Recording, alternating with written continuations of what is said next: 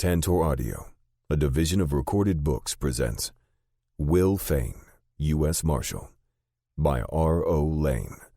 Narrated by A.T. Chandler. Chapter 1. "You may go in now, Colonel Fain," the president's aide said. As Will Fain entered the office, President Ulysses S. Grant arose and moved from behind his desk. "How are you, Colonel?" "Quite well, General," he said as he shook Grant's hand. To Will, he would always be the general, a much higher rank in his estimation than president, and Grant never seemed to object to being called general. It was a sign of comradeship, a loyalty shared between military officers that nobody else would ever know. They had fought together and won together. Loyalty to the uniform was what these men felt. And very few knew of the extraordinary loyalty Grant felt for those with whom he'd served. Sit down. Let's have a drink before we talk. What's your pleasure, Colonel?" "I think you know well enough, General. Old Crow, straight up." Grant chuckled joyously. "A man after my own heart. I'll have the same," President Grant said as he poured the drinks. "Here's to your health, Will," he said, handing Will his drink and taking a large swallow of his own. "Oh my, that's good. My first of the day." Grant sat down and over his glass he gave his former aide a careful appraisal, then asked, "What's this I hear about you leaving the Secret Service, Will?" "General, I don't know what the word is, really. Restless, I guess. I want to do something else with my life, and for some unknown reason I see my future out west. I don't really understand the motivation myself." "But you're from Tennessee." "Used to be," Will laughed. "Not much there now for me, General. The homestead is gone, all but the land. Ma and Pa are gone. 3 of my brothers died fighting in the war, all Tennessee volunteers. My youngest brother, Cole by name, farms down in Alabama near his wife's family. He's all the family I've got left, and the war stands between us. Most likely always will. He resents me, and you, and every Yankee everywhere. There's a lot of hate down there. I don't want to go back to Tennessee where any family I might have would be resented. They consider me a traitor, and I don't blame them. I don't know how we can overcome it, Will. Those rebels who fought at Vicksburg will teach their children to hate us Yanks, and me in particular, for generations to come. And for you, I can't even imagine. I'm sure it's quite painful to lose so much as a result of the war, especially since you fought for us and your brothers fought for the South. War was hell for all of us." The president looked off at a wall of books, lost in contemplation for a few seconds, then came back to the subject at hand. "Will, we've been together since Shiloh. You were the best aide I ever had on military strategy, and you've been an outstanding Secret Service officer. I determined that by the fact that I'm still alive, unlike poor Abe Lincoln." Grant laughed heartily, then asked, "Do you know the day Lincoln signed the bill creating the Secret Service?" Will knew all right, but he didn't want to spoil Grant's fun. "Tell me, General." "The afternoon of the day he was killed," Grant said. "Ironic as hell, isn't it?" "Yes. He'd won the war, and then to die at the hands of a ne'er-do-well like Booth just leaves a bad taste in your mouth," Will said. "Yeah, it does. Now tell me, what are you going to do out west, besides get shot up by Comanches and sweat to death?" "Good question. I don't have a good answer. Thought I might try ranching. I've saved a little money. Maybe I'll try raising some horses. You know, I left the Army after the Mexican War. I was out of the Army for 7 years. I farmed a little, clerked in a store for a while. I wasn't very good at it, and I was poor as a church mouse. It was nice being home with my family, but when the war started, I couldn't wait to sign up. Got back in as a colonel. I hated many things about the war and loved others, but after Lincoln named me commander-in-chief, I was charged with saving the Union, and I was determined to do it. When I was at the military academy, I never dreamed of being commander-in-chief. I was a Midland student, but I learned on the job. The war changed me in lots of ways. Maybe that's why I drink so much of this old crow," Grant said, gazing down at the amber liquid in his glass. "I know you hate what the war did to your family, Will, but I don't see you setting a horse watching your cattle chew cuds. You're not built for it." "You might be right. And maybe that's why I'm resigning the service. I mean, there will always be counterfeiters, and the Secret Service will do a good job at catching them. And it's been a privilege, sir, serving with you in the war and keeping you safe as president. Maybe at this point I just need to do something different, something that challenges me, maybe. I hate to lose you, Will, but I've got an idea that might interest you." Grant paused and finished his drink. "How would you feel about being a U.S. Marshal? In Texas? It would make me a hell of a target. Seems like they got more outlaws than cattle down there. There's murders, rapes, bank robberies, train robberies, you name it. Not to mention all the Indian trouble. And then there's all that resentment about the war. I hear the Confederacy lives on in a large part of Texas." Grant laughed. "You're right, my boy. But there's a lot of good people out there and more arriving all the time. That's why we need men like you to set things straight. There are more and more good, solid settlers. For their sake, we've got to subdue the Indians. I've put Sherman in charge of that, and he's got some good officers carrying the fight. You know Ranald McKenzie well. He's in charge of the 4th Cavalry. He's one of the finest young officers in the Army. If anyone can subdue the Comanches, he's the man. He's already been wounded 4 or 5 times in battle. During the war, he lost 2 fingers on his right hand, and some of the junior officers call him Bad Hand. Behind his back, of course," Grant chuckled. "Sherman will get the job done eventually. We're encouraging the buffalo hunters. Our official policy is to let them kill off the buffalo herds. It'll take a while, but eventually all the buffalo will be gone, and that's going to put more and more pressure on the tribes to surrender and go onto the reservations." Will thought Sherman was the right man, all right. He was the most vicious commander Will had ever known, and Will didn't agree with Sherman's war strategy in the South.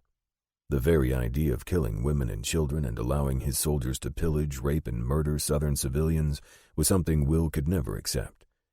Southerners had a right to hate Sherman, and by extension Grant, who permitted Sherman's war crimes. But Will had served the cause he embraced while not always agreeing with the tactics employed. Grant sat forward in his chair. "You know, Will, the war changed all of us. Some more than others. A lot of the Rebs we sent home, thankfully most, will return to farming and other pursuits and will peaceably carry on with their lives. But for others, the war removed any fear or reluctance they ever had of killing another human being. And in the South, and that includes Texas, there's so much resentment about losing the war. And some who fought have continued to murder and steal and plunder. These men have to be brought to justice, dead or alive." Will could not mistake the earnestness in Grant's tone. "All those Rebs who want to continue to be outlaws, we have to kill them or imprison them. Look, Will, if you'll accept this, I'll appoint you a United States Marshal, not a deputy. A full United States Marshal with authority wherever you step in this country. I've tried to get Congress to pass a law giving our marshals a salary, but they haven't done that yet. The marshals get their money from serving process from their court, and the marshals have to pay their deputies. It's wrong, but it's the way it's been for nearly a century. We'll get it changed one of these days. Actually, I thought about naming you a U.S. District Judge. You handled a lot of courts-martial during the war. You know the law better than most of our judges," Grant said. "But you'd wither and die on the vine sitting behind a desk every day. If you accept the post of U.S. Marshal, here's what I'll do. I'll keep you on the payroll as long as I'm president as a detached Secret Service officer. You'll continue to be paid every month. At the same time, I'll appoint you a U.S. Marshal at large in perpetuity. No district judge or anyone else can fire you.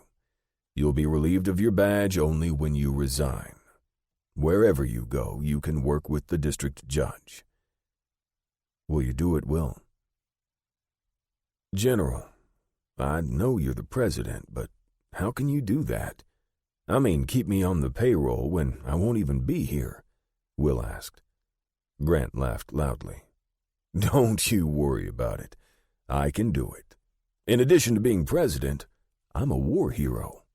Who is going to tell me I can't? We appoint judges for life. Why not a U.S. Marshal?" Will was well aware of all the scandals surrounding the Grant administration. The president had appointed over 40 of his relatives to various government posts, and he was constantly hounded for the misdeeds of others in his administration. But for Will, the general would always be esteemed. And at this point, Grant had the same old magic about him, that power to bring others to his viewpoint. Will thought, how can I say no? How can I turn down this man whom I served so long? "I can't say no, General," Will told Grant.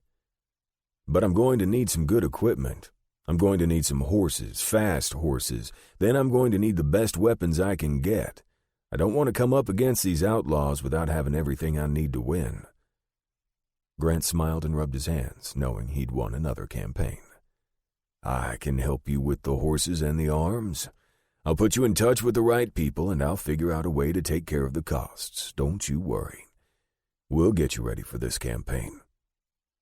Grant paused, gave Will a most serious look, then said, "Of course, Colonel, you realize this is a campaign we can never totally win. There will always be outlaws, but our mission, your mission, is to tamp them down hard so that life is tolerable for decent people. And one other thing, Will. If you ever run up against anything out there, anyone out there that hinders you in doing your job, send me a telegram, and I'll do what I can for you." Chapter 2. The following morning, Will arose with his mind awhirl at the preparations that lay ahead. He dressed for the day. He was just buttoning his vest when he heard a knock at his apartment door. Opening the door, he was greeted by a tall man dressed elegantly who said, "My name is Atticus Webb. I'm with the War Department. The President asked me to assist you, Mr. Fain. He informed me it's quite urgent." "Yes, won't you come in?" Webb responded. "Well, actually, I'm ready to take you to Dunstan Farm, where we can arrange for the purchase of horses, and we need to hurry if we're going to make our train." "Let me get my bowler, and we can be on our way," Fain said. The two men walked quickly, with Webb setting a furious pace. "How far is Dunstan Farm, and where is it?" "Oh, sorry, I guess I should have mentioned. It's just outside Philadelphia. We can catch the train in—" Webb hesitated as he consulted his pocket watch. "In exactly 16 minutes. We'll be there before noon." They just managed to catch the Baltimore and Potomac train at the National Mall. Somehow, Fain felt like this whole adventure was nothing more than a pipe dream. When the rented carriage passed under a large metal arch into Dunstan Farms, Fain found it was anything but a pipe dream. To his right, he saw a racetrack with several horses being exercised. At the end of the long lane, there were stables for at least 40 horses, as well as several barns. To his left, beyond a large pasture, lay a large white Federal-style home, 2 stories with wine-colored shutters. The grounds around the home were immaculate. Beyond the main house were several smaller homes. Fain guessed they were for the trainers, grooms, jockeys, and stable hands.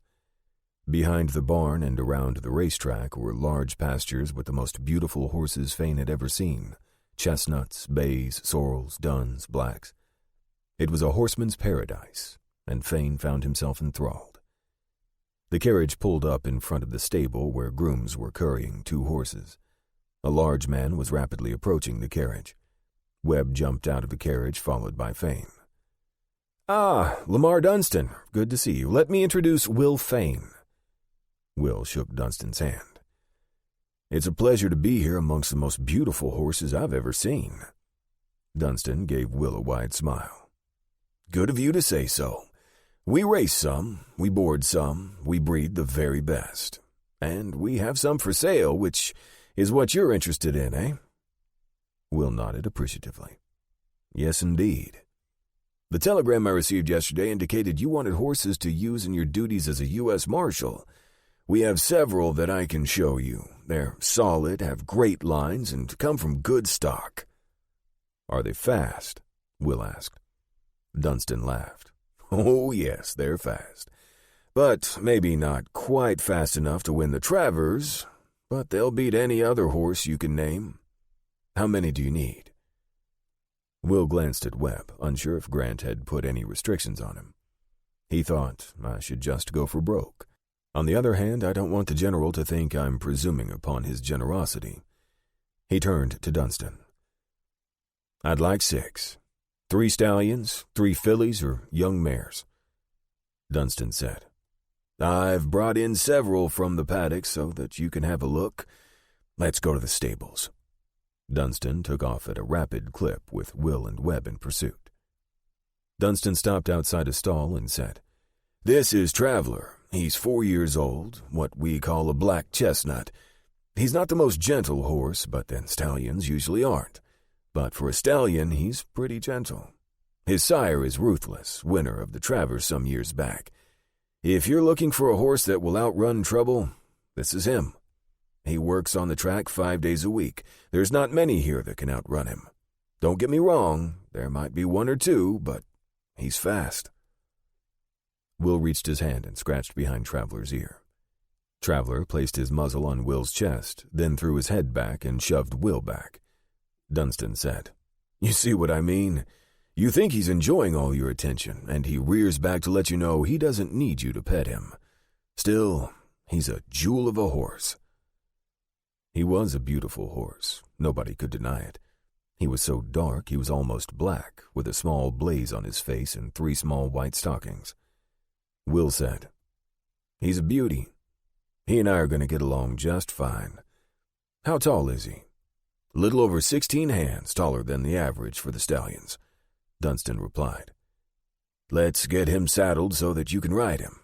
You can test his speed for yourself." On the track, Will leaned over, patted Traveler's neck, and said, "Let's see what you can do, big boy." He eased up on the reins, gave the horse his head, and kicked him lightly in the ribs. Never had Will sat such a horse. It was glorious, almost like flying, a freedom unknown in any other way. Will was one with the horse, feeling as if it had wings. Traveler was the finest horse he had ever known, and he'd ridden some good ones in the army. But nothing could compare to this awesome stallion. At the mile pole, Will eased back on the reins and Traveler slowed. Good boy, you did great. You're everything anyone could ever want in a horse." Traveler gave a short blow and bobbed his head as if in agreement. By mid-afternoon, Will had selected Traveler and 5 other thoroughbreds. Will asked Dunstan to have them ready in a week. "I'll be taking them on a long trip," Will said, "and I'll be traveling with them every mile to make sure they travel well and have everything they need in water and food." Dunstan agreed, then said, "You're going to need 40 to 50 gallons of water a day for 6 horses and lots of hay and grain. If you get a chance, you'll want to take them all off the train at intermediate points on the journey and let them spend some time in the paddock." "I'm afraid where I'm going they don't have paddocks, but they do have corrals and pastures." Will laughed. "Don't worry about your horses, Mr. Dunstan. I'll see they get some exercise along the way. They'll be well cared for, have no fear," Will replied. Chapter 3. Leaving Dunstan Farms, Webb said to Will, "Tomorrow we'll visit the Winchester plant in New Haven and the following day Colt's factory in Hartford. President Grant, as you probably know, has friends in both of these companies.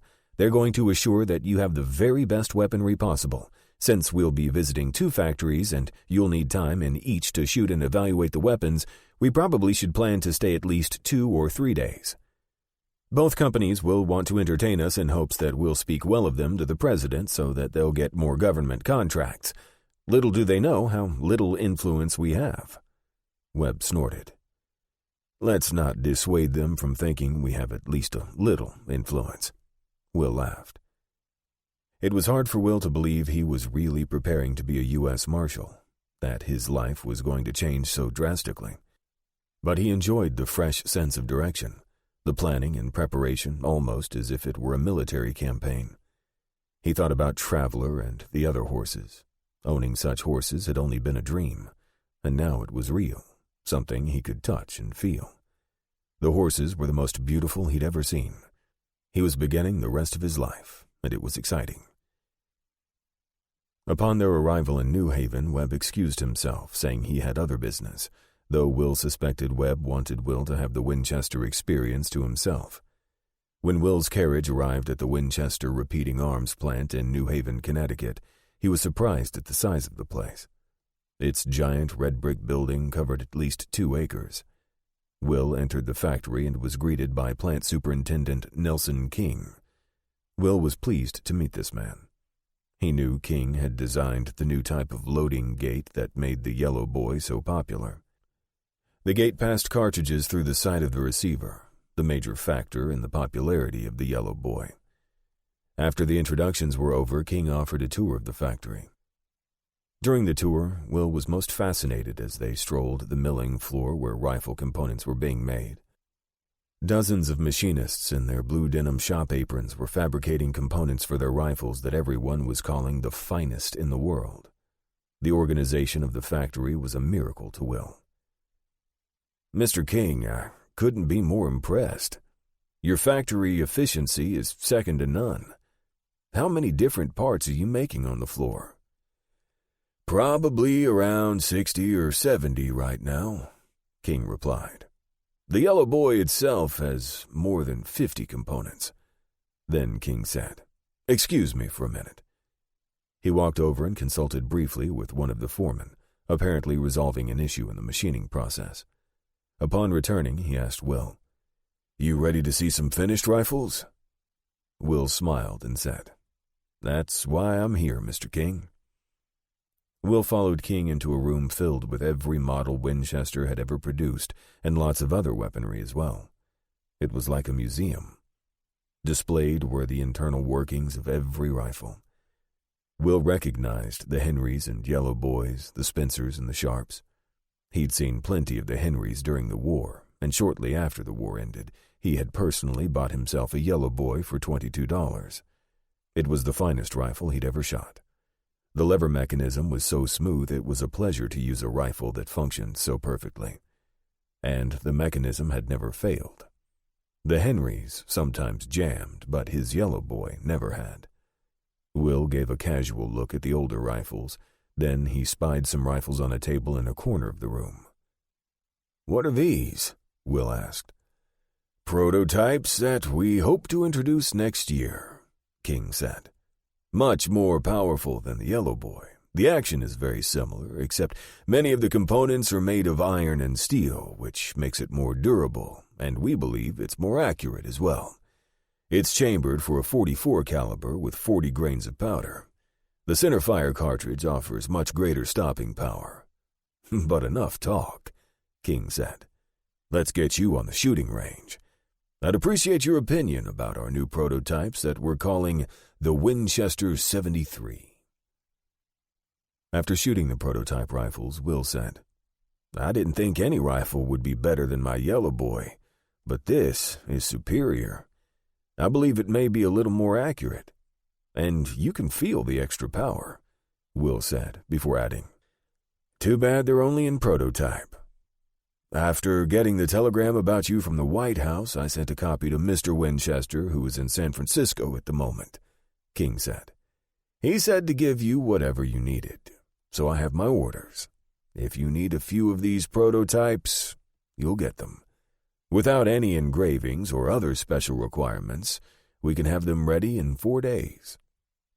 Will asked for 5 rifles, 2 with 28-inch barrels and 3 with 24-inch barrels.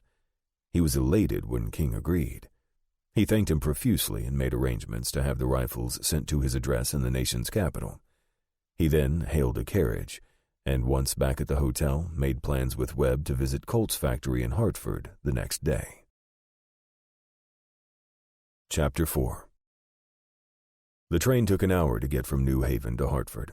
Once again, Webb excused himself, and Will was left alone to conduct his business at Colt's factory, which seemed larger than the Winchester factory, though similar in its all-brick style with lots of windows for the best possible lighting. He was greeted by a tall man who looked like a professor with rimless spectacles on his nose, wild hair, and a bushy mustache. "I'm Charles Richards, Mr. Fain, Superintendent of Engineering for Colt's. We received a telegram from the White House asking that we assist you in every possible way, and we're prepared to do that. How can we help?" "Mr. Richards, I appreciate your willingness to help.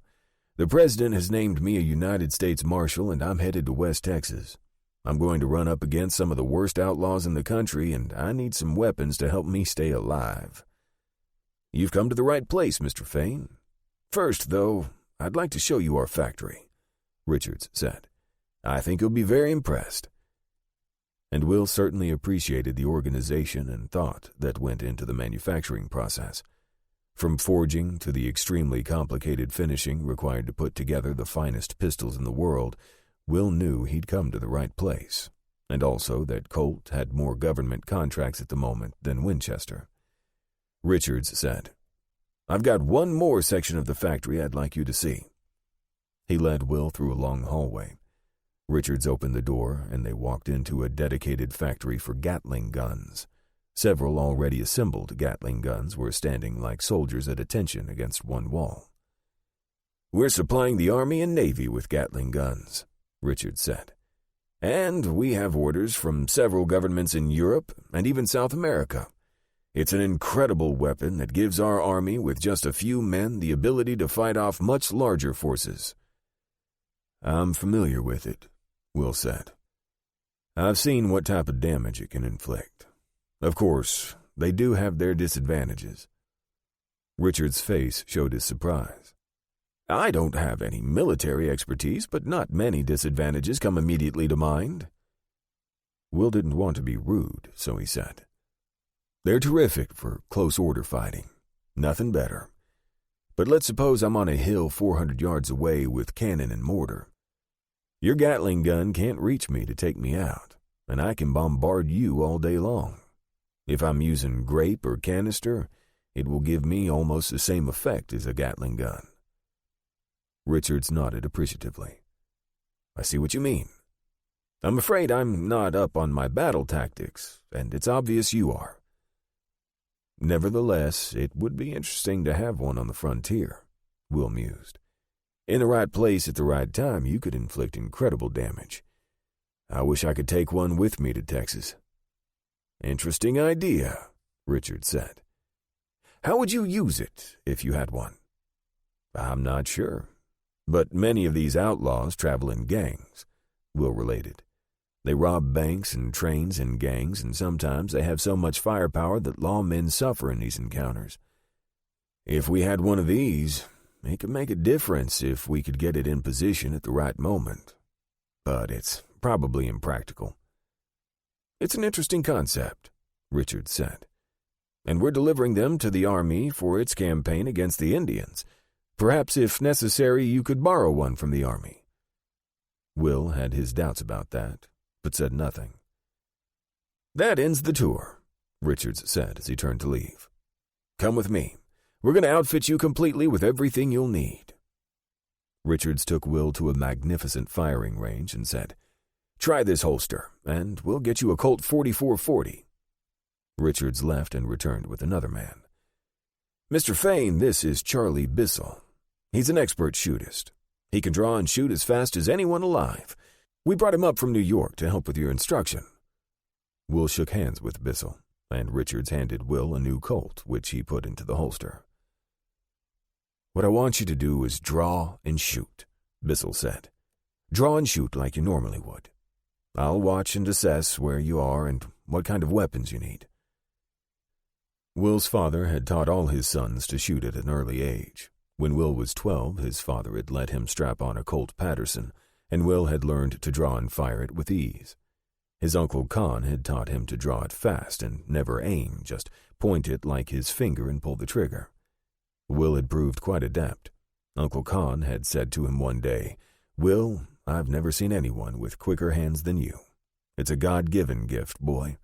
Don't you ever abuse it. The only time you want to kill a man is to save your own skin." And until the war had come, Will had believed that would be true for any man. And then he saw men kill each other simply because one wore butternut and the other wore blue. Will stepped up to the firing line and said to Bissell, "You say when." With that, Will heard the word pull, and he drew the Colt and fired all 5 rounds. He could see that he'd hit the bullseye on 4 of the shots and 1 was slightly outside. Will turned and started to reload. Finished, he looked up and saw Bissell staring at him. "Where did you learn to shoot like that?"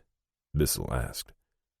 "Long ago, when I was just a little fella, my pa and uncle taught me. I've practiced some since, but it's a skill you never forget once you learn it," Will said. "I'm a little rusty, but I can usually hit what I'm aiming at." "I can see that," Bissell said. "Let me see you do that again. This time I want you to draw and shoot 5 times. I want to take a closer look at your drawing skills."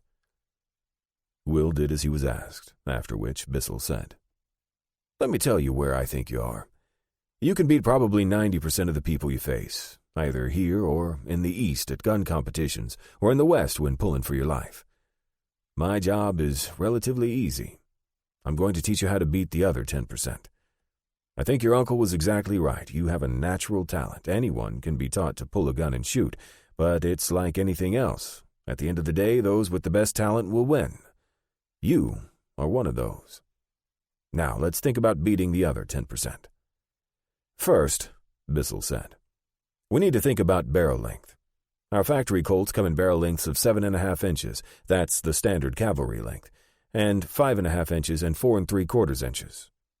Now, it's obvious that you pull a 4 3/4 inch faster than a 7.5 inch. So my first suggestion is to always wear a 4 3/4 inch Colt. Make sense?" "Absolutely," Will said. He pulled out the Colt in his holster and looked at it. Bissell said, "That's a 5.5 inch barrel. Now I'm going to give you a 4 3/4 inch Colt, and you can see the difference." He placed the new Colt in Will's hand. "It's loaded with 5. Let's see you shoot it." Will stepped up to the line again and looked at the target 30 feet away. He pulled and fired a shot. "Can you feel the difference?" Bissell asked. "Oh, yeah. It's a little faster, no question," Will said, then stepped up to the line again, pulled and fired 2 shots. Both hit the bullseye. "I can't see much difference in accuracy." "There's not much," Bissell said, "but you'd notice it more with the 7.5 inch model. How does the action feel to you?" "A little stiff." "Yeah," Bissell said. "They're all stiff coming out of the factory.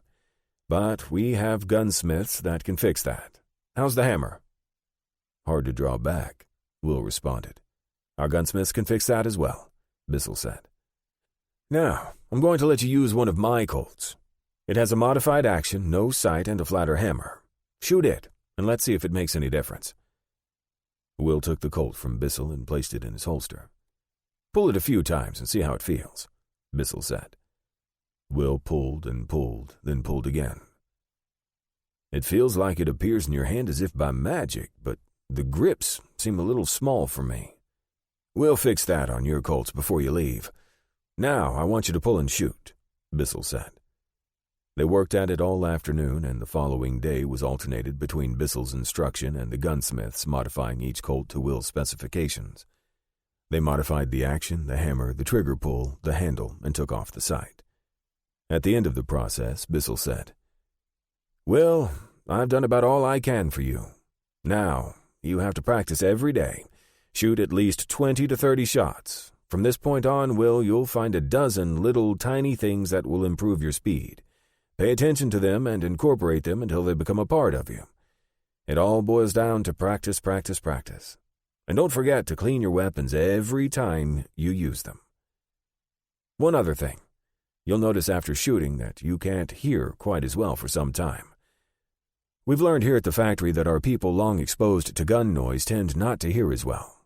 Our conclusion is that the loud noises may reduce your hearing over time, especially in tight places and indoors where the noise is apt to be louder.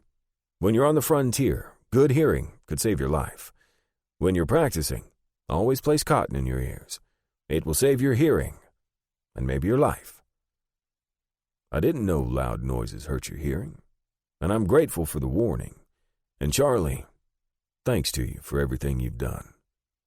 Oh, I'm not finished. I have a gift for you. Bissell handed Will a small handgun. Will was surprised and thanked Bissell for his generous gesture. This is a Webley Bulldog pocket pistol straight from England, Bissell said. You can carry it in your pocket as a hideout gun, or you can strap it to your ankle just in case you ever need it. You never know when an extra gun might be useful. Will spun the revolver. This is the Colt factory, and you give me a Webley? Will exclaimed. Bissell laughed and said, I guess it is kind of funny, but I don't work for Colt, and Colt doesn't always make the best weapon for everything. This is the best hideout pistol I know. I'm thinking of saving your life one day. Thanks for looking out for me, Will said. It's a 5-shot, isn't it? Uh-huh. In a small gun like this, you only get 5 shots, but it's a .44 caliber, just like your Colt. It's made to maim and kill, make no mistake, Bissell replied. Will thanked him again, then said, You're right. This could save my life one day. Mr. Richards wants to see you before you go, so don't forget to stop by his office, Bissell said as he shook hands with Will. Will arranged to get 5 of the modified Colt's revolvers and .44-40, the same ammunition as the rifles he'd gotten from Winchester. From Colt, he also got 5,000 rounds of ammunition, and on Charlie Bissell's recommendation, he'd gotten 2 holsters fitted and made by what Charlie said was the best leather shop in the whole eastern United States, owned by James Stropin, a master leather worker who owned a shop in Hartford.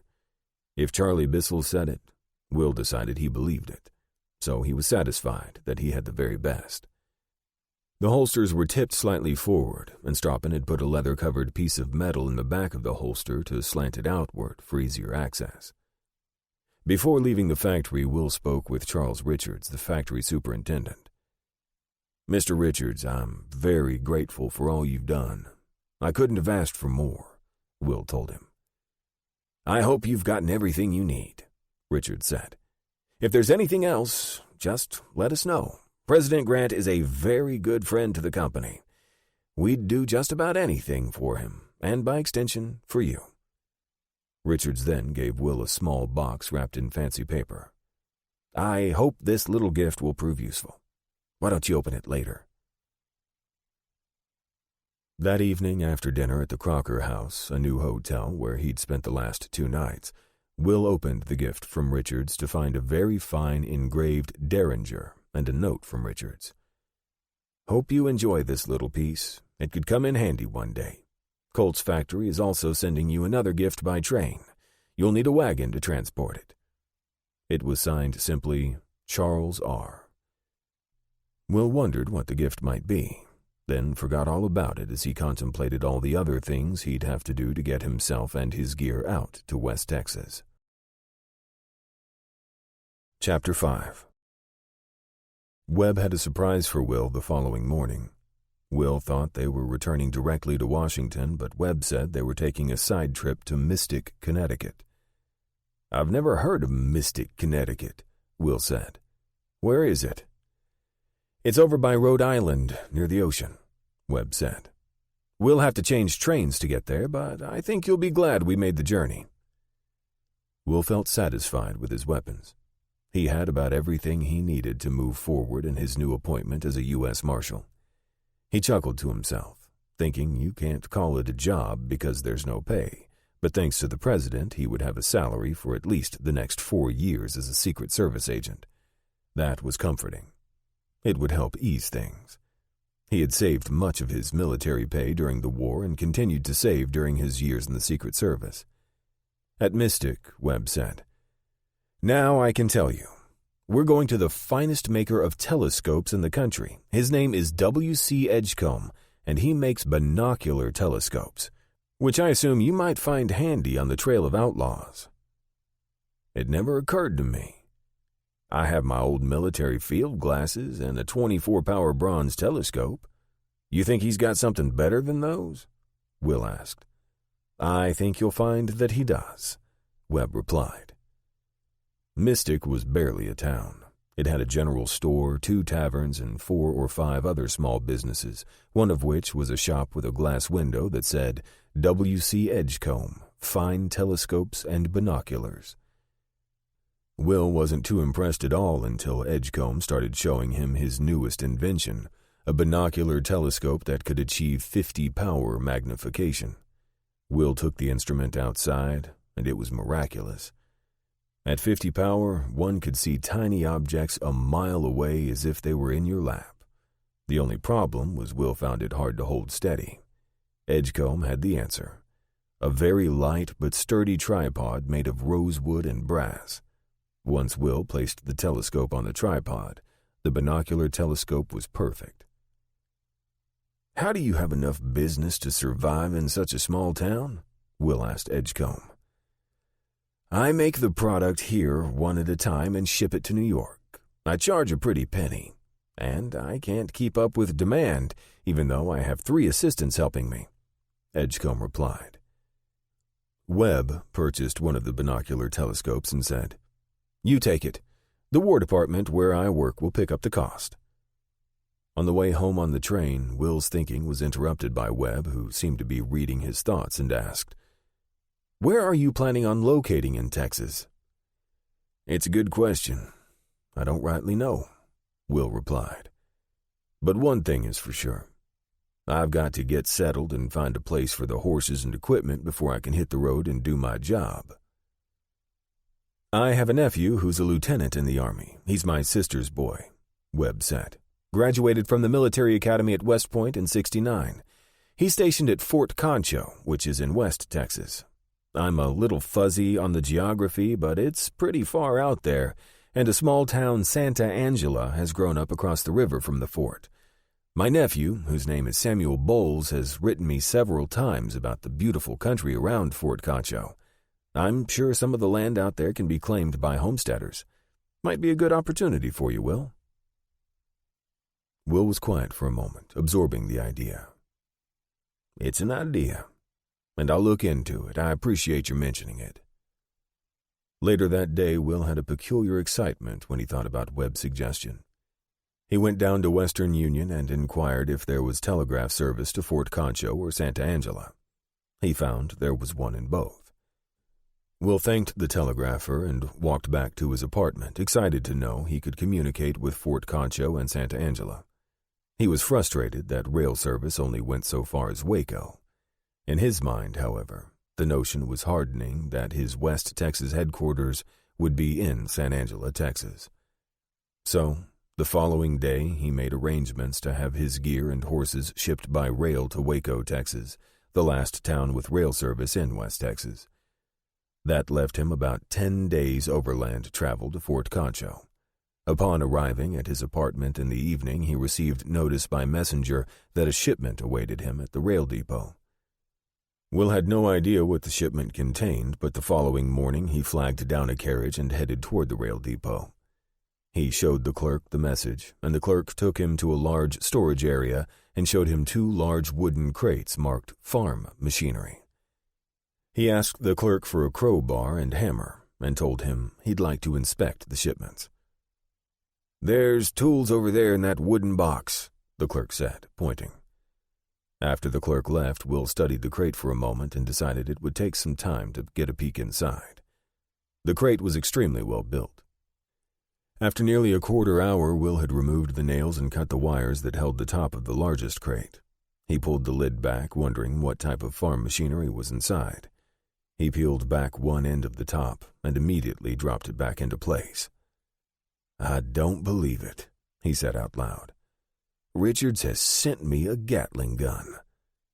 Will was tempted to take the entire lid off and look at this wondrous piece of farm equipment. But he didn't want anybody to know what he had. He quickly began replacing the lid as carefully as possible. He would have it shipped on the same train he'd be taking west. He looked at the second crate and realized it had to be ammunition. The Gatling gun was worthless without it. No reason to open that crate. Once he'd replaced the lid on the crate and bound it once more with wire, he went back to the clerk and told him he wanted to ship it to Waco, Texas, and made arrangements for the crates to travel on the same train that would carry him, the horses, and the rest of his gear. Meanwhile, he sent a telegram to Fort Concho to his old friend Ranald Mackenzie, the commanding officer of Fort Concho. He inquired if Ranald knew of a lawyer who could act for Will in the purchase of land in the area around Fort Concho.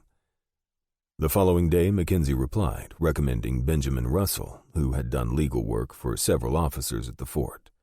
Will immediately sent a telegram to Russell asking him to investigate land that might be for sale in the area.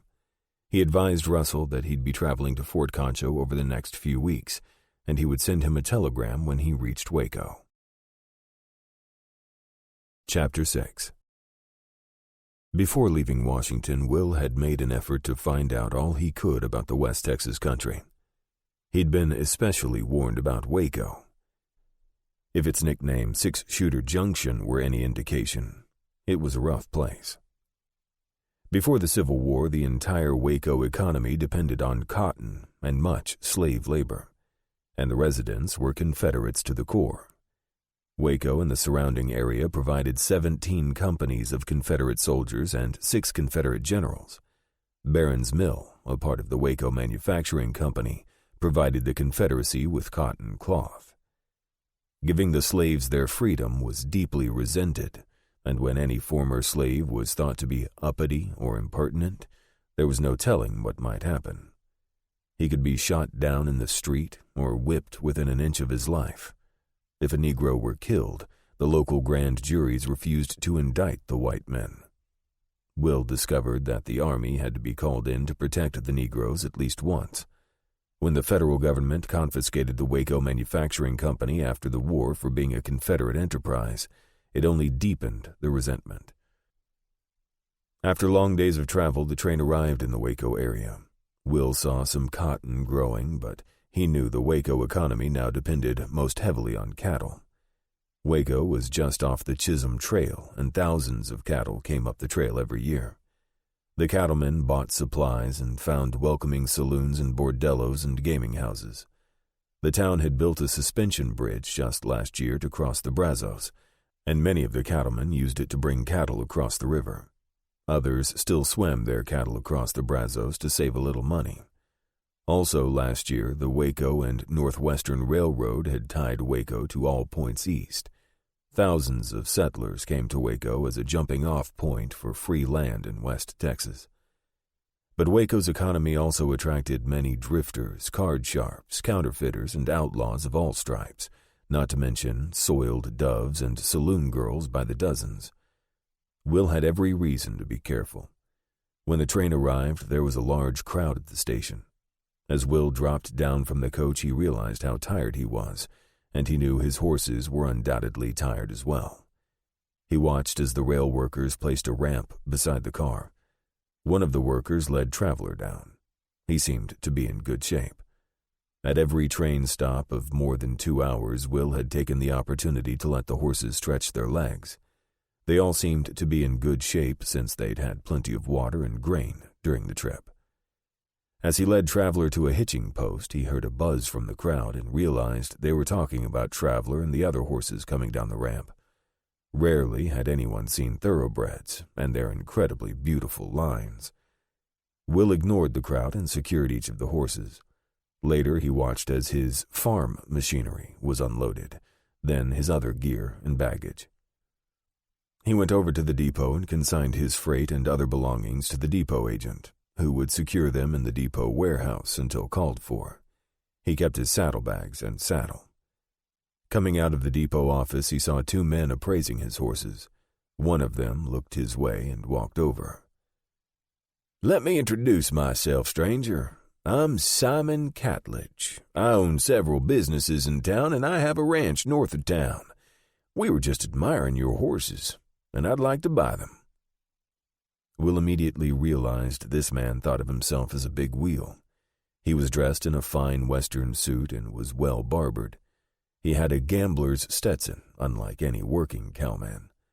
He wore no visible gun, but the man with him had a tied-down Colt. I'm sorry to tell you the horses aren't for sale." Catledge looked as if he were dealing with a recalcitrant child. "Come now, mister. Everything is for sale. Just tell me your price." In and out of the army, Will had dealt with people like Catledge. He realized this man could be trouble. He was obviously used to getting his way. "Sorry, not for sale at any price." Will saw a dark cloud pass over Catledge's hooded eyes. "Well, how about giving me a price on just two? I'm trying to upgrade my stable, and these horses are the finest these parts have ever seen. Surely you can part with one or two." Will glanced over at Catledge's man who was coming toward them. He said, "If any were for sale, the price would be $1,000 each in Pennsylvania at the breeding stables. Out here, the price would be $2,000 each. That is, if any were for sale, and as I already explained, none are for sale." Catledge stood gazing at Will a few seconds, then abruptly turned and walked away, leaving Will staring at the other man, who also stared at Will a few seconds, gave a small laugh, and turned to follow Catledge. Will thought, "I'm not even out here in West Texas 5 minutes and I've already found trouble." He decided to keep the badge under cover at least until he reached Fort Concho, but he was thinking maybe he should be wearing it. He was glad he was wearing his colt tied down to his right leg. Catledge's sidekick made him a little nervous. And if the rest of these people knew he was a Union Army officer, he was sure there'd be many who would willingly challenge his manhood. Resentment from the war, he knew, was still alive and well in West Texas. He wasn't looking for trouble. In fact, he hoped he could avoid it, but it might be impossible. Will made his way through town, riding Traveler and leading the other horses. Everyone who saw the horses had to stop and stare. He knew they were the most beautiful horse flesh most of them had ever seen, but he never realized how much attention the horses would draw, and envy, and maybe trouble. At the livery stable, Will was greeted by an old-timer who walked with a limp. "What can I do you for, partner?" the man asked. "I'm Will Fain, and I'd like to stable my 6 horses. You got room?" "Yep, sure do," the hostler said. "Name's Abe Jennings. It'll cost you 25 cents a night for each horse, and that includes currying and good grain. Might even be able to find an apple or two." "Apples are good," Will said, "but be sure to cut them into quarters before you give it to them." "I never heard of that. What for?" Jennings asked. "Usually horses chew apples enough, but occasionally one can get caught in the throat and cause a horse to gag and choke. I just don't want to take the chance," Will explained. "Okay, mister. For these good-looking horses, we'll do it your way," Jennings said. "Not sure how long my horses will be here, but I want them to remain in the livery. Don't put them out in the corral where anyone can get at them." Abe looked at him sharply. "Why? You expecting trouble?" "Could be. I'm not sure. When I took the horses off the train, a man named Catledge approached me and wanted to buy them. He wasn't happy when I told him no." "He's a big name around here. Owns 2 saloons down on 2 Street. Got him a ranch a little ways out of town," Abe told Will. "Could be a problem for you." Catledge had a man with him. Looked like a gun hawk. You know him? About everybody knows him. He's a gunslinger, works for Catledge, name of Ben Smathers. Killed a couple cowboys last month. "Avoid him if you can," Jennings said. "Good advice, and I'll try," Will said. "By the way, any freight outfits in town going from here to Fort Concho?" "Oh, yeah. Pennington Freight makes regular runs to Fort Concho. His warehouse is on the other side of the train depot. Can't miss it," Jennings told him. "And don't worry about your horses. I'll take good care of them." Will wandered down the street, checked in at the train depot to make sure his farm machinery and other belongings were secure, then roamed over to the freight warehouse. He found out a supply train of 6 freight wagons was heading to Fort Concho in 2 days. Will hired the company to pick up his goods at the train depot and made arrangements to ride along with the freight train for protection. Meanwhile, Will had 2 nights to protect his property. He wasn't worried too much about the freight, but he was a little concerned about the horses. He thought of getting a hotel room, which would be his customary practice, but he found himself wandering back to the livery stable. Abe was sitting out front. "So, you're back. Find the freight yard?" "Yeah, everything's fine. I'll be leaving with the freight train day after tomorrow," Will told him. "Abe, you mind if I take a look around the stable?" Abe pushed himself up and said, "Go ahead. I know what's bothering you, and I don't blame you. The stable is pretty tight, but if someone were really determined, they could get in."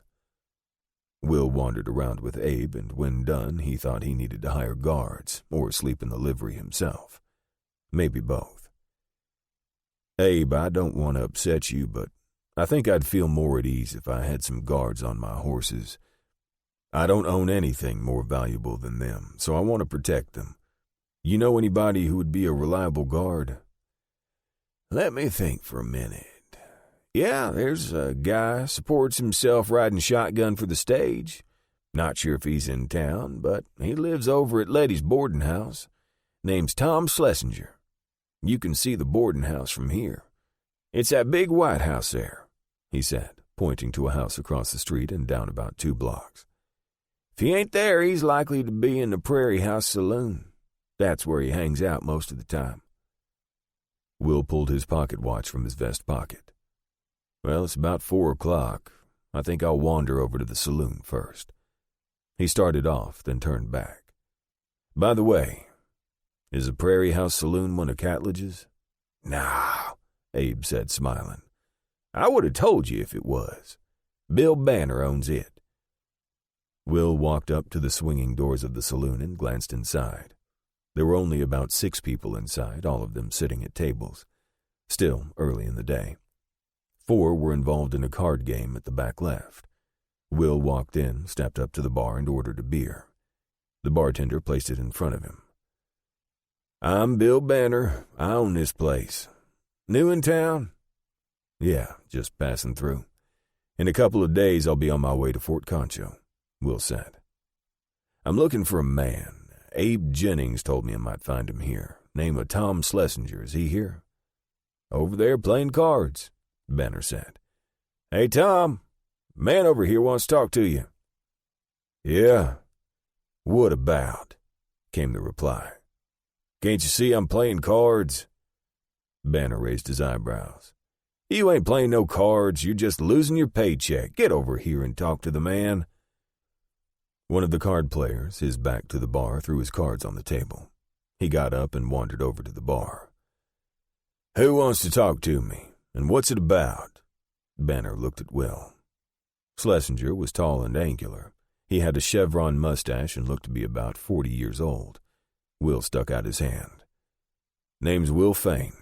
Abe Jennings over at the livery said you might be the man to help me solve a little problem I'm having. I'll buy you a beer. Let's get a table and talk about it." Schlesinger took the offered beer and headed to a table in the corner opposite the card players. "Okay, hombre, what's your play?" Schlesinger said, taking a swig of beer. "I arrived on the train today with 6 horses, very special horses. After I got 'em off the train, a man accosted me wanting to buy all of 'em. Catledge, I bet," Schlesinger said. "You're dead on. I'm leaving in 2 days, and I'm worried about my horses. They're at the livery now, and I'm thinking I need to guard them until I leave. I need someone to back me up. I'll take half the night, but I need someone real dependable to take the other half." Schlesinger took a big swallow of his beer. "Could be a dangerous job." "How much?" "I'll pay $5 a night, unless you can convince me I should be paying more," Will replied. "That's good pay, I'd say, but going up against Catledge can be fatal. He holds a grudge, and I'll be here after you're gone," Schlesinger said. "That's a fair point, and one I understand. Can you recommend anyone else?" "I didn't say I wouldn't do it. $20 for the 2 nights. Those horses of yours must be mighty valuable, so $20 is not that much," Schlesinger said. "Okay. You be there tonight at 8 o'clock, ready to take the first watch. You might do well to go to the boarding house and take a nap, but that's up to you." Schlesinger was right on time. "All right, conceal yourself and maintain a good lookout," Will said. "If anyone even approaches the stable, wake me up. I'll be sleeping up in the loft. You can wake me about 1 o'clock and I'll take the rest of the night. The horses are pretty well protected, so don't worry about them." At just after midnight, Will awoke just like he'd told himself he wanted to. Seemed awfully quiet. He was sure it was a lot different down on 2 Street. Not a peep, not a sound except for some creaks in the old stable as it cooled down in the night. He whispered for Schlesinger. No answer. Might be outside wandering around. Will climbed down the ladder, making very little noise. He went over to the horses. All appeared in order, but Will had a feeling something was not right.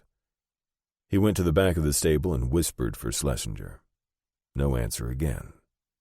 Will didn't really know the man well. Could he have fallen asleep? He heard a noise in the loft, like the hay being pushed down.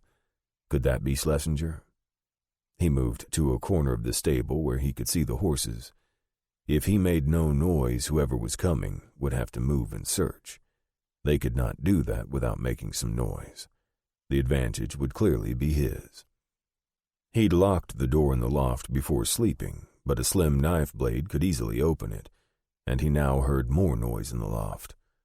Whoever was up there was looking for him, searching the loft. Soon he'd find that Will was no longer there and he'd have to come down the ladder to search the rest of the stable. Will sat in the corner with the ladder in full view. His breathing was shallow. He made not a single noise. He'd done this many times while hunting in the Tennessee mountains as a boy and let the quarry come to him. He'd learned that patience always won out in situations like this. Whoever they were, and he no longer believed it was Schlesinger, had chosen to enter through the loft, and now they were stuck with that decision. Schlesinger would almost certainly have whispered his name. All the lower doors were padlocked. No knife blade could help on the bottom floor doors. So Will waited. The man in the loft was very quiet.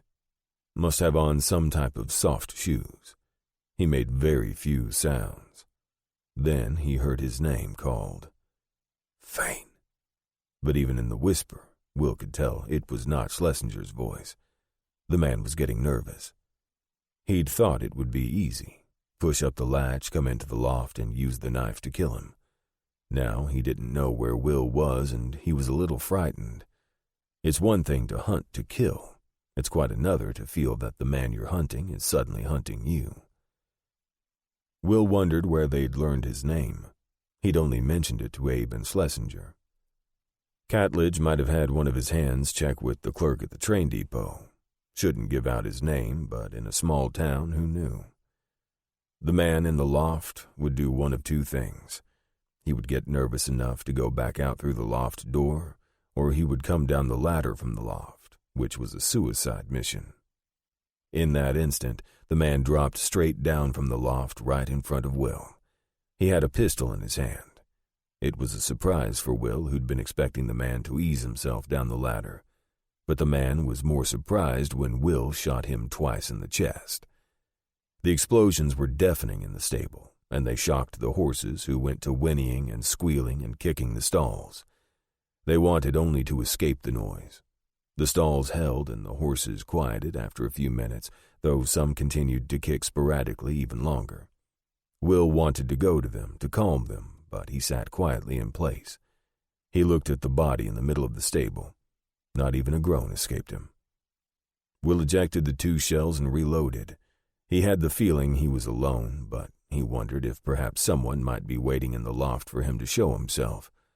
Then he heard what sounded like 2 horses galloping away. He decided to take a chance. He walked over to the horses and placed a hand on Traveler's neck. He rubbed his neck, and Traveler nickered softly, seeming to need the security of his touch. Somehow, Traveler, you've got to learn not to be frightened by gunshots. Might take a while to turn you into a lawman's horse. He turned the man on the floor onto his back so that he could see his face. He lit a match to see, but had never seen the man before. There was no doubt he was dead. Now his mind turned to Schlesinger. What had happened to him? He had no idea. He hoped that the horse thieves had not killed him, but he was fearful. Then he heard a voice. "Hello in the stable. This is Sheriff Lem Clayton. What's going on in there? I've got 2 deputies here, and Abe is going to open the door. I don't want anyone getting shot, so if someone is in there, call out." Will decided it would be best to identify himself.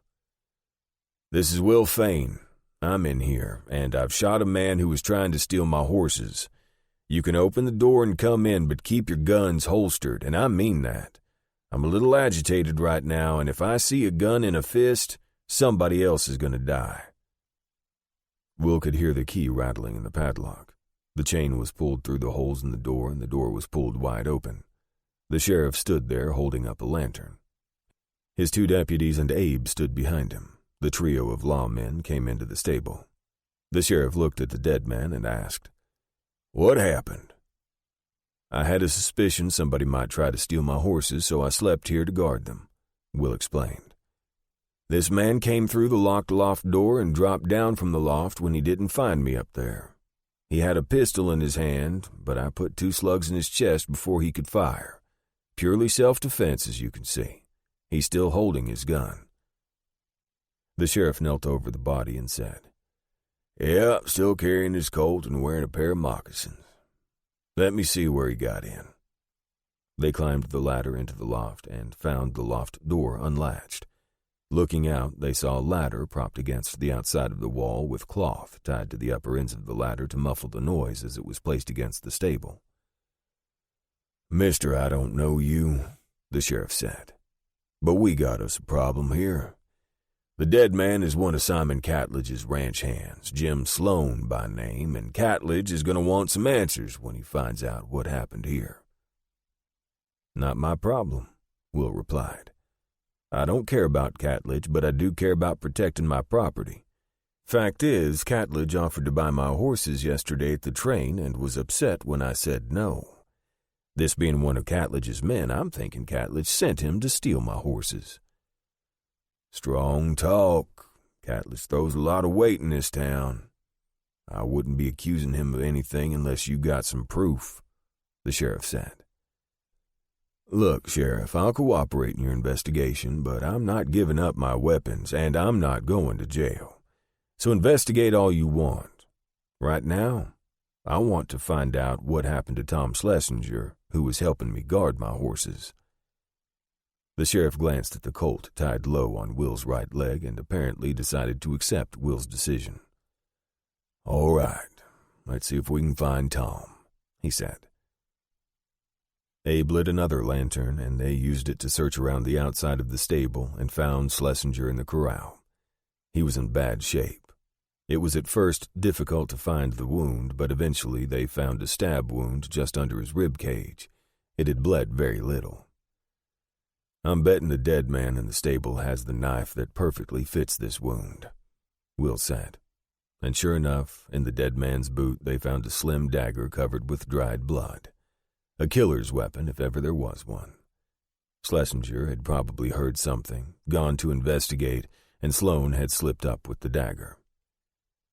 "Let's get him to the doctor. He needs help fast," Will said. The 2 deputies brought out an old door from the stable and placed Schlesinger's still form on it and carried him off.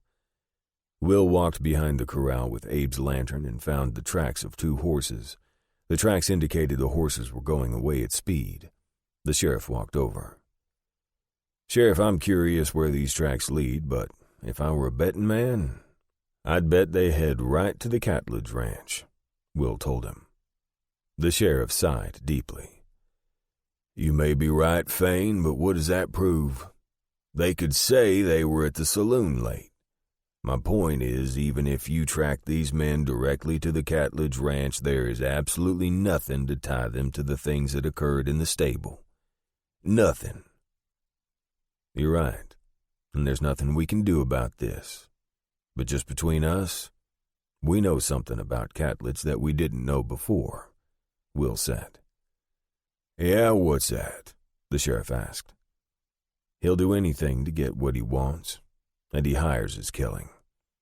Sheriff, tomorrow morning I'm headed off to Fort Concho, so I'll be gone, but you better be careful when dealing with Catledge.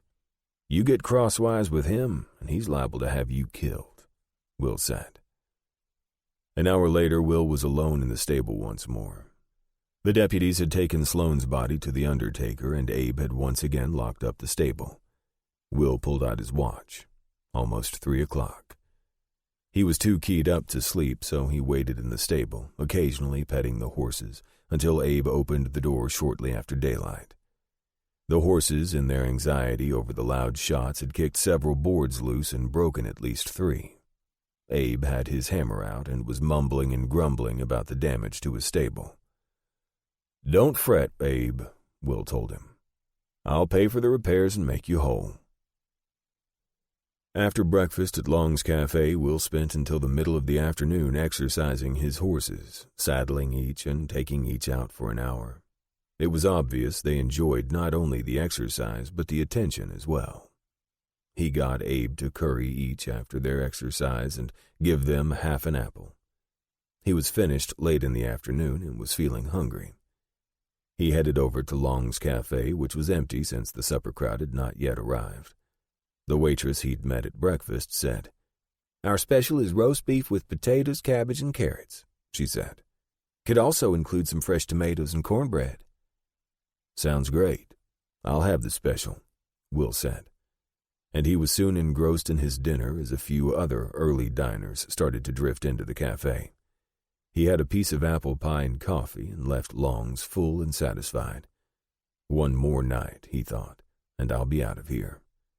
He asked a man on the street for directions to the doctor's office and wandered over. The name painted on the door was Dr. Raymond Barney, M.D. Will entered. A bell over the door rang, and the doctor, a short, clean-shaven young man, came in, and Will introduced himself and asked after Schlesinger. "Well, I had to widen the wound in order to clean it out," Dr. Barney said. "I've disinfected it, and he's got a chance, but it's still a serious injury. He's resting now. Time will tell. We'll keep him here until we know more. Puncture wounds are unpredictable." Will thanked the doctor and gave him $50 for Schlesinger's care and another $50 for Schlesinger himself. It would be a while before he could work again, if he made it. "If his care costs more than that, Doc, let me know and I'll pay it. You can reach me through Fort Concho." Afterward, he wandered over to the Prairie House Saloon and got himself a beer. He was standing at the bar when Banner, the bartender, said, "You better watch yourself, mister. Ben Smathers was in here earlier looking for you. Word is that Jim Sloan was a particular friend to Smathers, and he's telling it around that he's looking to brace you." Will took another swig of beer and said, "Thanks for the warning. Where does Smathers normally hang out?" "There's a saloon down on 2th Street next to the Brazos called the Branding Iron. He usually hangs out there. It's a stinking hole if you want to know the truth, but don't tell him I said that." "Maybe I'll wander down there and give him his chance," Will said as he headed out. Leaving the saloon, Will had an idea. He went directly to the sheriff's office. The sheriff was busy brewing a new pot of coffee. The sheriff looked up and said, "You again? What do you want this time?" "I was wondering if I could look at your collection of wanted posters," Will asked. "Yeah, right here in the desk. We got about 5 new ones last week," the sheriff said. "We just stick 'em in the drawer. Have at 'em." He handed Will a large stack. "You ever look through these and see if any of these men might be in Waco?" Will asked. "Nope, never do." "Maybe you ought to." "Nope, that's not what the town council wants me to do." "Sheriff, I found 2 I'd like to keep," Will said. "Go ahead. I got no use for 'em." Will left the sheriff and headed for the Branding Iron Saloon at the other end of town. Will had never seen a more seedy place than 2th Street. Seemed like every business was either a saloon, a bawdy house, gambling den, or a cheap little cafe. As he walked along the sidewalk, he tried to ignore the buxom and scantily clad women on balconies and in doorways inviting cowboys to enter and partake. In some cases, the talk was pretty lewd. Will had seen similar scenes in the army with the women who followed the soldiers. It brought to mind old Fighting Joe Hooker and the women who hung around his camps. He actually was a pretty good officer, but Lee and Jackson outflanked him and outfought him at Chancellorsville. Will knew Jackson well. He'd been one of Will's favorite instructors at VMI. Jackson had had a passion for military strategy like no one Will had ever known. Unfortunately, Chancellorsville had cost Jackson his life, shot by his own men. After First Manassas, they always called him Stonewall. General Bernard B. had given him that name. He was trying to inspire his own troops, and he said, "Look, men, there's Jackson standing like a stone wall."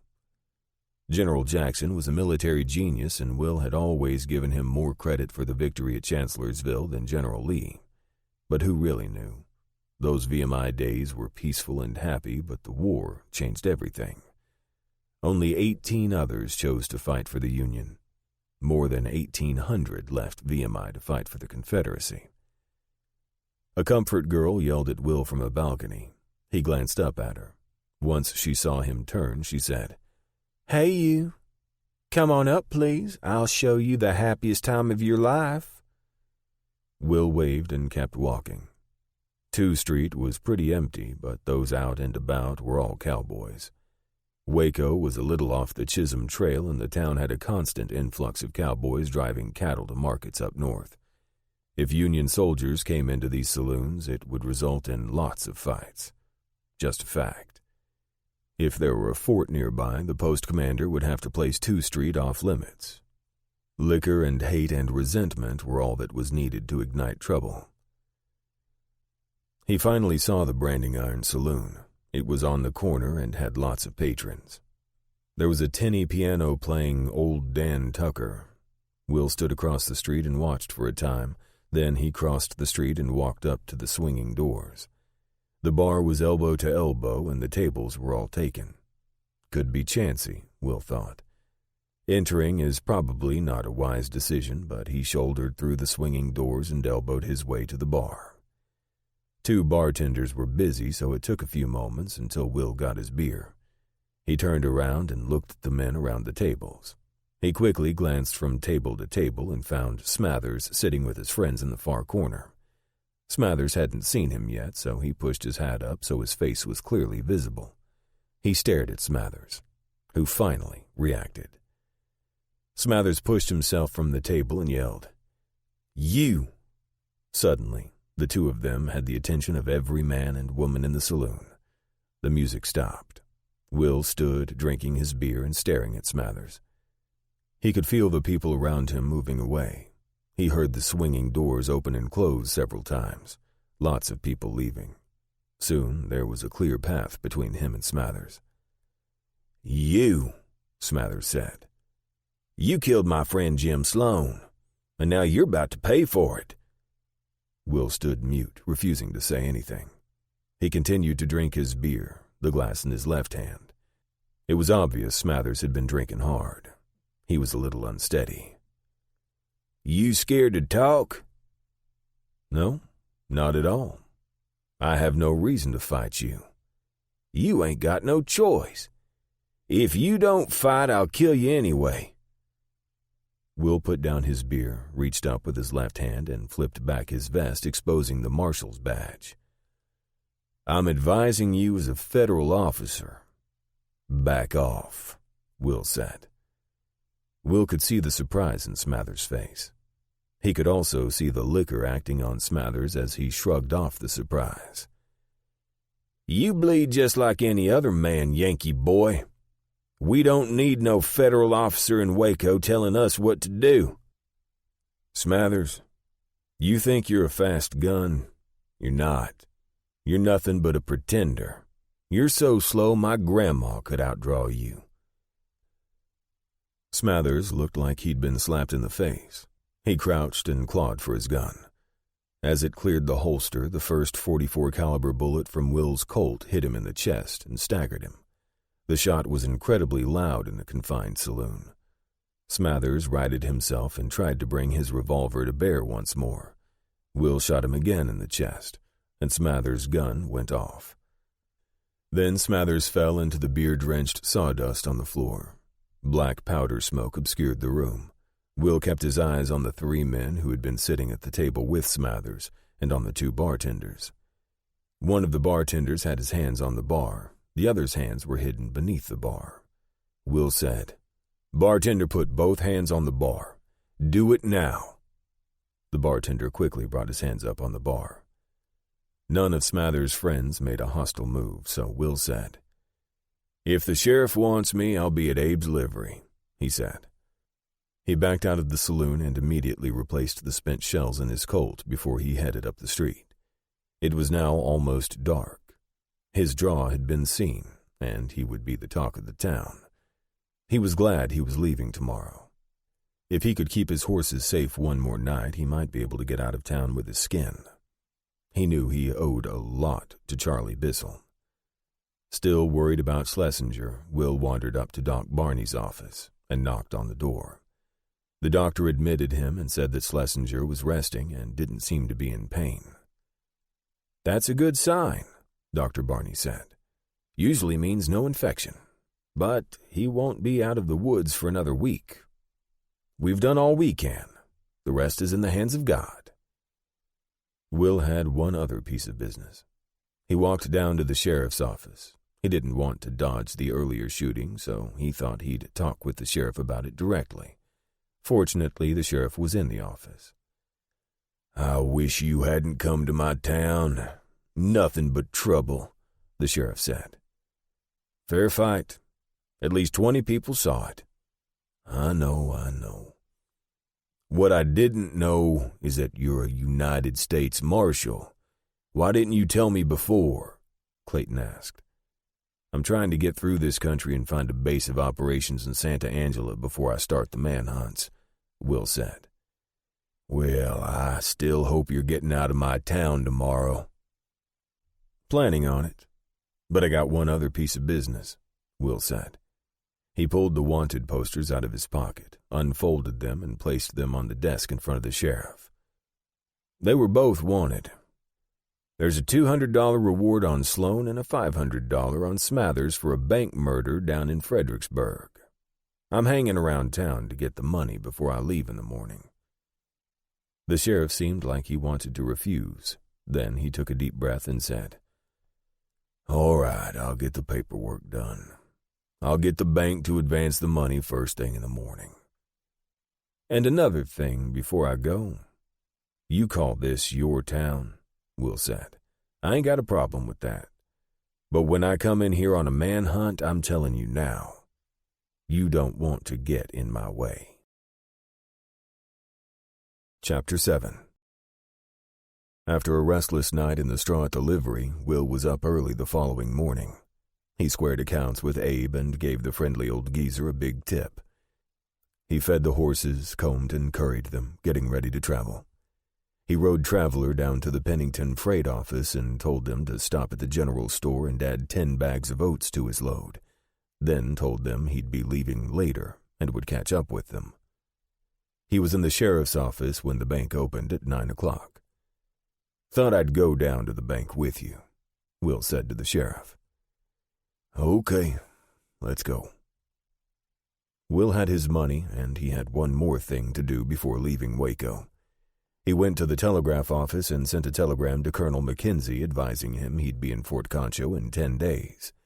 He sent another telegram to the lawyer, Benjamin Russell, advising him when he would arrive and telling him he'd like to look at what property might be available.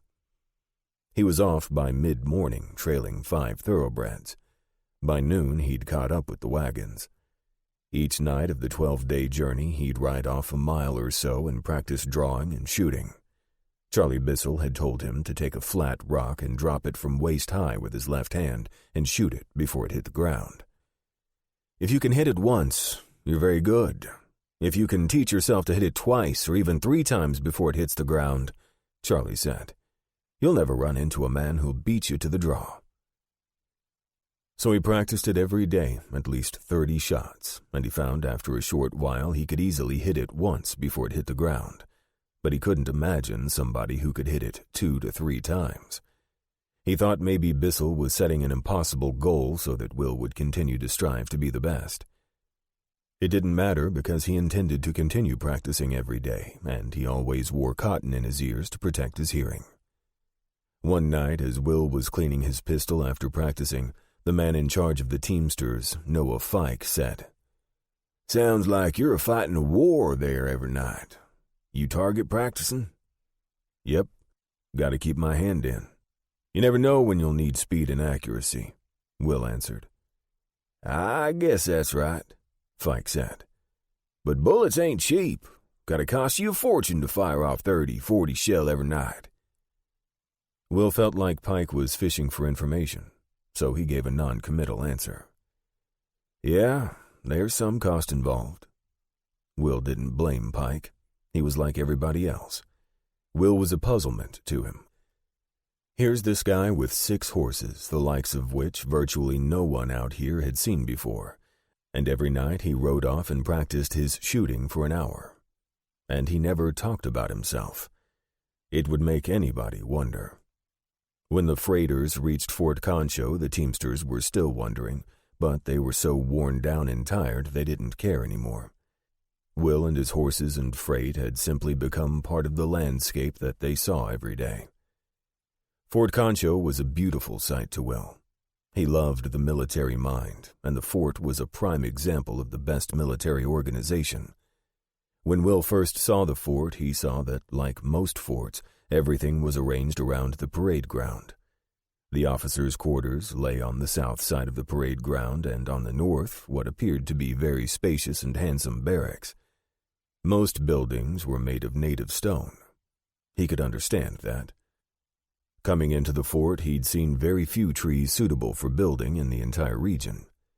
On the east side of the fort lay the commissary and quartermaster's buildings, and the west side had a large ornamental fence of metal with a large gateway in the center. The freighters headed straight for the east side. Will talked with Fike to make sure they would offload his goods in Santa Angela at the Pennington freight yards.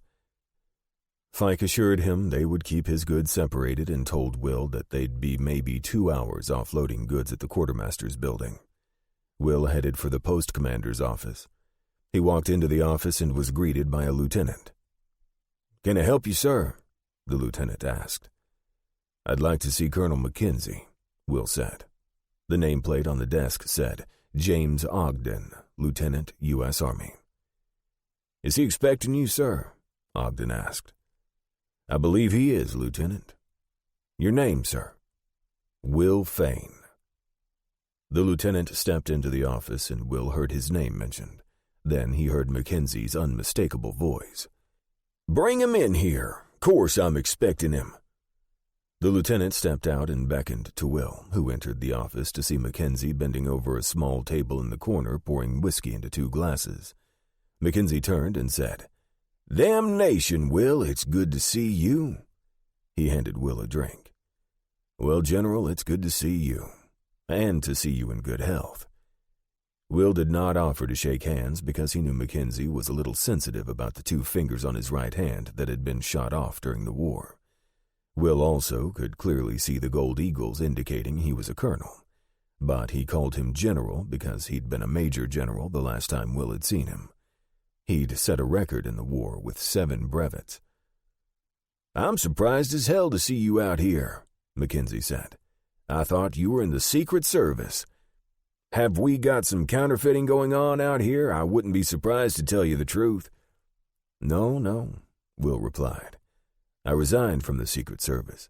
I told President Grant I was coming out here, and he talked me into being a U.S. Marshal, so that's why I'm here." "Grant appointed you a U.S. Marshal?" "That he did," Will responded, then said, "I'm looking for a place to be my headquarters, and I've heard some good things about this country." "Sit down, Will. We got a lot to talk over. I got your telegrams, and I think the lawyer I recommended, Ben Russell, can help you. It's good to see an old friend, but I got to tell you, the country around here is okay, but the town over the river, Santa Angela, is a snake pit. You best stay out of there." "Might be my job as a marshal to clean up that snake pit," Will replied. "Well, I sure hope you've got a lot of help, because it's a den of iniquity. If we need anything over there, I send a platoon to get it during the day. If there's a fight between a soldier and a civilian, the soldier usually ends up locked up. There's so many erstwhile Confederates over there that I don't let a soldier off the post past dark." "What do you do if they arrest a soldier?" Will asked. "I send a troop of cavalry over to get him, and they release him," Mackenzie said. "Just like that, huh?" Will said. "Now they do. The first troop I sent over came back without my man. The sheriff said the soldier had to pay a fine. So I took 2 troops of cavalry and went over myself. I told the sheriff to release my man immediately. He refused, so I declared martial law, placed the sheriff and 2 of his deputies under arrest, and brought them over to the brig here at the fort. The next morning, I put all 3 to work at hard labor digging post holes. They dug holes and filled them back up from morning to night. When I released them, they were worn down to nothing.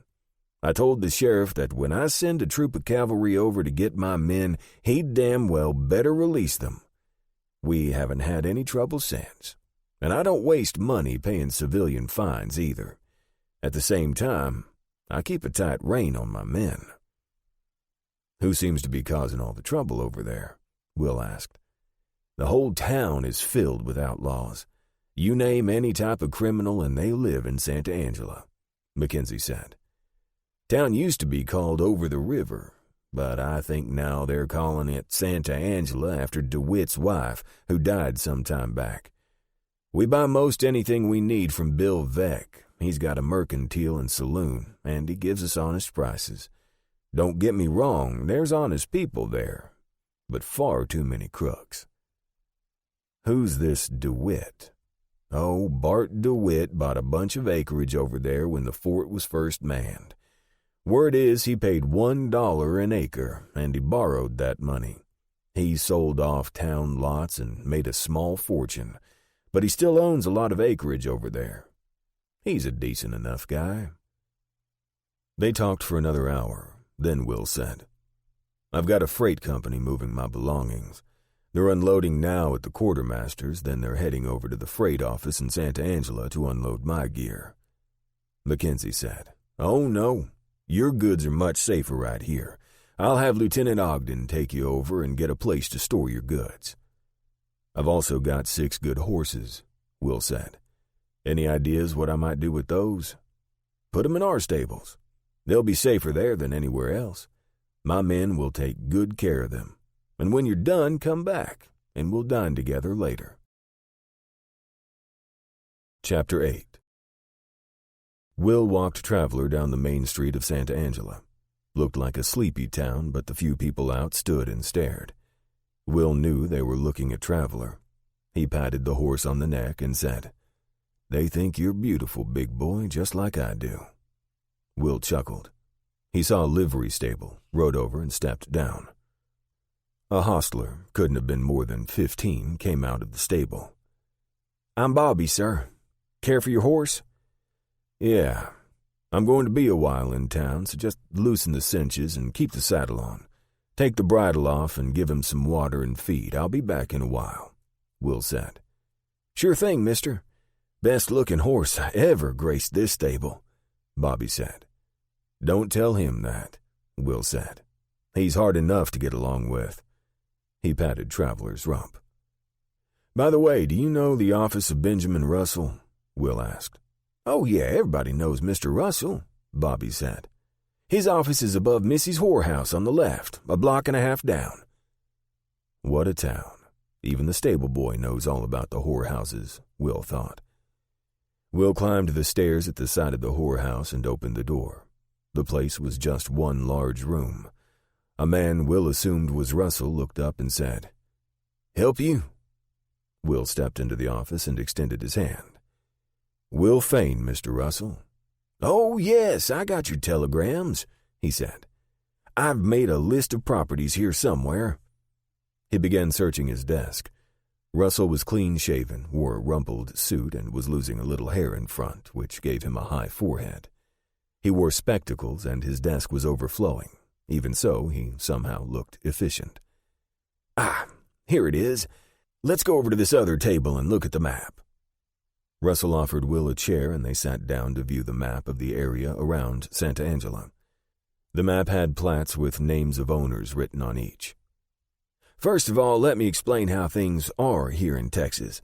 This is the only state or territory in the Union to control all of its public lands. When Texas entered the United States in 1845, there was a provision in the agreement about the public lands.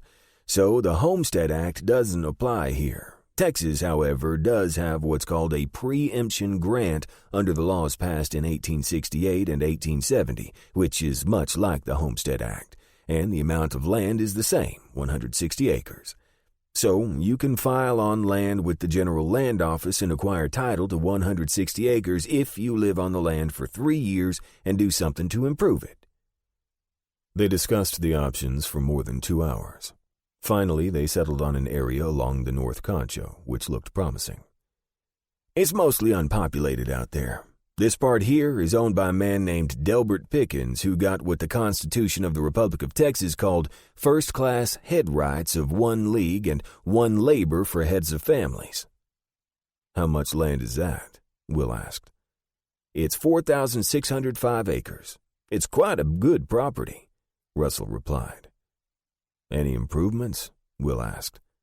"Not really. He built a cabin originally, but his wife died, and he had so much Indian trouble that he abandoned it. The cabin has crumbled, I'm sure, though I haven't been out there. But he still owns the land. He now lives in San Antonio. He's in his 70s. I sent him a telegram, and he's willing to sell the whole parcel, which would give you access to both sides of the North Concho."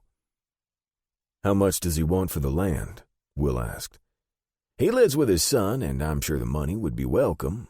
He's asking $1 per acre, but I think you could get it for more like 75 cents an acre. That would give you the whole 4,605 acres for less than $3,500. I wouldn't pay much more than that." "Okay. So I could buy this acreage, and then, on this piece right next to it, I could get preemption grant to another 160 acres? Will said. "Yes, and this land next to the Pickens property is public, and it's available for purchase, but it's $1.25 an acre. Under the law, the money from the sale would go to the schools, but the government will sell you as much as you want, and you can get 10 years to pay it off," Russell said. "Are there any neighbors out there near the Pickens property?" Will asked. "I only know of one," Russell said. "Believe it or not, there's a woman living out there with 2 children. Her husband brought the family out in '69 and got a preemption grant for 160 acres. He was killed by the Comanches. Somehow she was able to fight them off, and she's still out there. She gets clear title to the property this year, and I think that's why she's been hanging on. Her name's Virginia Kaufman. She has 2 children. Word is the Comanches sort of respect her now and leave her alone. But if you know anything about Indians, you know they're notional. They could do something totally unexpected any time." "How does she live out there? Does she hire the work done?" Will asked. "I guess she does it herself. She comes into town occasionally for supplies, but she doesn't socialize much. Nobody knows much about her." "All right. I'll tell you what. How far is the Pickens property?" "It's 15 miles or so from here," Russell replied. "Okay. I'm going out to look over the property," Will said. "You telegram my offer of $3,500 to Pickens, and let's see what he says. I'll probably be back tomorrow, but it may take a day longer. By then, you should have an answer from Pickens. Meanwhile, begin the process to purchase another 5,000 acres from the state of Texas, and go ahead with the pre-exemption grant." Russell agreed, and Will left the office. He went into Vex Mercantile, bought some arbuckles, which he had the store grind, and other supplies and a bedroll, and headed over to the livery. He filled his saddlebags, tied on his bedroll, and headed over to the telegraph office. I want to send a telegram to Waco, Will told the clerk, Johnny Potts. He wrote out the message for Dr. Barney asking how Schlesinger was doing and paid Johnny. Afterward, he headed out to see the property he hoped to purchase. Will found the area around the North Concho to be quite beautiful, with huge old pecan trees, willows, elms, and cottonwoods along many parts of the river, which had a good flow. The land on both sides of the river had all types of grasses. There were some scattered timbers and lots of scrub oak and mesquite trees mixed with the grasses. There was also prickly pear, yucca, and small cactus everywhere. Great ranching country, Will thought, and some of it could be farmed with the right amount of water, but it would require irrigation ditches or wells. Will rode on. By nightfall, he'd reached what he thought by the landmarks to be the Pickens property. He set up a camp near the river. He hadn't seen anyone, but he wanted to be careful.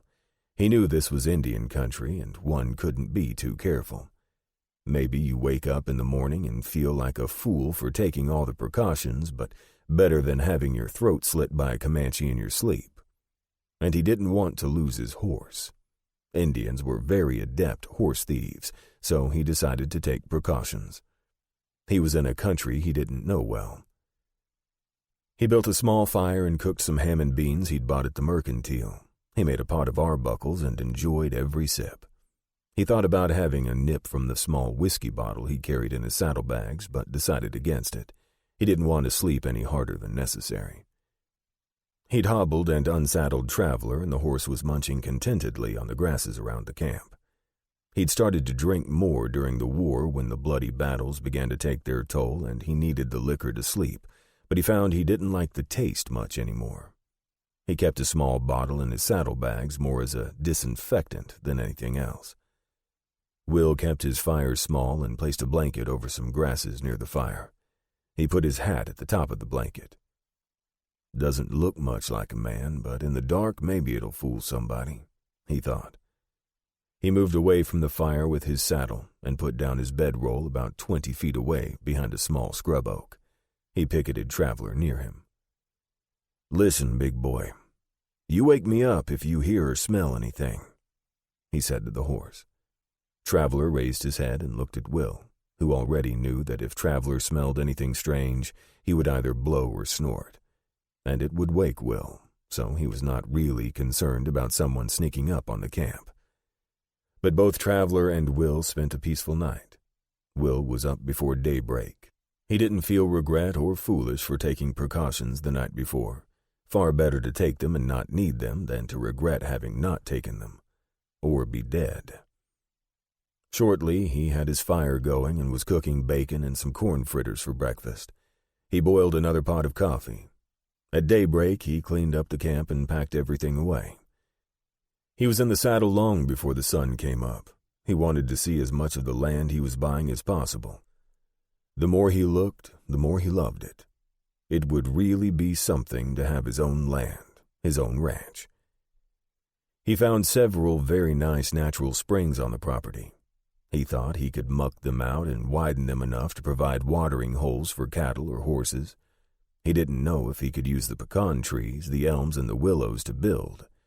He knew a lot about building. He was trained as an engineer at VMI. But he didn't know the resources available in West Texas, though he knew he could consult with those who did, and he knew with a little effort he'd learn all about this country. Will spent the remainder of the day exploring. He saw some mule deer, a bobcat, lots of rabbits, and a small herd of buffalo.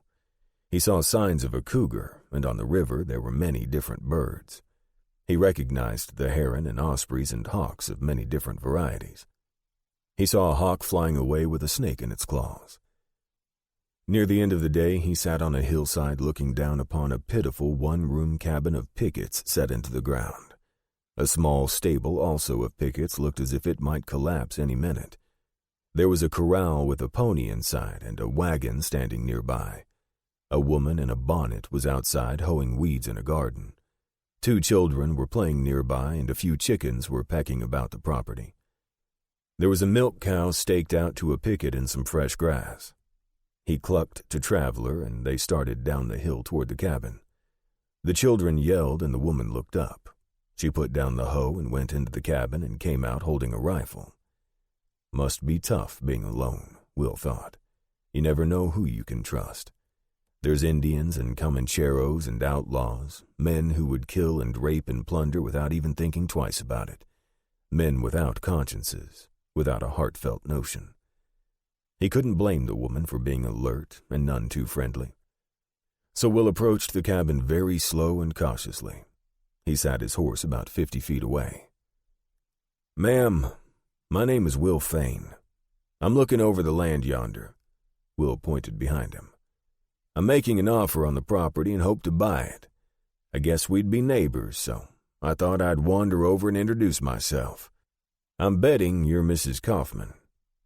The woman lowered the rifle a little. "How is it you know my name?" she asked. "The lawyer, Benjamin Russell, told me you were living out here when I asked if I'd have any neighbors," Will told her. The woman acted as if she didn't know how to react. Should she trust this man? She had a boy, looked like he might be about 5 years old, and a sweet-looking little girl, might have been 3 years old. The woman had a lot at stake. If anything happened to her, these children would die without care. She knew all this. Will realized he had unsettled her. "Well, ma'am, I didn't mean to intrude on you folks. I'll just mosey along," Will said. He started to turn traveler. "No, you don't have to go," she said. "It's just that we don't get many visitors out here. Step down and have some water at the spring yonder," she said, and pointed to a spot across the way a bit. "Okay, ma'am. If you feel all right about it, I'll do just that," Will said. He rode his horse across to the spring, dismounted, and picked up an old wooden bucket and filled it so the traveler could drink. Will maintained his distance from the woman, knowing she was still nervous, but she had propped the rifle against the cabin. The 2 children stared at Will. The woman did too. "If it'll make you feel any better, I'm a United States Marshal," Will said. He took out the badge and held it up for them to see. Will could see the woman visibly relax. "We're glad to make your acquaintance, Marshal. We haven't had any lawmen out here before that I know of. No call for it, except for the Indian trouble. I guess you can appreciate how careful I have to be," she said. "Yes, I can. And you're wise to be careful.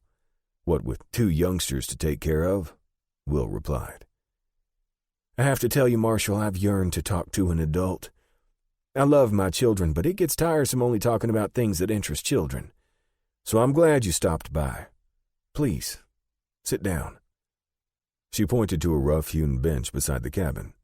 He sat, and she sat down on the other end of the bench and took off the sunbonnet. Will noticed that her face was much wider than her arms. She must wear the sunbonnet a lot. Even so, she had very light freckles across her upper cheeks. Her hair was brown like her eyes, almost the same color. She had good facial features, and she was slim and attractive. She wiped the sweat off her brow with her apron. "I was very sorry to hear about your husband," Will said. "Yes, Lucas was a good man. He was down at the river fishing, trying to catch something for dinner. He often did. They shot him. I think he died instantly. I grabbed the children in the cabin, then led the milk cow into the cabin. Then I got Lucas's rifle and began to shoot at the Indians. I don't know if I hit any, but they drove off the 4 steers we had left. I've often wondered why they didn't kill me too." "Who knows how an Indian thinks," Will said. "I don't know a lot about the Comanche, but I'm told it's hard to predict what they'll do." "That was almost a year ago," Virginia told him. "If we didn't have the milk cow, I don't know how we would have survived.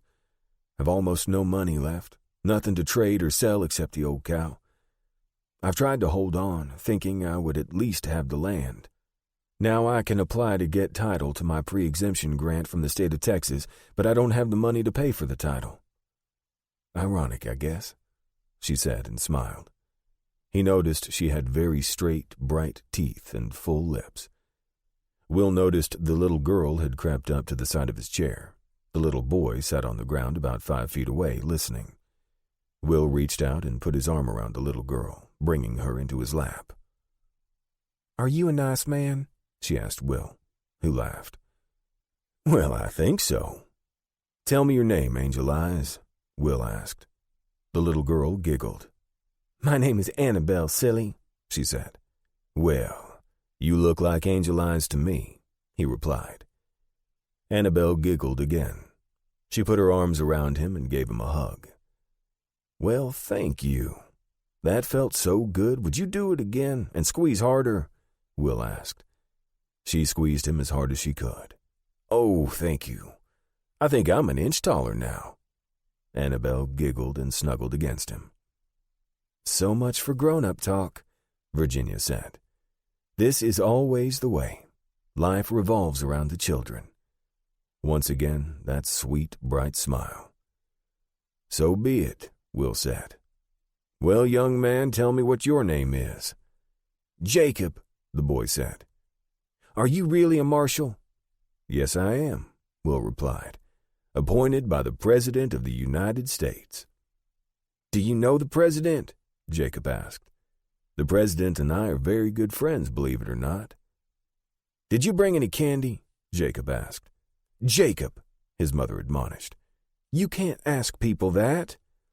It's okay, and the answer is no, I didn't, Will said. But in my saddlebags I have 2 airtights of peaches, and they're pretty sweet. Not as sweet as Angel Eyes, he said, winking at Annabelle. But you'll enjoy them.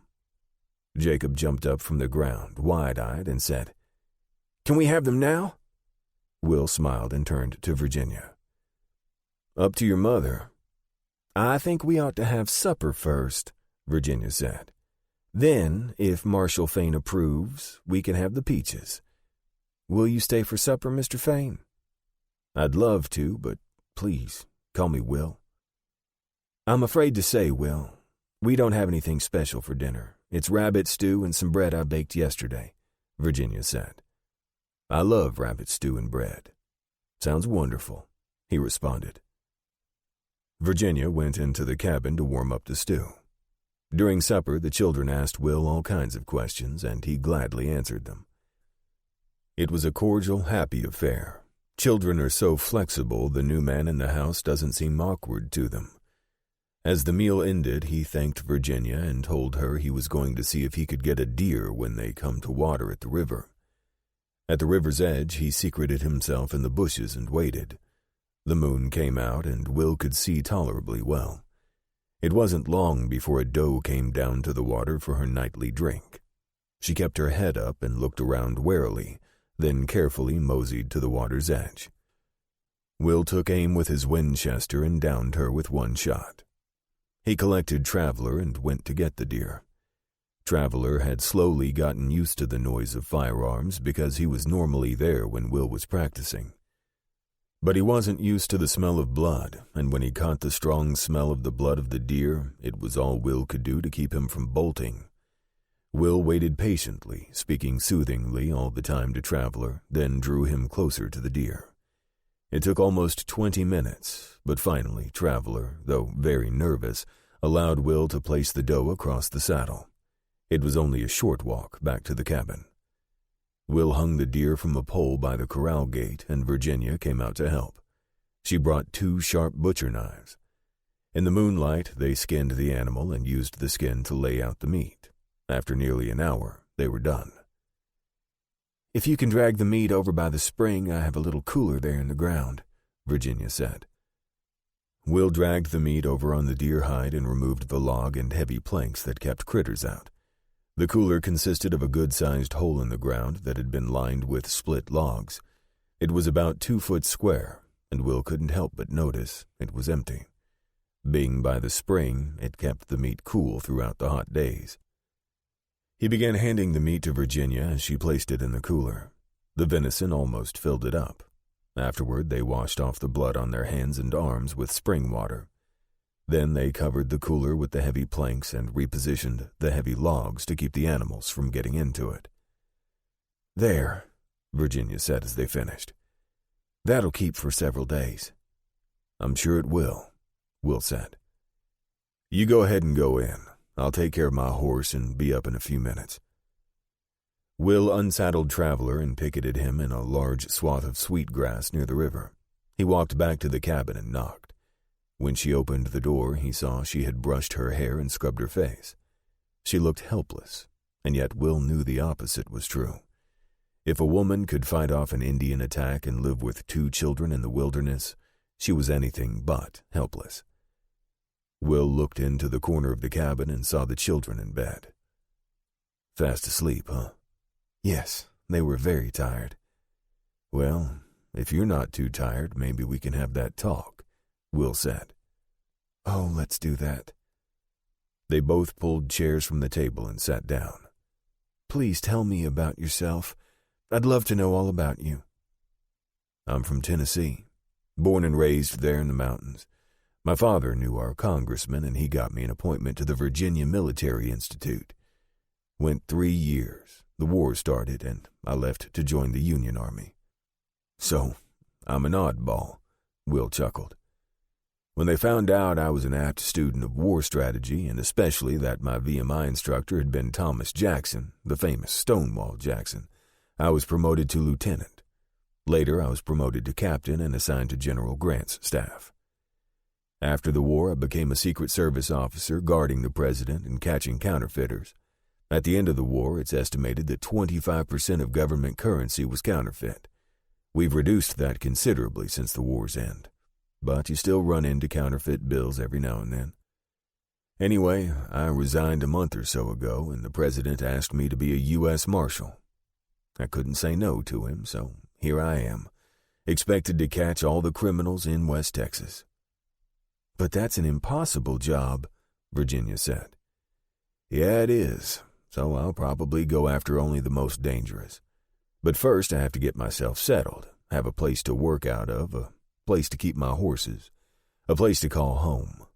I need a permanent location I can return to in between manhunts, he said. They were quiet for a moment, she with her thoughts, he with his. He looked at her and thought that she was shy. She was afraid she would have to reveal herself and that she would get emotional, and that would reveal more than she wanted to reveal. Maybe, if you don't mind, you could tell me a little about yourself, he said.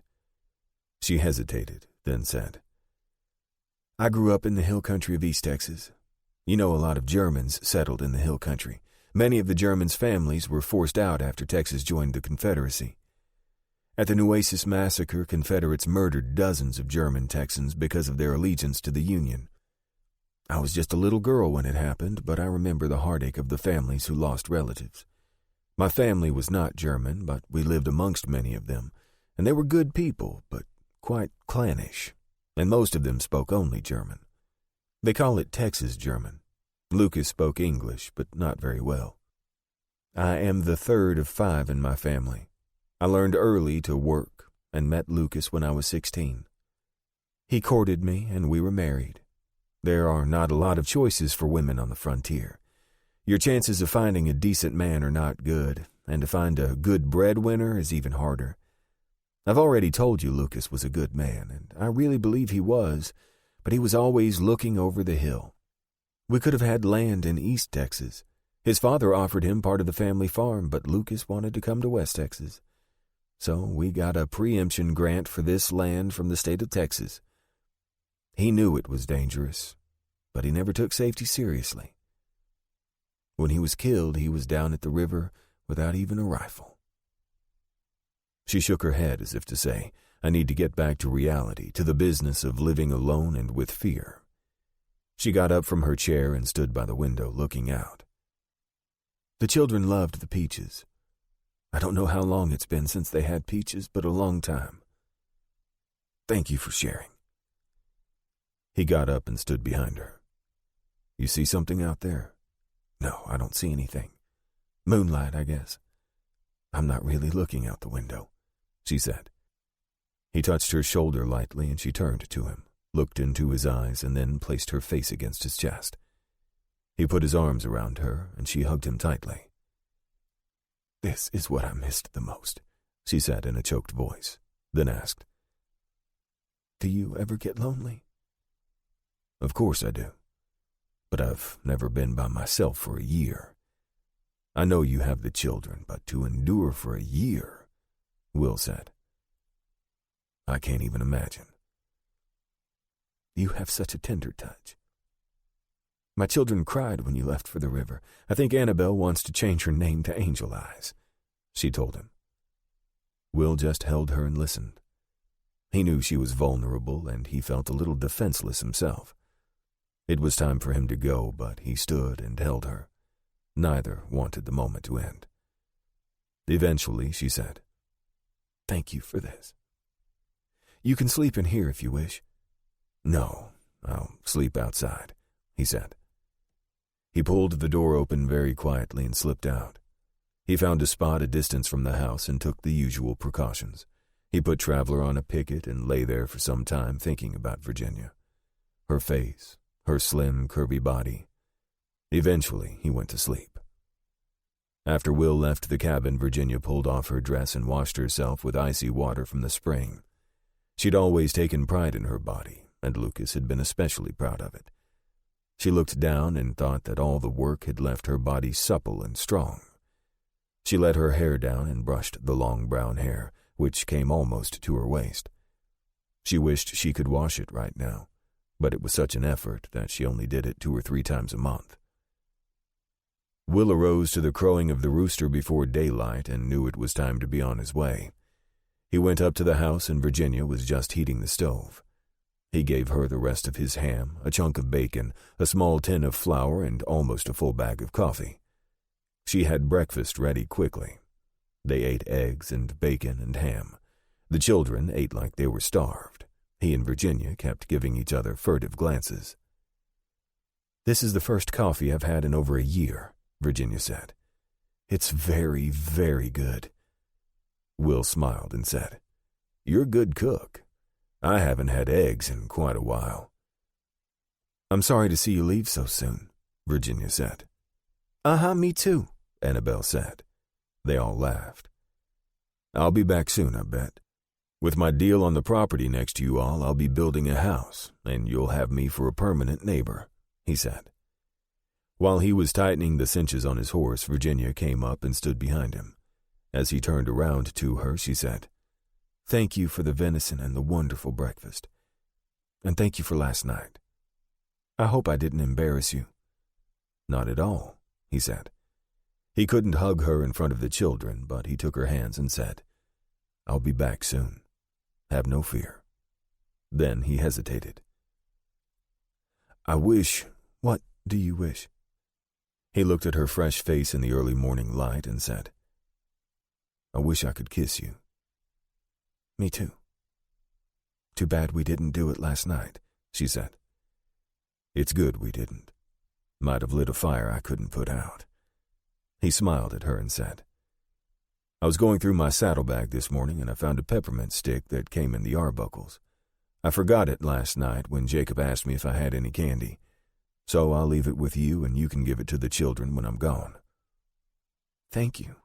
They'll love you for this," she said. He turned and mounted Traveler. He waved to her and the children. He spent much of the day looking over other parts of the property he hoped to buy and arrived back in Santa Angela just at dark. He was too tired to go over to Fort Concho, so he took a room in the Concho Hotel. The next morning he ate breakfast in the hotel cafe, then went to the Pennington Freight Yard. He found Noah Fike there. "I need to get a load of goods out to a farm about 16 or 17 miles along the North Concho. There's no road out there. Could you get a wagon out there?" Will asked. "We could, but it'd be cheaper to use a couple of pack horses," Fike asked. "And the pack horses would be a lot quicker, too." "That's a good idea, Noah. I'll rent a couple of pack horses. Thanks for the advice." So Will headed back downtown and over to the lawyer's office. Ben Russell had just arrived. He greeted Will and said, "I've got some good news for you. Pickens accepted your offer, and I've drawn up the contract. I'll put it on the stage to San Antone today. It'll arrive there in about 3 days and will take 3 days to arrive back here. So we should have it signed and sealed in less than 2 weeks. So in effect, the property is yours. And I prepared the preemption papers and petitioned the General Land Office to buy the other 5,000 acres. Filing fee on that is $14. "That is great news," Will said. "Now we just need to get the money to them," said Russell. Where do you have the funds?" "Around my waist," Will said as he undid his shirt and unbuckled the top of his pants. He pulled off his money belt and set it on Russell's desk while he dressed himself.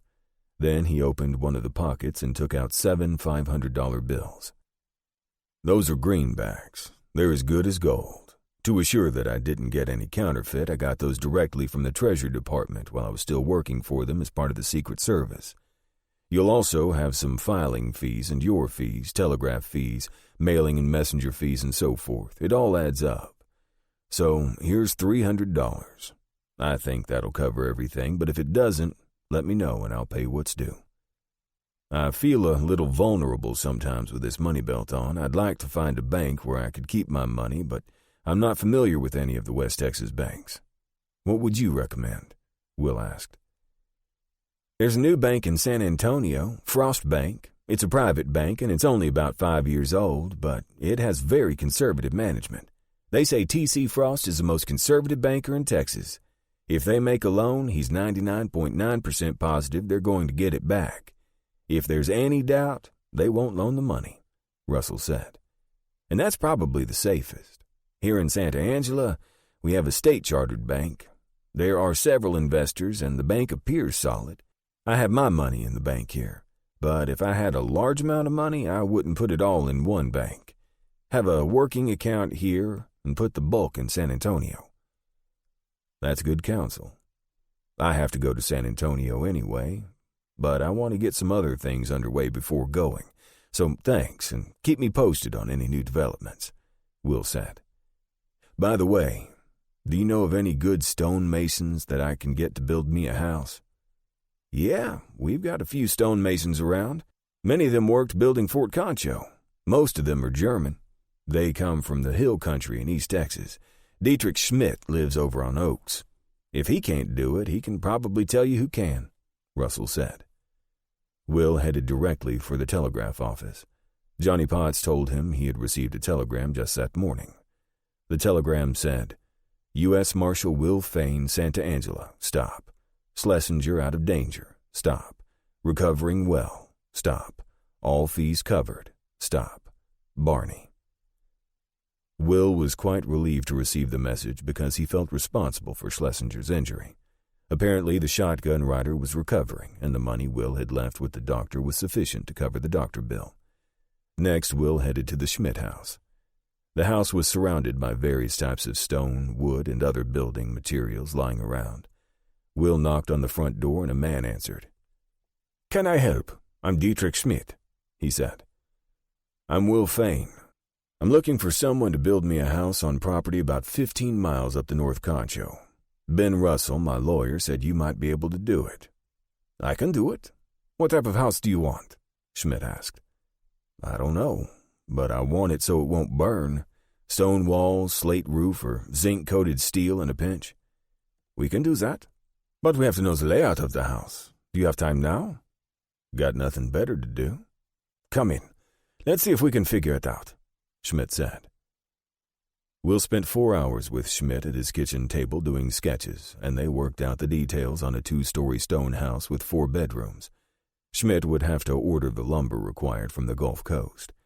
Will also wanted a stable for 12 horses, the entire stable of stone and slate. All the decisions had not been made, but Schmidt said he could begin ordering the materials right away and work could begin in approximately 3 weeks. It would take about 2 months to finish the project. Will left satisfied he had laid the groundwork for his new home. He next returned to Vex Mercantile. Will ordered all the supplies he thought Virginia and her children might need. It was a large load, and he wondered if 2 mules would be enough to transport it. As he was leaving the store, he turned back and told the clerk to include 5 pounds of peppermint sticks and hard candy. He dropped by the livery and rented 2 mules and packs for the following morning. Upon arising the following day, he took the mules to Vex, packed all of the goods on the 2 mules, and started out in the early morning. He made good time and arrived at Virginia's cabin in the early afternoon. He sat on the bluff once more and looked down at the pitiful cabin. She deserved better, but we often don't get what we deserve. Jacob was the first to spot Will. He started jumping up and down, yelling to his mother and sister. "Here comes the Marshal! Here comes the Marshal!" Jacob shouted. Virginia came out of the house with Annabelle and watched Will come toward the cabin. They gathered about him as he came into the yard. Will stepped down off the horse and smiled at Virginia. "We didn't expect you back so soon," she said. Will reached down and picked up a giggling Annabelle. "I think," he said, "it was Angel Eyes who made me come back so fast." "What about me?" Jacob asked. "Well, I came back to see you too," Will told him. "And I brought you and Annabelle something you've been wanting real bad." "What is it?" Jacob shouted. Tell me what it is." Will went back to the pack horse and pulled out the sack of peppermint sticks and hard candy. He took out a peppermint stick for Jacob and one for Annabelle. Jacob took his and said, "Thanks, Marshal," and ran off like he was afraid someone would steal it from him. He handed another to Annabelle, who said, "Oh, thank you, you're a nice man." Then she followed Jacob out into the meadow. "Would you like a piece?" Will asked. "I most certainly would. I haven't had candy and—" Her head was down, and he thought she was thinking about how long it had been, and then he saw she was crying. Will was befuddled. He didn't know what to do. She turned and ran into the cabin. He followed her, but she shut the door. Will stood outside the door and said, "I didn't mean to make you cry. I thought I was doing the right thing. I really thought these supplies would help your family and make you happy." He turned from the cabin door and started unloading the packs. Maybe this was all a mistake. He decided that he would just leave the goods here and head on back tonight. He sure wasn't going to haul it all back. He removed everything from the packs and stacked it neatly, tied the packs back on the mules, and mounted Traveler once more. He turned back along the trail he'd come. He waved to Jacob and Annabelle, who were in the field in front of the house. As soon as he was over the hill, he could no longer see the cabin. He had ridden about a half-mile when he heard hoofbeats and Virginia yelling. It took a moment to register, but he turned Traveler and saw Virginia flying toward him on a bareback pony. Her hair and dress were flying in the wind, and she was yelling, "Will, come back! Please come back!" He dropped the lead to the mules and started toward her. When they neared each other, she jumped from the pony and raced toward him. He dismounted, and she ran into his arms. "I'm sorry. I'm so sorry. I don't want you to go." He squeezed her hard and rubbed his hands across her back, all the time telling her, "It's okay. It's okay." She looked up into his eyes and kissed him with passion. When they broke, she said, "I'm totally shameless. I've known you for only 3 days, and here I am, a widow, kissing you with all the passion that God ever gave a woman." They held each other and kissed once again, long and hard. Then he said, "Let's go back." He mounted Traveler and pulled Virginia up behind him. They rode into the cabin yard, trailing the 2 mules and the pony. Will had always thought that there was something guiding his life. He wondered about the strong feeling he'd had to leave the Secret Service and come to West Texas of all places, and then to have his friend Atticus Webb mention Santa Angela of all the possible locations in the West. Then he had a strong feeling that he should settle in Santa Angela. Why? And then for the lawyer to have suggested he buy this property right next to Virginia's property. What were the odds of all those things happening by chance? Will thought the chances were incredibly slim. Something had guided him to this woman, Virginia Kaufman, and he now felt that she would fill his life with everything he'd ever needed. He'd always been independent and self-fulfilled, but now he realized he needed her. He thought he might be in love, but he'd never known what it really meant until now, to want to care for and protect a woman. Was that love? He couldn't leave her out here. What if something happened to her and the children? He would never find peace. Later that day, he decided he should speak to Virginia. He waited until the children were asleep for the night. She had finished washing dishes in a little zinc-lined tub she had in the kitchen. He stood behind her and rubbed her back lightly.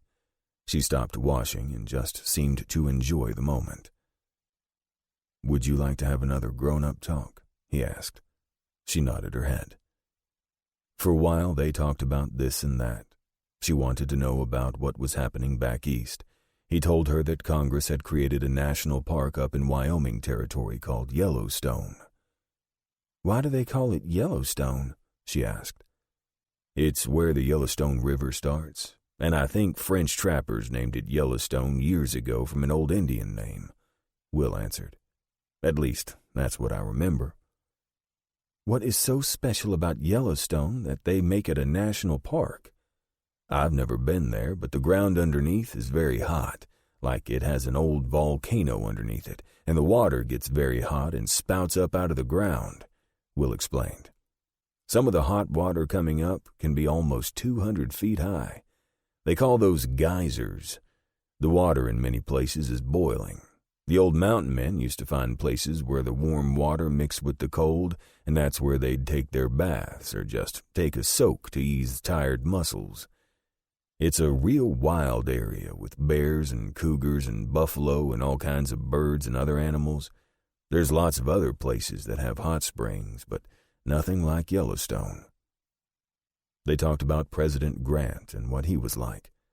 He told her about the scandals, and he spoke of how he felt about the president despite all the criticism. They spoke about Susan B. Anthony and the battle to get the vote for women. "How do you feel about it?" she asked. He said, "I'd be happy to have you vote."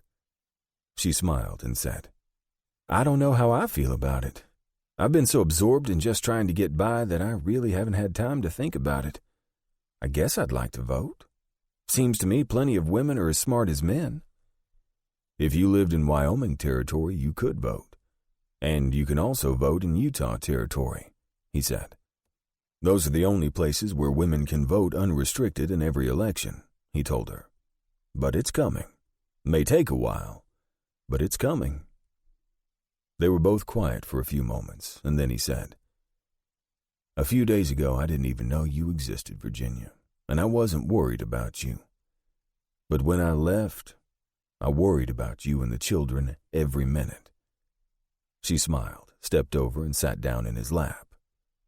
"Why do you worry?" she asked.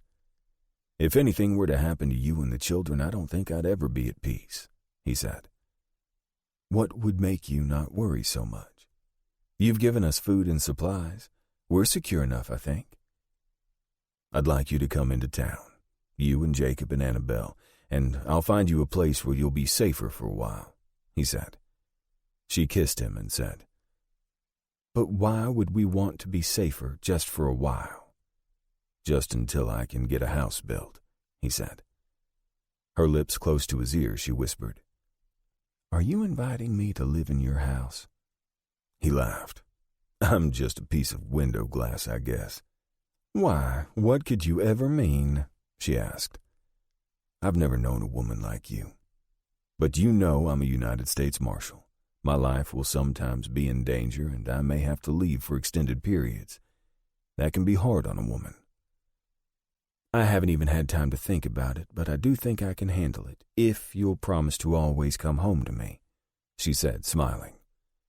He kissed her for a long moment, then said, "I promise I'll always try. That's the best I can do." She pulled back and said, "Are you certain you want me and my 2 children? We're a package, you know, and you've only known us 4 days." "I'm sure." "Will you marry me?" he asked. She looked at him for long moments and said, "Yes, I will." They sat in the chair and hugged each other for a long time. He was content that this was meant to be. Whatever had led him to this point, he was satisfied. He told her about the house that would be under construction in 3 weeks. "In addition to being a U.S. Marshal, I'm going to raise horses, thoroughbred horses that will race, and we'll breed the thoroughbreds to the best quarter horses, and we'll use those good quarter horses on the ranch and sell those we don't need. Meanwhile, we'll start building the house. Could I talk you and the children into moving into a boarding house in town?" "When are you planning for us to get married?" she asked. "Whenever you like. Just tell me and I'll be there," he said. "I need some time to get ready. Today's Wednesday. If we go into town tomorrow, I can have a day to prepare. Then we could be married on Saturday. and you can move into the boarding house with us," she said. It was settled. The following day they spoke with the children, and both of them were thrilled about moving into town for a while and having a new pa. They packed up many of her things on the mules and locked up all the goods in the cabin that wouldn't spoil. When they built the new house, they'd come and get all they left behind. They wrapped the venison in cool cloths and took it with them. The journey was long because they had the cow. A man could walk twice as fast as the cow, so it took 10 hours to travel the 17 miles back to Santa Angela. The cow had to stop and drink several times. They were all tired when they arrived. After a few inquiries about places to stay, they ended up at Miss May Fanning's boarding house. The cost included both breakfast and dinner meals, and the rooms were clean and bright. Will and Virginia were satisfied, and he paid for 2 rooms for the next week. They ate dinner at the boarding house that evening. Will told Virginia he was going over to Fort Concho and would stay there for the night after he milked the cow. "Maybe you could give the venison to Miss Fanning, and she could make a stew or something for her guests. Otherwise it will spoil," Will said. "Of course," Virginia said. "Wonderful idea. I'll give it to her tonight." As he was leaving, he said, "Oh, let's go in the bedroom for a moment." They went into the bedroom. Will shut the door and pulled his shirt out and undid his belt and the top of his pants, then pulled out his money belt. He removed 10 $20 greenbacks and gave them to her. "You buy whatever you need for yourself or the children," he told her. He knew she didn't have 2 cents to her name. His thoughtfulness made her love him more. She hated to ask for money. She said, "I'm sorry to tell you. I should have mentioned it before. I have an account at Vex, and I owe him almost $40. I never would have made it if they hadn't given me goods on account." "Don't worry about that," he said. He took out a $50 bill and said, "Pay it off and don't give it another thought." He replaced the money belt, buttoned up, and gave Virginia a sweet kiss and hug goodbye and headed for the fort, where Lieutenant Ogden, Mackenzie's aide, found him a spare room in the officers' quarters. Chapter 9. He knew Virginia would have a busy day, so he took Arch, one of the stallions, in his stable and rode off from the fort. Arch, a lighter chestnut than Traveler, seemed to be eager, so Will let him have his head, and he galloped about a mile before dropping into a canter. Will rode until he was about 4 miles from the fort down into what looked like an old buffalo wallow. He picketed Arch about 100 feet away and began to practice his fast draw. He paid particular attention to Arch, who was munching away on some prairie grass. Arch looked up at the first shot, then went back to eating. So Will continued practicing. He could drop the rock and hit it every time before it hit the ground, but he just couldn't seem to hit it twice. He attempted over 40 shots, and on his last he hit the rock a second time just before it hit the ground. He was so elated that he thought, "This is the time to stop." He rode Arch back to the fort, then changed to Philly and rode him for an hour. Philly was a bay and a little smaller than the other stallions. He was a little over 15.5 hands high, but he was eager, and Will let him run for more than a mile before pulling him back to a trot. It was an enjoyable experience, riding across the rolling hills of the prairies, and he enjoyed it well into the afternoon as he took each of the fillies for a ride as well.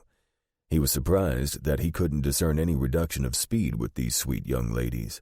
The fillies had been named Autumn, Bliss, and Rouge at Dunstan Farm. He supposed he would continue to call them by those names. He had affection for all 3 and believed they would produce exceptional offspring. He finished working out the horses at mid-afternoon, cleaned himself up, and headed back over to Santa Angela. He went directly to Vex, wandered into the store, and began to look around. A clerk whom he'd seen during his earlier visits asked if he could help him. "Do you have any gold wedding bands for ladies?" Will asked. "Yes, we do. We have quite a good selection. I'll get the key and open the cabinet for you," the clerk said. Will thought it really was a nice selection. He had no idea of the right size. He'd have to guess and have it sized later. "This is the right size," the clerk said. "What?" Will wanted to say, "How the hell would you know?" but restrained himself. Your betrothed came in earlier today, and we took her size, the clerk said, smiling. She said you might be coming in, Mr. Fain. Well, I'll be damned. She's already thinking way ahead of me, Will said. Did she indicate which one she liked? There were two, the clerk said, showing Will the 2 gold bands. Will laughed. She's made my job really easy. I'll take that one. That'll be $3.50, Marshal. Will couldn't help but chuckle as the clerk wrapped his package. As the clerk handed him the ring, Will asked where he could find a preacher in town. The clerk gave him directions to the church and told him Reverend Pollock lived in the back with his wife. Will walked over and knocked on the door at the back of the church where lights showed through the windows. What a woman, he thought. A rather large, balding man with a full beard opened the door and said, Come in, Mr. Fain. Don't tell me she's already been here, Will said. Oh, yes. I'm the Reverend Daniel Pollock, and your betrothed visited me this afternoon. We've talked over the entire ceremony. It's all arranged, so all you need to do is show up at 2 o'clock tomorrow afternoon with the ring. You did get the ring. Yes, I got the ring in the perfect size. Will shook his head. Well, Reverend, it was nice to meet you. It's nice meeting you too, young man. I'll see you tomorrow. My wife will play the organ for us. It's all arranged, Reverend Pollock said. All arranged? Will walked out and headed to Miss Fanning's boarding house. He arrived in time for supper. He couldn't believe the change in his bride-to-be. She had a new hairdo, she smelled like lilacs, and had a new dress. Jacob and Annabelle couldn't stop talking about all the new clothes they'd gotten. It was almost as if the children had never had new clothes. Maybe they hadn't. After things settled down a bit, Virginia asked, So, what did you do today? I spent the day exercising my string of horses. They needed the exercise. I saw some beautiful country, he said. I notice you're not wearing your gun tonight, she said. Don't worry, I'm armed, he said, thinking about the Webley bulldog in his pocket. And I can get to my pistol pretty quick if I need it. He winked at her. She nodded and asked, And what did you do after all that riding? I got cleaned up and came over here. Then I went to Vex Mercantile, and guess what I found? Whatever could it be? She asked with a smile. I found a wedding ring, exactly your size. Isn't that amazing? He asked. She could hardly contain her laughter. I suppose it is, she said. How did you ever know my size? I wonder, he said. And then I went over to the church to see Reverend Pollock. She was laughing so hard she had to cover her face with her napkin. He leaned over and whispered, I like the way you anticipate problems and remove them from my life. There were several other people at the table carrying on their own conversations, but for Will and his bride-to-be, there were only the 2 of them looking into each other's eyes. None of the other boarders even existed, though Will did notice that the 3 men present kept casting glances at Virginia. She looked splendid in her new dress.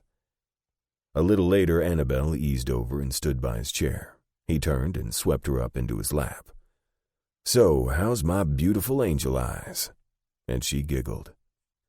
I've had a wonderful day. Mommy bought me a new dress, and I got new shoes and new drawers, too. Oh, new shoes and new drawers, huh? Will said, laughing. Uh-huh, and I got to take a bath in a real tub, Annabelle said. I got the water dirty, and then Jacob had to use the same water, but he got pretty clean anyway. You've had lots of new experiences. That's good, he told Annabelle. They chatted amiably for several more minutes. It was hard for Will to believe how much he already loved this little girl. Okay, Annabelle, Virginia said. It's about time you go upstairs and get ready for bed. We've all got a big day tomorrow. You go with her, Jacob.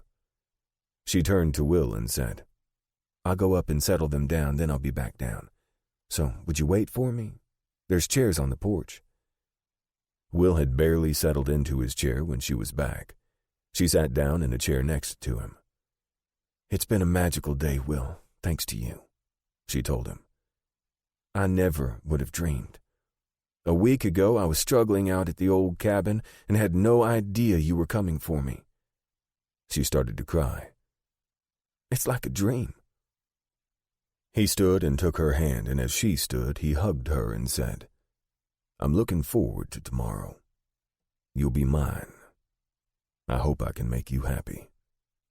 You already have, she whispered. Will arrived at the church with Colonel Mackenzie in tow as his best man.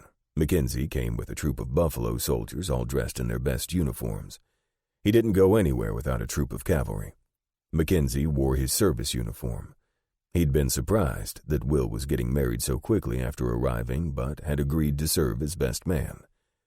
Dressed in his best suit, the height of fashion in the nation's capital, Will would have looked distinguished anywhere in high society.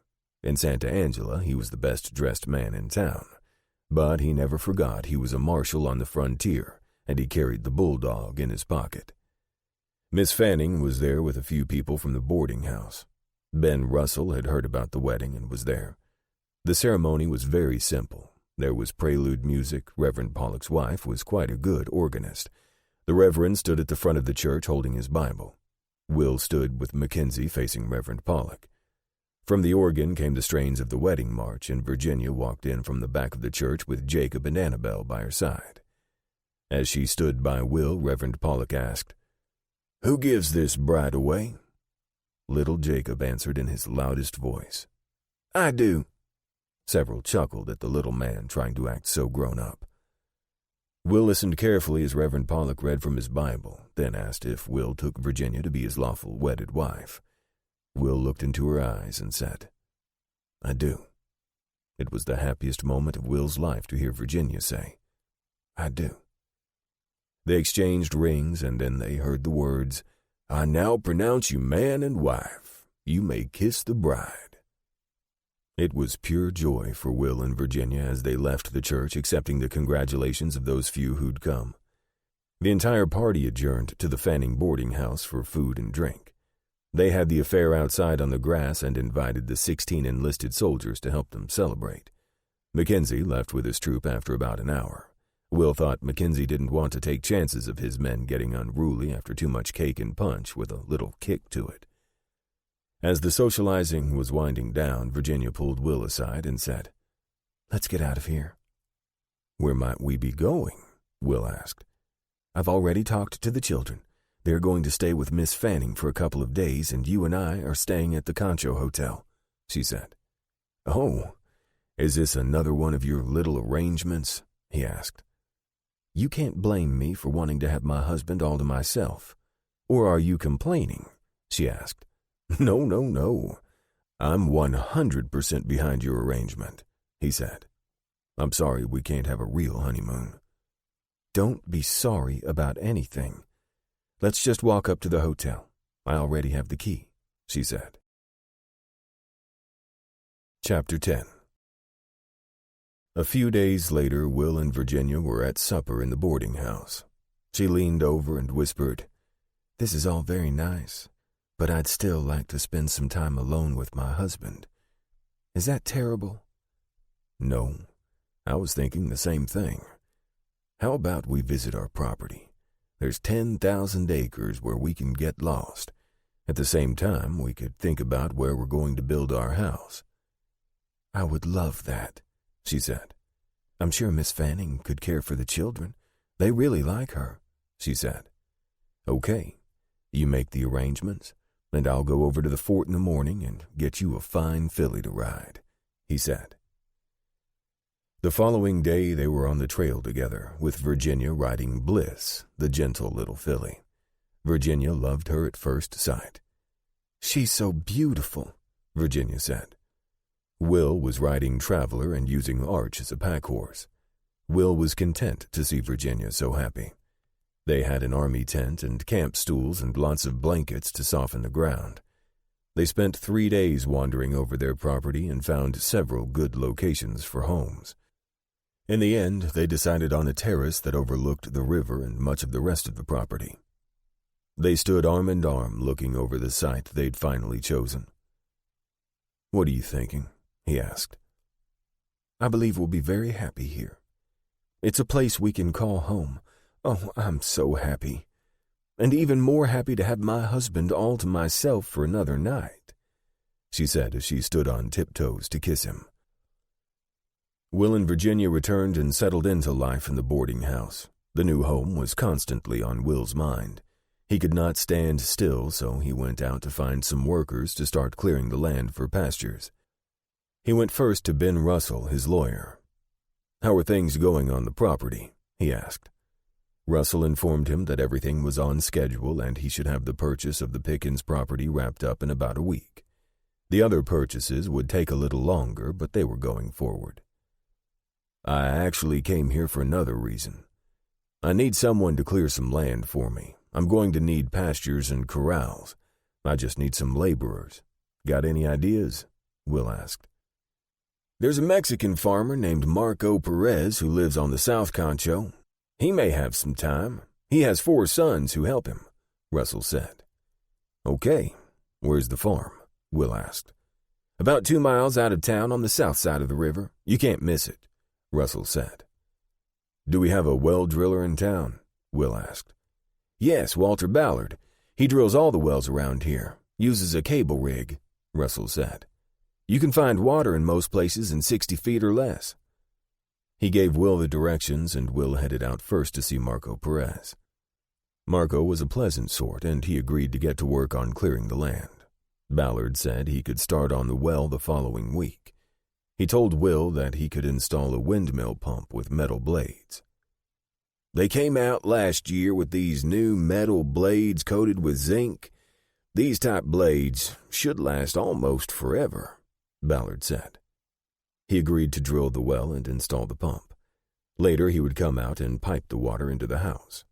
Will gave Ballard $200 and asked him to order all the supplies needed to do the job and a windmill pump of the right size. He also needed a cabinet maker and found one after conferring with Dietrich Schmidt, the stonemason. "Yes, Wilson Conover is the best. He's down in the next block," Schmidt said. He told Will that he'd ordered the construction lumber from San Antone for the house and barn, and it would be here in about 10 days. The stone would be delivered on schedule, and he needed money to pay for it all. The total cost of the house and barn would be $1,800, and he wanted 1/3 now.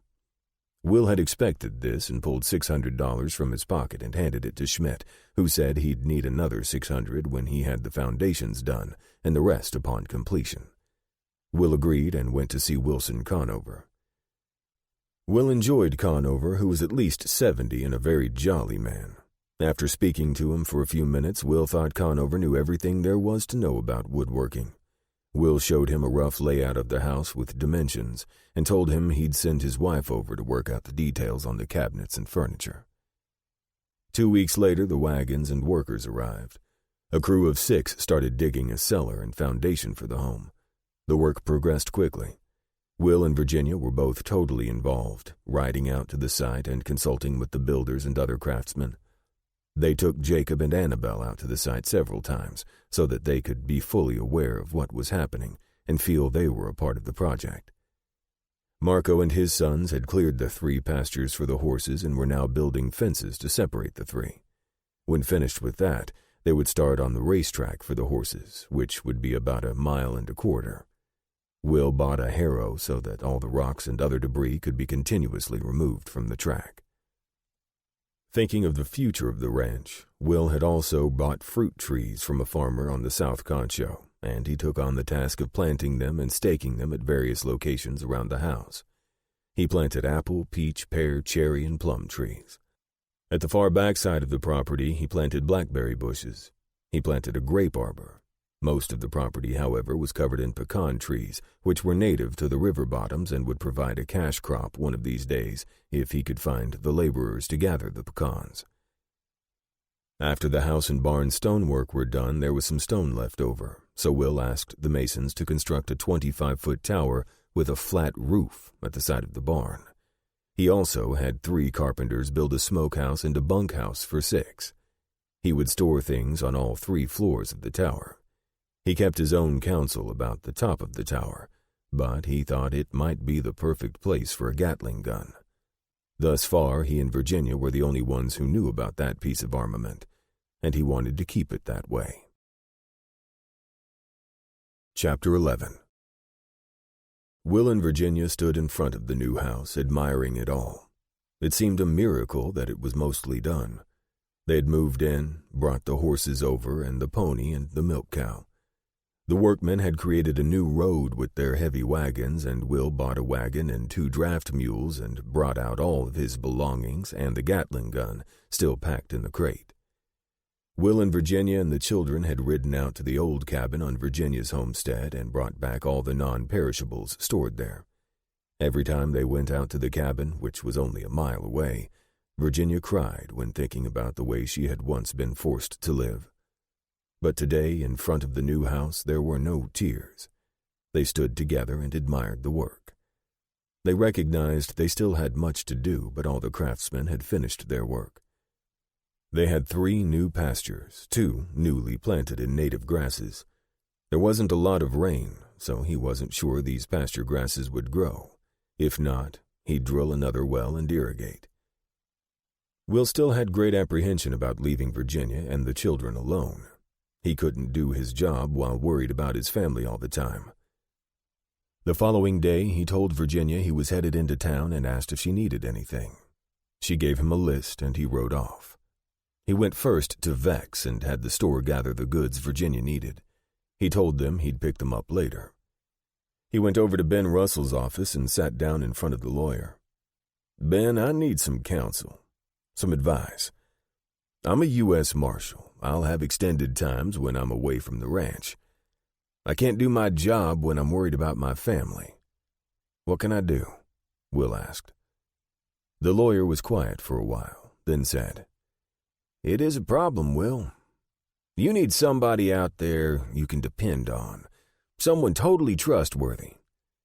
There's a former Buffalo soldier who left the Army last year and settled on a piece of land, but he's had a hard time, what with people's feelings from the war.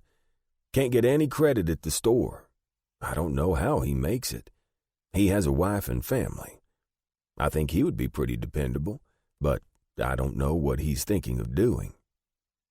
"What's his name and where does he live?" Will asked. "His name is Isom Wood, and I'll write down the directions to his place," Russell said. Russell gave him the directions and he headed out. He found the Wood place. They were literally living in a shack. The children were playing in the yard as he rode up. He saw an older boy, looked like he might be 12 or 13. He spoke to the boy. "Is your pa at home?" "He out in the field," the boy said. "I want to talk to him." "Which field? Can I walk out there?" Will asked. "Yes, sir, you can. You can ride your horse down that trail," the boy said, pointing at a slim trail. "Thank you." Will went down the trail and saw a man in the field behind a plow with 2 mules. The man spotted him and stopped plowing. He started walking up the road toward Will, leaving the mules standing still. Even though not yet invited, Will got down from the horse. The Buffalo soldier got to within about 20 feet and said, "What can I do for you?" He kept walking toward Will. "Mr. Wood, you and I have never met. My name is Will Fain. I have a ranch out on the North Concho." Wood was looking at him, trying to figure out where the conversation was going. "I don't know how to approach this, so I'll just come right out with it," Will said. "I'm a United States Marshal, and in my duties I have to travel a lot, and I hate to leave my wife and 2 little children alone on the ranch. So I'm looking for somebody to move out there, do some work, and keep an eye on things while I'm gone." "You thinking of me moving out there?" "I was talking with Ben Russell, the lawyer, and he thought you might be interested. But if you're not, just tell me, and I'll be on my way," Will said. Wood took off his hat and scratched his head. "Well, what about my property here?" "I don't have an answer for that, Mr. Wood, I really don't. If you want to hold on to your property and continue to work it, then that's what you ought to do. But I really need somebody, and I'll pay you $50 a month if you do come work for me." Wood looked at Will, obviously skeptical. "Now you do realize there ain't nobody else in the Concho Valley gonna pay me that kind of money no matter how hard I work. $50 is a top wage even for a white man. Wood said. Mr. Wood, I was born and raised in Tennessee, but I fought for the Union for 5 years.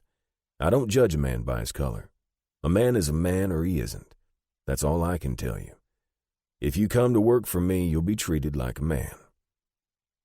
Wood was quiet for a while. He looked off across the freshly plowed field. Then he said, "Let me talk it over with the missus, and I'll let you know." Will said, "When will I know?" "Tomorrow, I expect," Wood said. Will gave him directions to the ranch and rode back to town. He picked up the items on Virginia's list and headed home. Once there, he told her about his conversation with Isom Wood, his need to see that she and the children were always safe while he was away. "Well, if they do come out here, where will they live?" she asked. "I suppose we can put them in the bunkhouse until we can build a house for them. A single-story house might cost $700, maybe $800. But it sure would ease my mind while I'm away to have a former soldier and Indian fighter about the place in case there's trouble," he explained. The following afternoon, Wood, his wife, and 3 children showed up at the ranch. Will had been feeding the horses. He came out to the wagon and said, "I guess you've decided." "Well, Alberta decided for us. She tired of being poor and thinks this'll be a better life," Wood explained. Will walked up to the wagon and extended his hand. "Miss Wood, I'm glad you're here, and my wife will be too. Tell me the names of your children." "This is Henry," she pointed to the boy Will had seen in the yard yesterday. "And this is James, and our little girl is Faith." Will said, "I'm pleased to meet all of you. Welcome to the ranch. We don't have a house for you yet, but we'll build one. For now, you can stay in the bunkhouse. It sleeps 6, and we'll head down to Vex tomorrow to get you a stove and whatever else you might need. So let me show you where to put your stuff. I'll help you unload." Virginia came out to meet the family and enjoyed a long conversation with Alberta. She introduced Jacob and Annabelle. "I'm so glad to finally have another woman around. It gets kind of lonely out here." "We're glad to be here," Alberta said. "It's been hard living on the farm the last year. If you find you need anything, just let me know. We want you to be happy here," Virginia told Alberta as she left to return to the house. Jacob and Annabelle were excited about the new family and played until supper with their new playmates. The following day, Will bought a cook stove from Vex and installed it in the bunkhouse, and he bought some comfortable chairs, a double bed, table, and all the foodstuffs they'd need for a month. "We can build a temporary wall in here so you and the missus can have some privacy," Will told Isom. By the end of the day, Isom pronounced the bunkhouse fit for his family. Even so, during his next visit in town, Will visited with Dietrich Schmidt to arrange the construction of a 3-bedroom house. It would have a stone base up about 4 feet, and the remainder would be wood with a slate roof. In the ensuing days, Isom buckled down to the work. It was obvious he saw what needed doing, and he did it. He kept his sons busy helping, and he was exceptional with horses. Will let him exercise the whole string. "When I'm gone, they'll need exercise at least 4 or 5 days a week," Will said. "Keep the thoroughbreds in a pasture by themselves. Your sons might enjoy riding the horses, and you can teach them how to exercise them, if you think it wise. I don't want them to get hurt."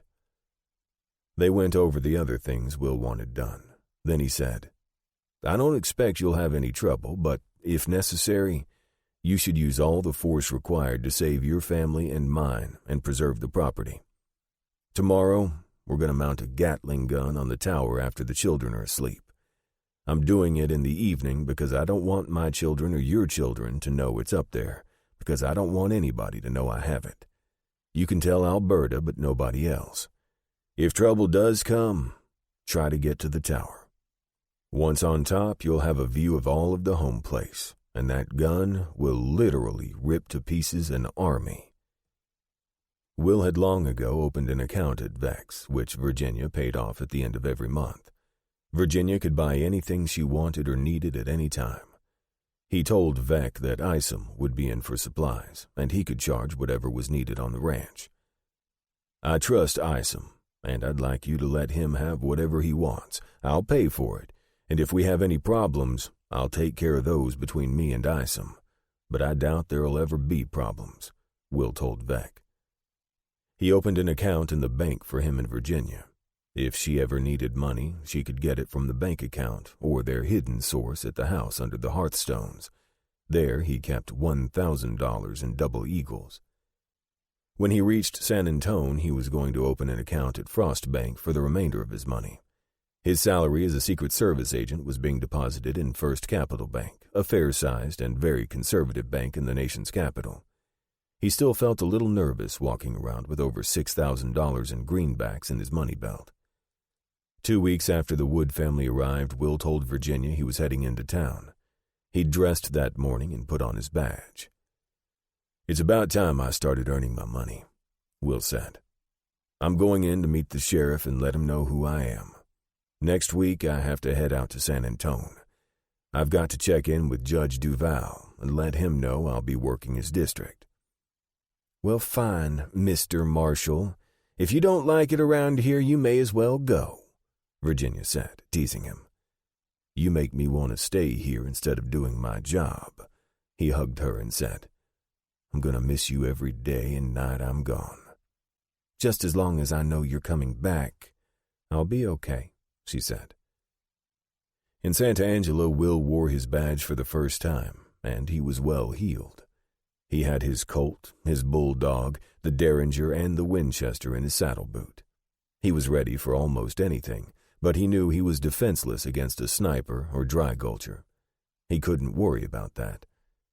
He stopped at the sheriff's office. The sheriff was sitting at his desk with his feet up, and his deputy was sitting in the corner rifling a deck of cards. Will nodded at the sheriff and said, "I'm Will Fain, United States Marshal for the Western District of Texas. As a courtesy to you, I'm here to introduce myself and let you know I'll be operating in your area." The sheriff stood and extended his hands. "Sheriff Clem Haskins, this is my deputy Jeremiah Haskins. We call him Junior. I've seen you around town before. Didn't know you were a U.S. Marshal."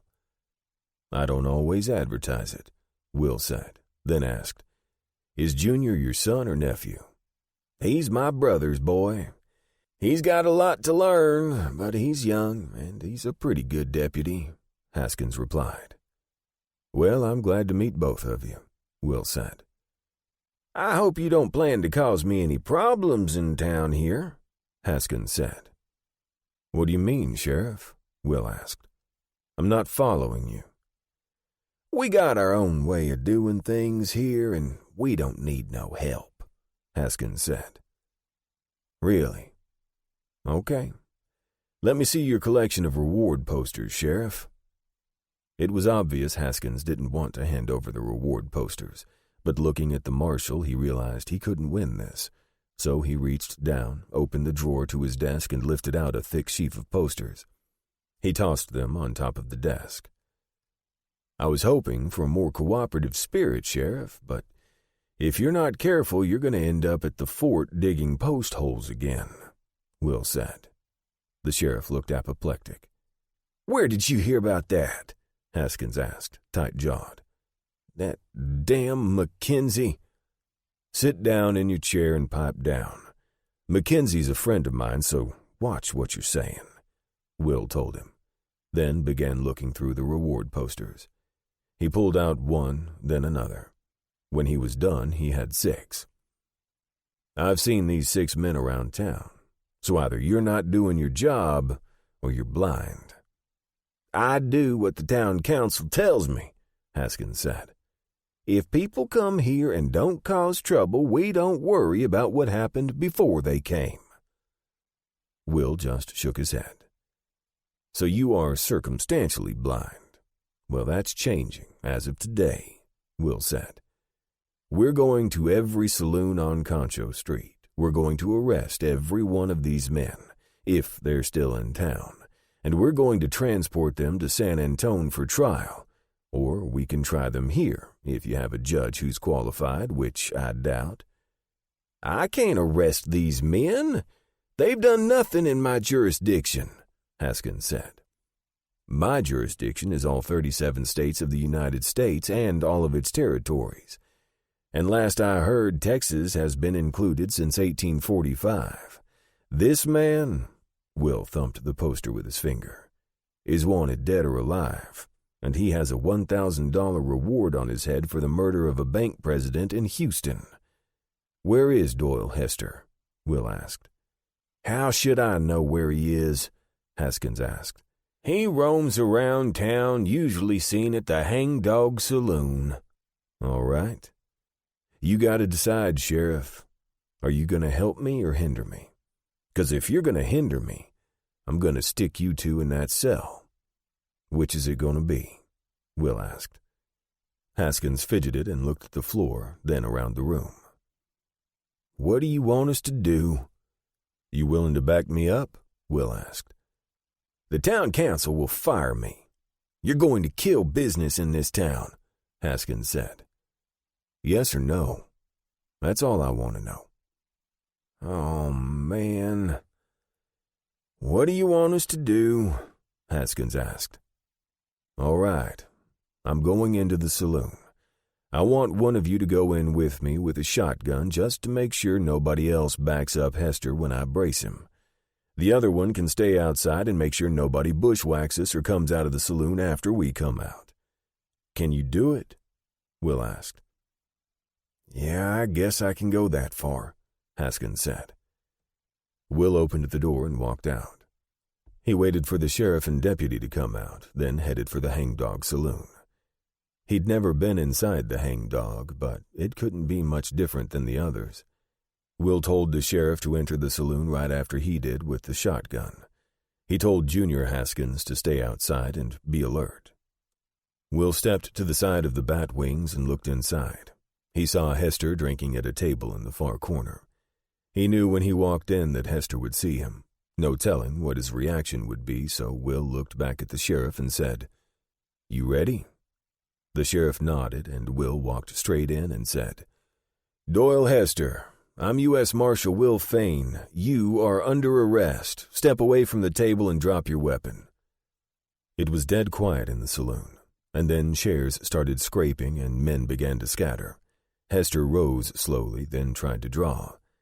His pistol hit the edge of the table coming up, and his gun discharged. Will just shook his head.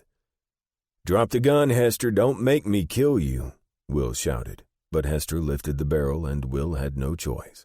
He shot Hester in the chest. Hester hit the floor, rolled over to the side, and grasped at the wound in his chest. Oh, dear God, it hurts. I think you done killed me, Marshal. Will glanced around and saw the bartender lifting something from under the bar. He turned and said, Really, bartender? You're going to pull a shotgun on a U.S. Marshal?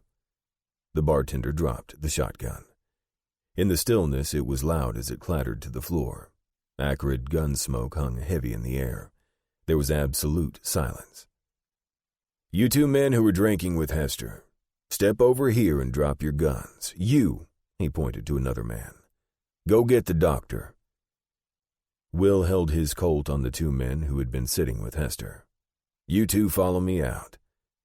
When Will got the two men outside, he said, Sheriff, search them.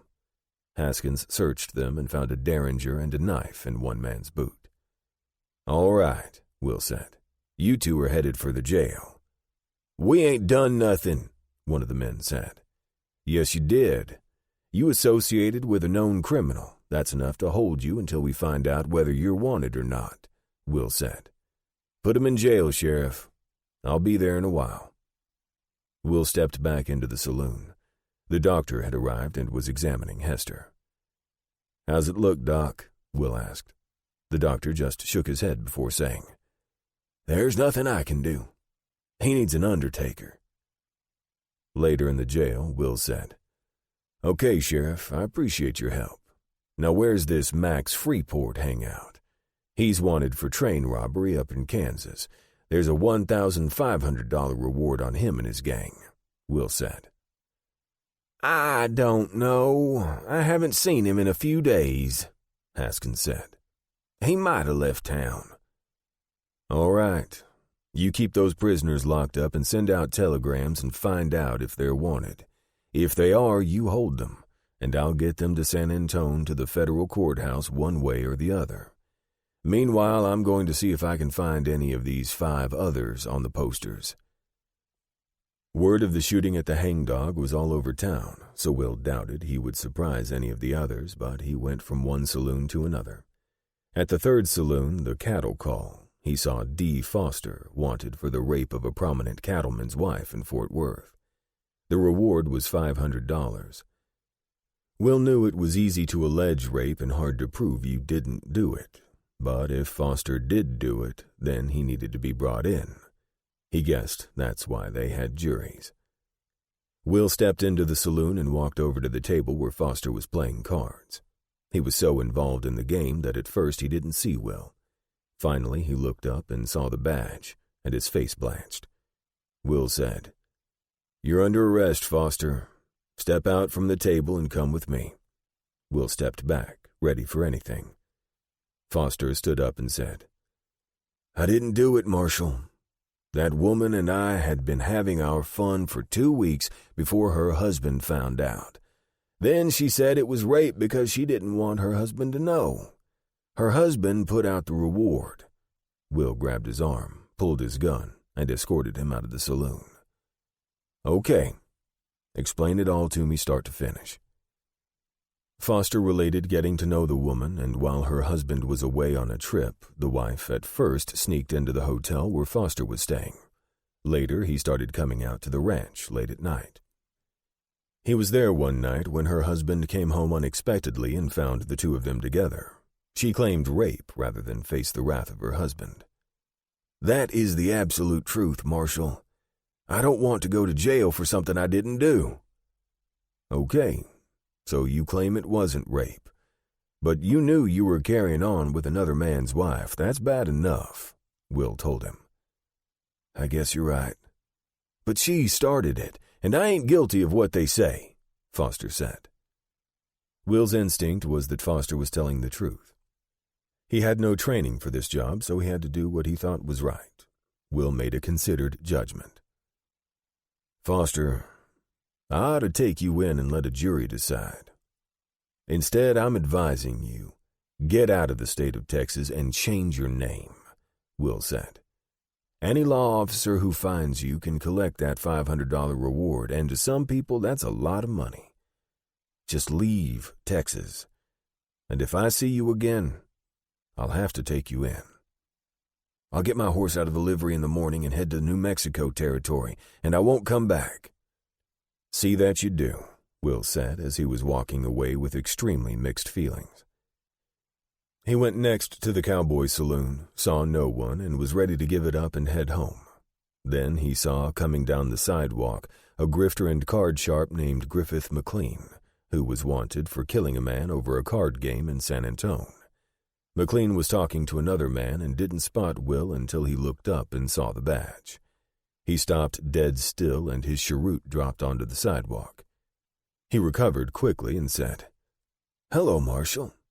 Will said, "Hello, McLean. You're under arrest. Hand over your gun."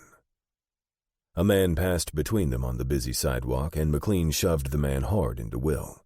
McLean ran back a few feet and ducked into a saloon. Will ran in, quickly surveyed the room, and asked the bartender, "Where did McLean go?" The bartender said nothing, but his eyes shifted toward the back door.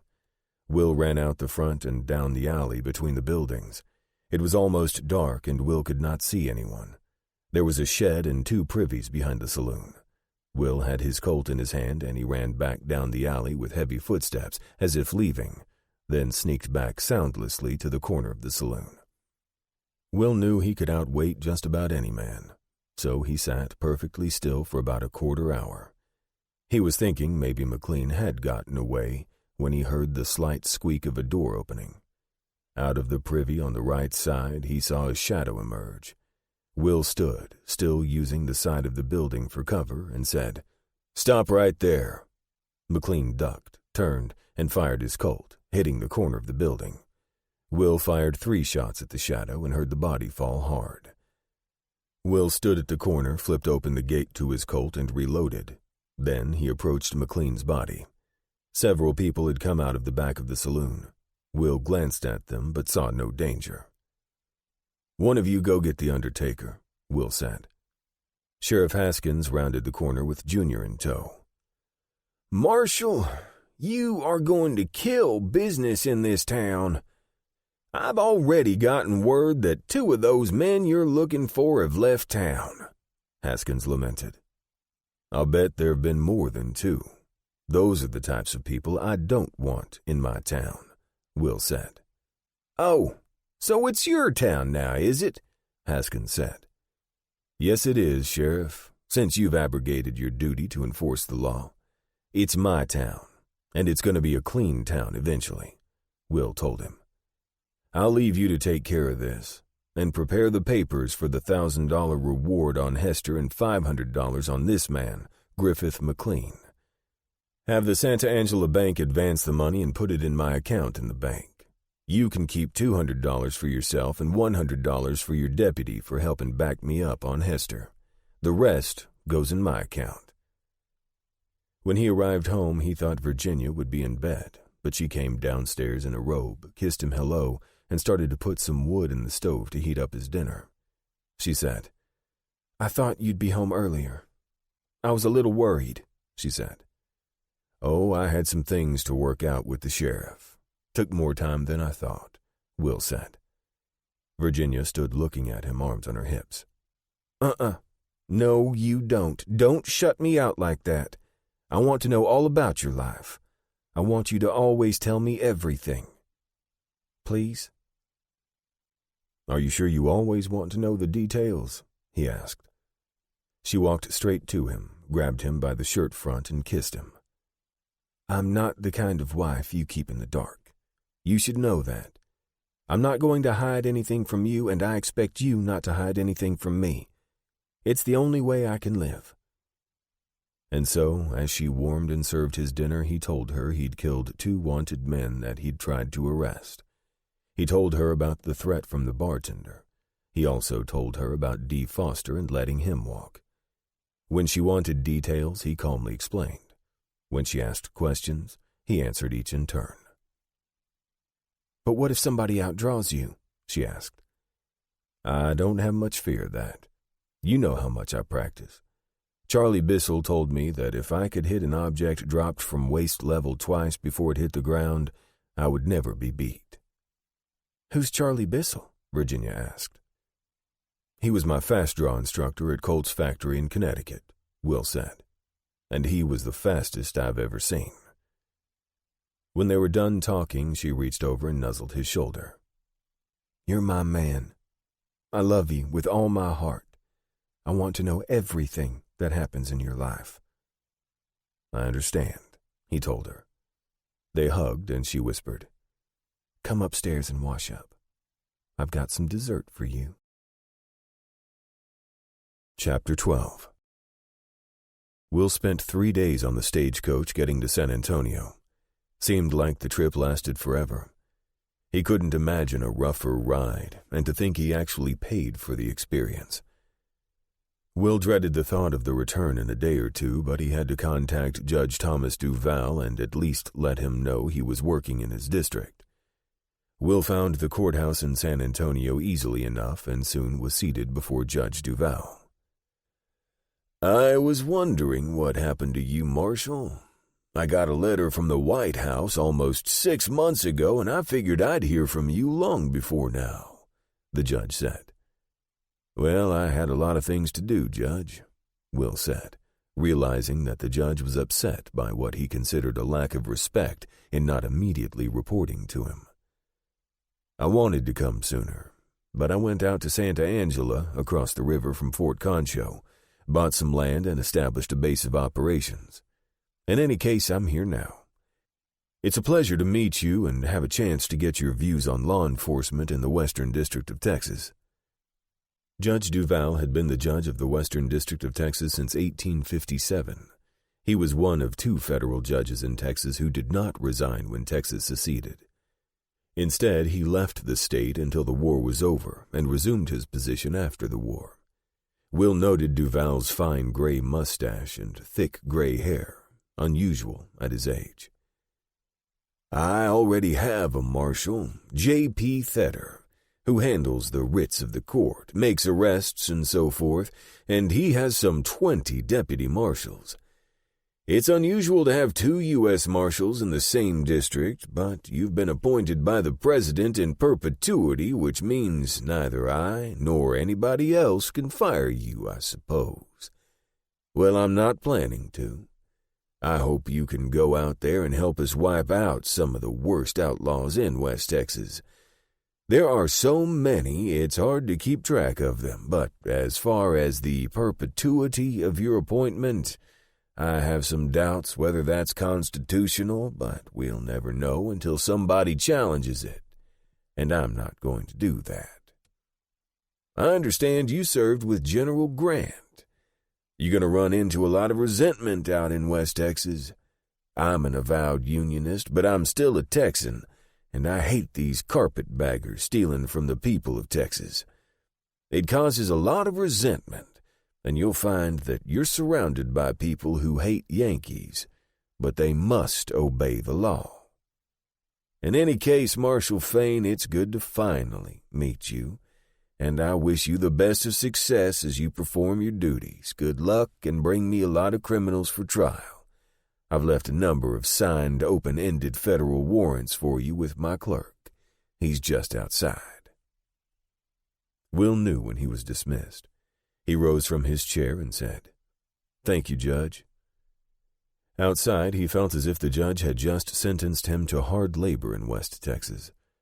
Will would pick his targets, and he'd try to bring in the worst of the worst, and he'd try to stay alive.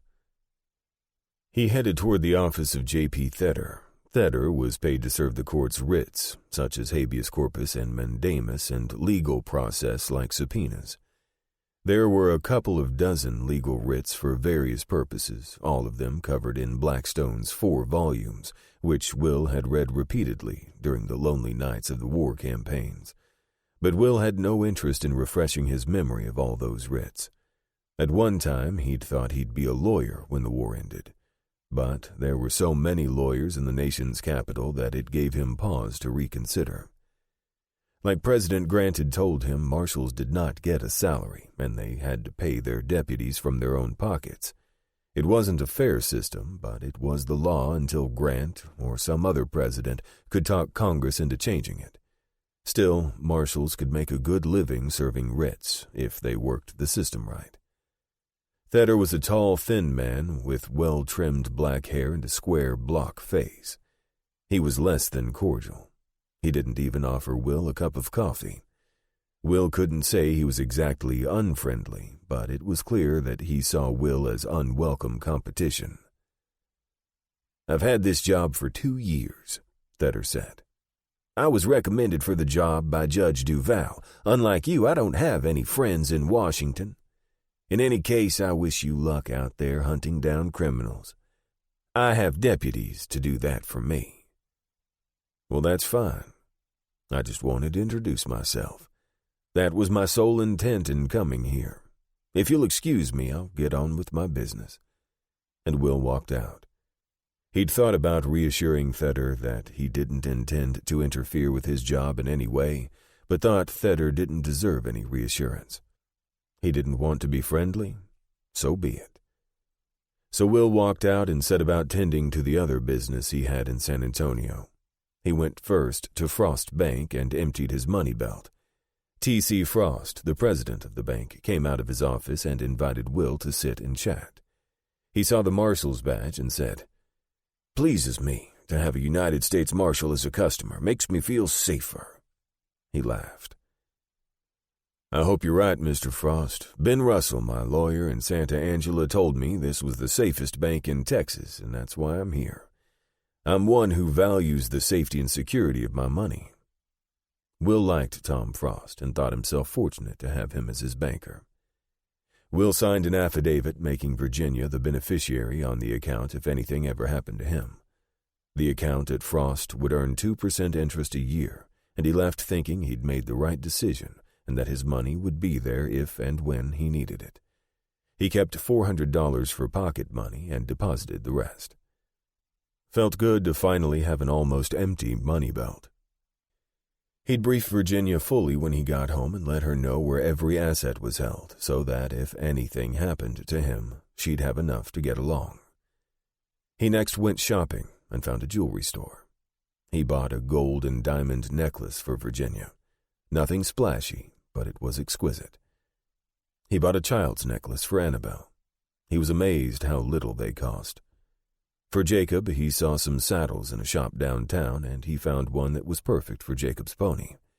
It was a little big for Jacob's little rump, but he could grow into it. He took the saddle and other gifts to the Hotel Behar, where he ate dinner and spent a restless night thinking about the jolting return trek that lay ahead. Things went as expected for 2 days on the stagecoach. Will was one of 4 passengers on the stage. There was a woman, Miss Ida Haynes, wife of a cattleman. There was also a drummer, Sterling Moody, who couldn't stop selling them about his selection of knives. Another passenger was a cattleman named Rush Johnson. At the beginning of the 3rd day, everyone had exhausted polite conversation, and it was quiet on the stage. It caught everyone's attention when the stage slowed and the driver started yelling, "Whoa, whoa, whoa," to the horses. When the stage stopped, Will watched as a man threw his saddle on the top of the coach and then climbed inside. Will thought he might know him. In any case, he didn't like the look of the man. He hadn't shaved in more than a week and he smelled bad. Not just sweaty, but rotten sweaty, like he hadn't had a bath in more than a month. Everybody in the coach noticed it. Ida Haynes tried to keep her nose out the window as much as possible. The new passenger sat back between Moody and Johnson, facing Ida Haynes and Will. The new man acted as if he were asleep, but Will knew he was not. Out of the corner of his eye, he watched the man constantly. Will slipped his hand into his jacket pocket where he had the bulldog. Shortly, there were gunshots outside, and Will could feel the coach slowing and the driver yelling, "Whoa up there!" The sleeping man started to pull his gun, and Will shot him in the chest with the bulldog. He threw the body on the floor while putting the bulldog away and drawing his Colt. He looked out of the coach. 3 men that he could see. He hoped there wasn't one back in the brush with a rifle. Will jumped from the coach, shooting. His first shot punched the closest rider in the chest. His second caught the middle rider in the throat. The third rider turned his horse away, and the shotgun guard caught him full in the back. The first rider hit was writhing on the ground. Will opened the gate on his Colt and reloaded. He took a deep breath and said, "Okay, folks, it's all over. Let's get out and have a rest." Will went over and towed the man over. He knew the man. Slope Sanders. Will had seen his likeness on a reward poster in the sheriff's office. He thought his real name was Dave, but who cared now? He was dying. Wouldn't be long now. Will leaned down. "Well, Slope, you held up the wrong stage." Guess so. Wasn't my idea. Out of money. Jimmy wanted to rob the passengers. Blood covered his lips, and his head fell to the side in death. Will turned and found all the passengers hovering and staring. He supposed it was probably natural, like those who attended hangings. "We checked the others," the driver said. "Buzzard bait. All of them." Will chuckled. "Well, we either have to bury them or tie them to the top of the coach. What's your pleasure?" he asked. They all voted to tie them up atop and get on with the journey. "Fine with me, but you're asking those horses to pull an extra 800 pounds. It's a lot of weight." Will turned to the driver. "You think the horses can handle it, the extra weight?" "We could tie them across their horses." "We're only about 4 miles from the next change station, so we'll get there if we go slow, but we should drop off the bodies at the station.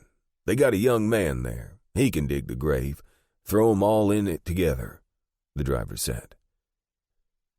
They arrived at the change station and unceremoniously tumbled the bodies from the coach. Will walked over and spoke to the young hostler who'd been told he had to dig the grave. Will shook hands with him and gave him a $10 gold coin. Afterward, Will jumped into the coach and sat quietly in the corner. He could feel the others staring at him. Mrs. Haynes broke the silence. "We're all sitting here thinking that you're the bravest man we know. None of us has ever seen anyone act with such deadly dispatch against outlaws." Will chuckled. "There are plenty of other men who would do the same thing. I'm a United States Marshal. They just picked the wrong stagecoach." "How did you know that horrible-smelling man who got on the stagecoach was an outlaw?" Mrs. Haynes asked. "I'd seen his likeness on a reward poster in the sheriff's office. I recognized him when he got on. He pretended he was asleep, but he kept sneaking peeks like he was expecting something. He was put on the coach to kill anyone who might be a problem. His name was Deuce Morris. Don't know how he got the name, but that's what's on the reward poster," Will said. The cattleman, Rush Johnson, asked, "Seems to me it's more dangerous to jump out of the coach shooting than it is just to let them have the money and ride on." Will responded, "I don't know about that, but I have a notion that outlaws are most dangerous when they have you under their control. All kinds of things go through their minds. They realize maybe for the first time in their lives that they're in total charge, that they can do any ugly thing they want to another human being because those under the gun have surrendered. And if they'd got Mrs. Haynes off this coach, don't think they wouldn't think about carrying her off to some hideout and doing unspeakable things to her." "Oh, heavens," Mrs. Haynes said, and drew her jacket close around the neck and looked absolutely horrified. "I'm sorry, Mrs. Haynes, I didn't mean to offend you or scare you," Will apologized. "But when outlaws are totally in charge, any idea may enter their heads. They could, for instance, decide that it might be better to kill everyone and eliminate all the witnesses, or they might have the idea to kill just one or two to terrorize everyone else. That's why, if you have any chance at all, you should take it. Don't let them have an all-powerful hold on you that can generate all those ugly thoughts, especially if a woman is involved. I didn't enjoy killing those men, but I've trained myself to be good at what I do, and when called upon, I'm willing to do whatever it takes," Will said. Then he sat back and closed his eyes. He didn't want to talk about it anymore. At home that night, he kissed Virginia and held her for a long time, just enjoying the feel of her sweet, slim body next to his. He enjoyed rubbing his hands up and down her slim body. Jacob and Annabelle were already in bed. "Oh, shucks, I wanted to see the kids. I brought them some gifts." "Oh, show me what you got," Virginia said. He showed her the necklace for Annabelle. "She'll love this. I've never had anything this nice in my life. She'll be thrilled," Virginia said. Then he showed her the new saddle. "Oh, Jacob will be so excited. His very own saddle. He'll be overjoyed." They went back into the house and he hugged her and kissed her, then said, "You don't think that I forgot about you, do you? The most important thing is that you're home safe. But I was hoping you thought a little about me on the trip. I thought about you every minute you were gone," she said. From behind his back, he brought forth the box containing the gold and diamond necklace. She opened it and said, "Oh, I've never seen anything so beautiful. I'm just speechless, Will." She turned and squeezed him and kissed him. "Here, let me put it on for you," Will said. Virginia rushed to the mirror. As she looked, she fingered the exquisite diamond settings. "As a child, I dreamed I'd have a prince who would give me something like this," she mused. "And now I do." Later, as he ate supper, Will related to her exactly what had happened with the stagecoach robbery.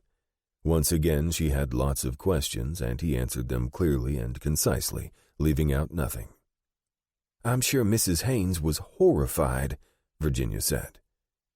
He shared with her his notion that an outlaw's thoughts can veer off ugly once he has total control of people.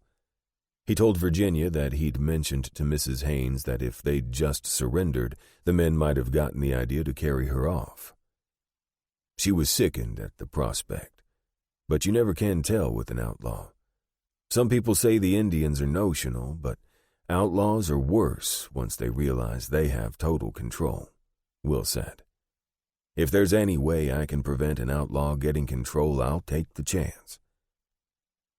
The following day, Will got lots of loves and kisses from Annabelle, who wore her little necklace everywhere, and Jacob was jubilant when he saw the new saddle.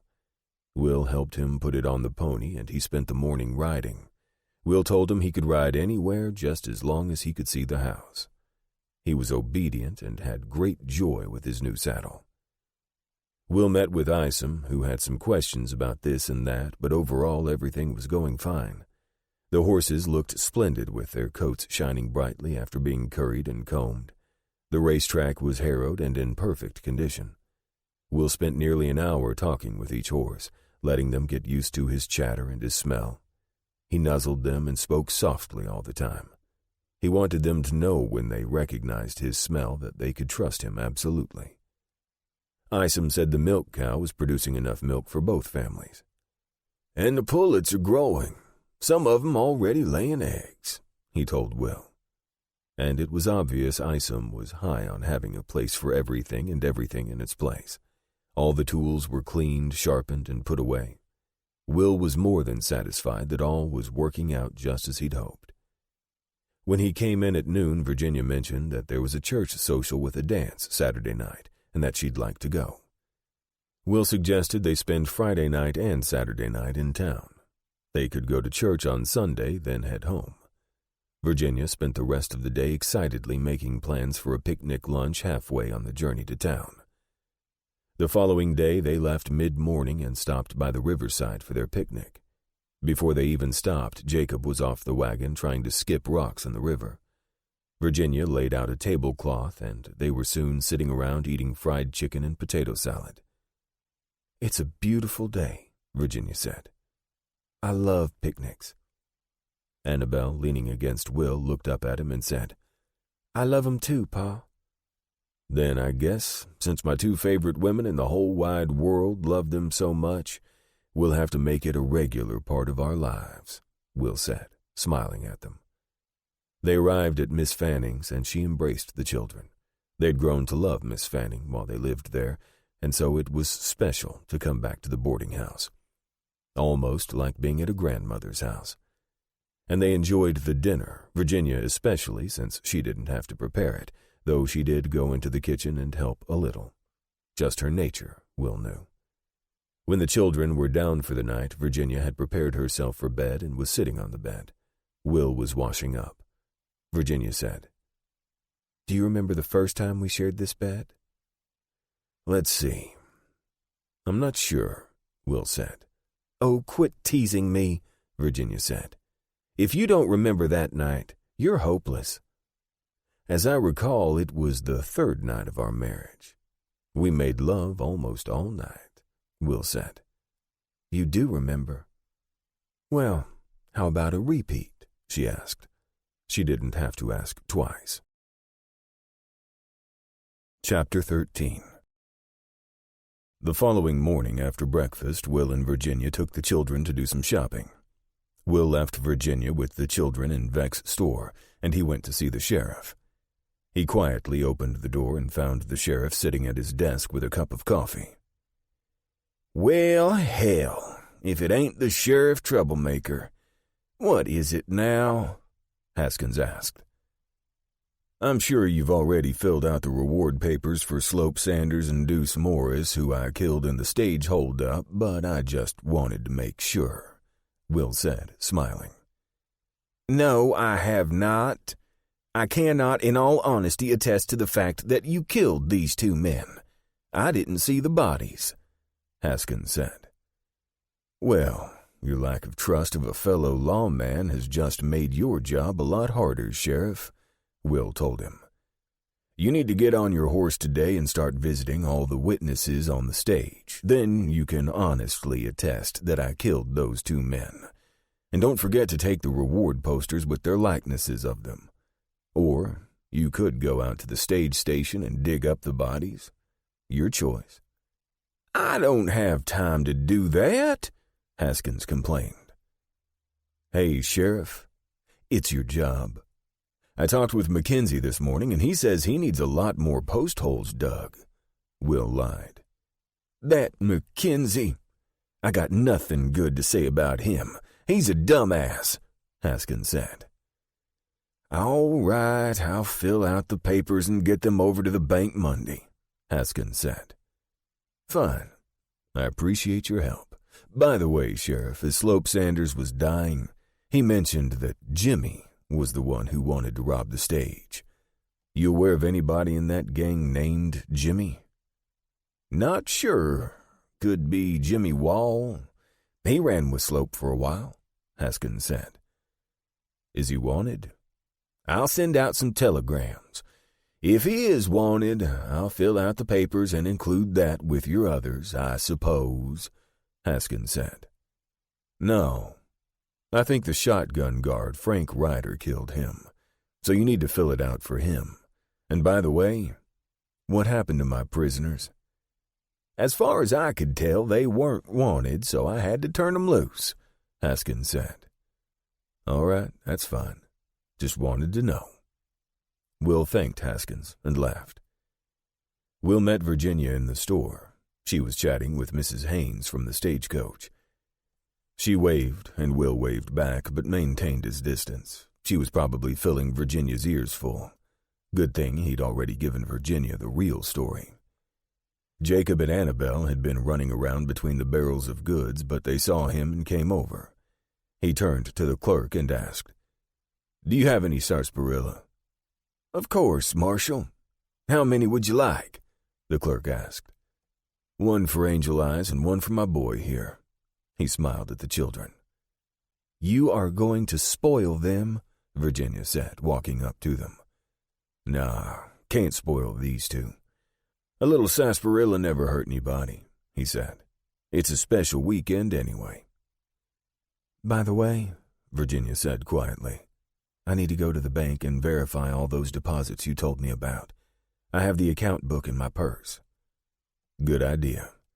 I'll wait out here with Jacob and Annabelle. Virginia returned in a few minutes, grabbed Will's arm, and they headed down the wooden walk. Will was watching Annabelle and Jacob walking in front of them, sucking their sarsaparilla bottles. The two of them seemed to be in heaven. Everything okay at the bank?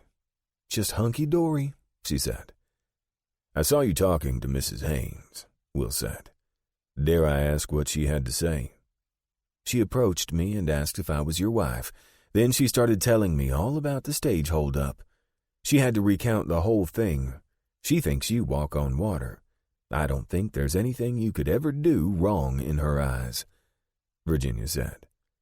She's a nice lady, but she's like a babe in the woods, Will said. Actually, she told me something very interesting, Virginia said. What is it? There's a horse race this afternoon. I wondered if you'd like to see it, Virginia asked. Yeah, that'd be fun. I'd like to see some of the local horses, see how they compare to our thoroughbreds. Mrs. Haynes says that her husband has the best stable in West Texas, and his horse named Moonlight can't be beaten. I hope her husband thinks that, because if he does, I see dollars, Will said. What do you mean? Virginia asked. Think about it. If he thinks his horse can't be beat, and I know Traveler can beat him, then we could make some money. First, we need to see how fast his horse is, don't we? I've got a stopwatch in my saddlebags, so we'll know exactly how fast he is, Will said. And then I can measure the thoroughbreds over the same distance. In the early afternoon, more than 200 spectators were lined up for the horse races east of town. A number of them were soldiers, including several Buffalo soldiers. Guess they head back to the fort before dark, Will thought. There was heavy betting all around. Will had given the stopwatch to Virginia and had Annabelle on his shoulders so she could see. Jacob was fascinated by all the betting and activity around him. Will kept his eye on him. Virginia was going to record the times of the various horses. The first races were at a quarter-mile. Haynes's prediction was dead on. His horse Moonlight was very fast in the quarter-mile and won easily. Then Haynes ran Moonlight in the half-mile, and she won again. But Will had the impression that she slowed a little in the second quarter-mile. Haynes was being congratulated, and bettors were paying off all around. Next, 8 horses were racing in the mile. You could see the horses on a hill a mile distance. The finish of the race, like the others, would be right in front of the crowd.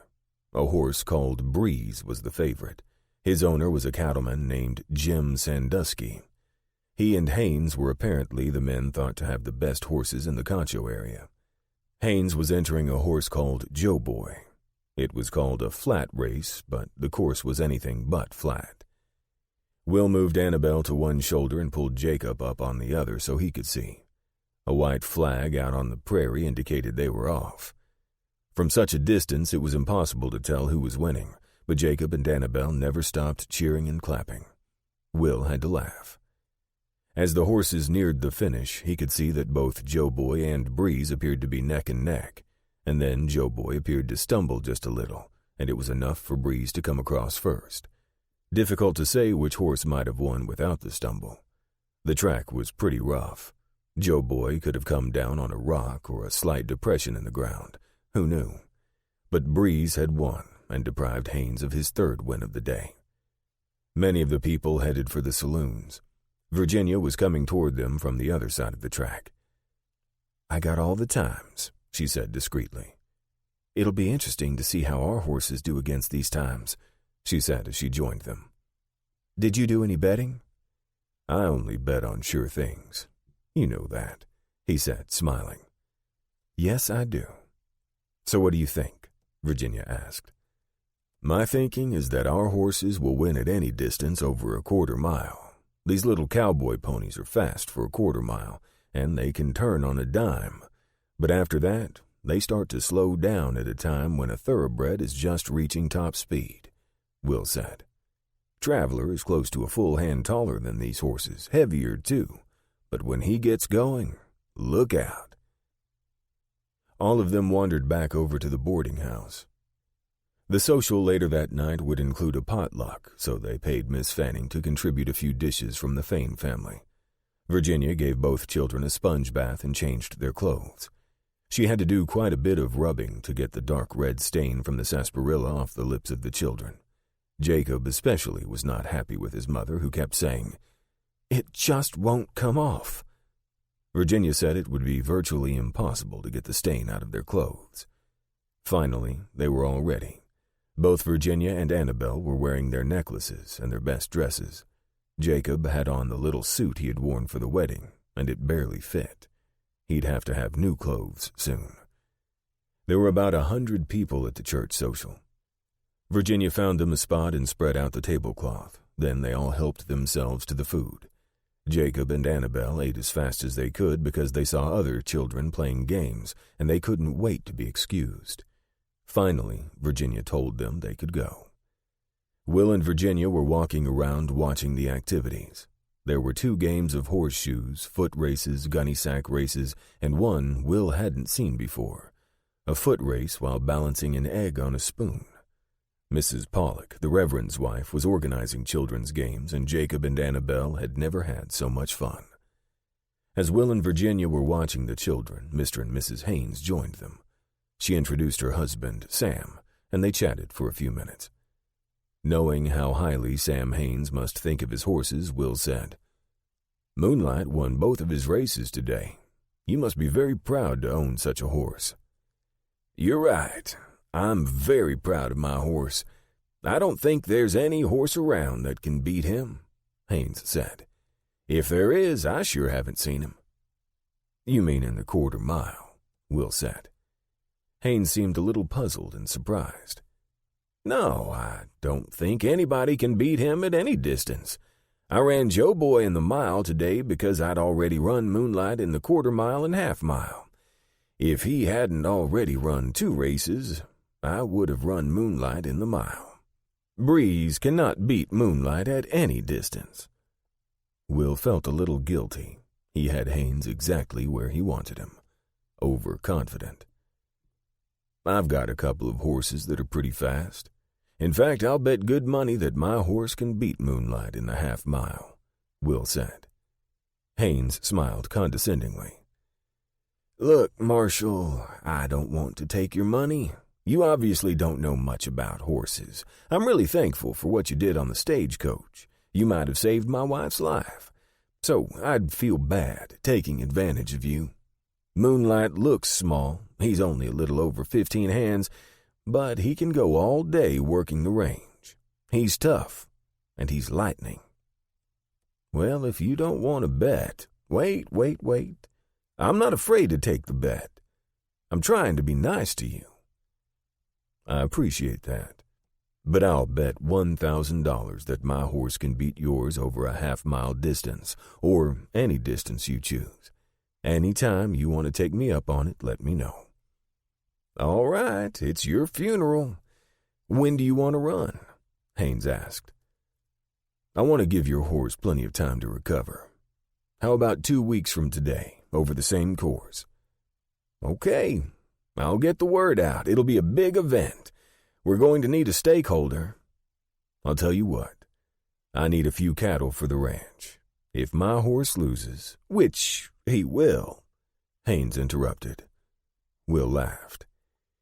If I lose, I pay you $1,000. If you lose, you give me 40 shorthorn heifers and one proven bull no older than 4 years delivered to my ranch. All right, that sounds fair, Haynes said. You know Bill Small at the bank? He'll guarantee my $1,000 wager. He's here today. You can speak with him, Will said, thinking he'd bet a lot on Traveler. But it didn't have to be Traveler. The other thoroughbreds were fast, too. When Haynes had left, Virginia said, I heard parts of your conversation. Did you bet $1,000 that Traveler could beat Moonlight? No. I bet him that our horse could beat Moonlight, so I can race any one of our horses. Doesn't have to be Traveler. I hope I'm right that we can win, Will said. Me too, she said. I need to find a saddle maker. Let me ask around and see if anyone knows one, Will said. He came back in a few minutes and said, There's a saddle maker who's down on Oak Street. Let's drop the children off at the boarding house and walk down there, Will said. Virginia agreed, so they walked up Concho to get to Oaks. The walk took just a few minutes. Along the way, they passed 2 bordellos. Some of the girls were propositioning the men walking along the sidewalk. Will laughed and asked Virginia if she was okay. Oh, I've seen it before. Nothing new here, but I wouldn't bring Jacob and Annabelle, especially Annabelle. She tends to ask questions that are hard to answer, Virginia said. They found the saddle shop and walked in. For Will, it was the best smell in the world, the smell of new leather. An old man, dark-skinned and wizened, yet still handsome, was working in the corner. Help you, senor? Mr. Obrero, my name is Will Fain. This is my wife, Virginia. I'd like to see about getting a very light racing saddle, Will said. Let me show you drawings, Miguel Obrero said. They spent a quarter hour and settled on the style of saddle they wanted.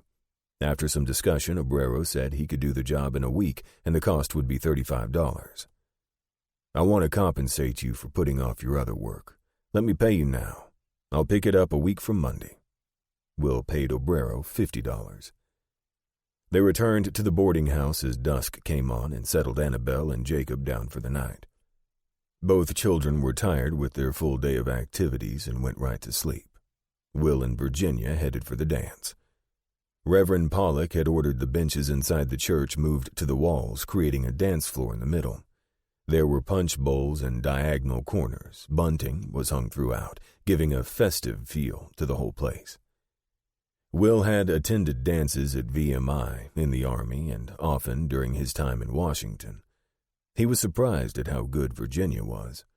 Incredibly light on her feet, she could follow him in virtually any dance.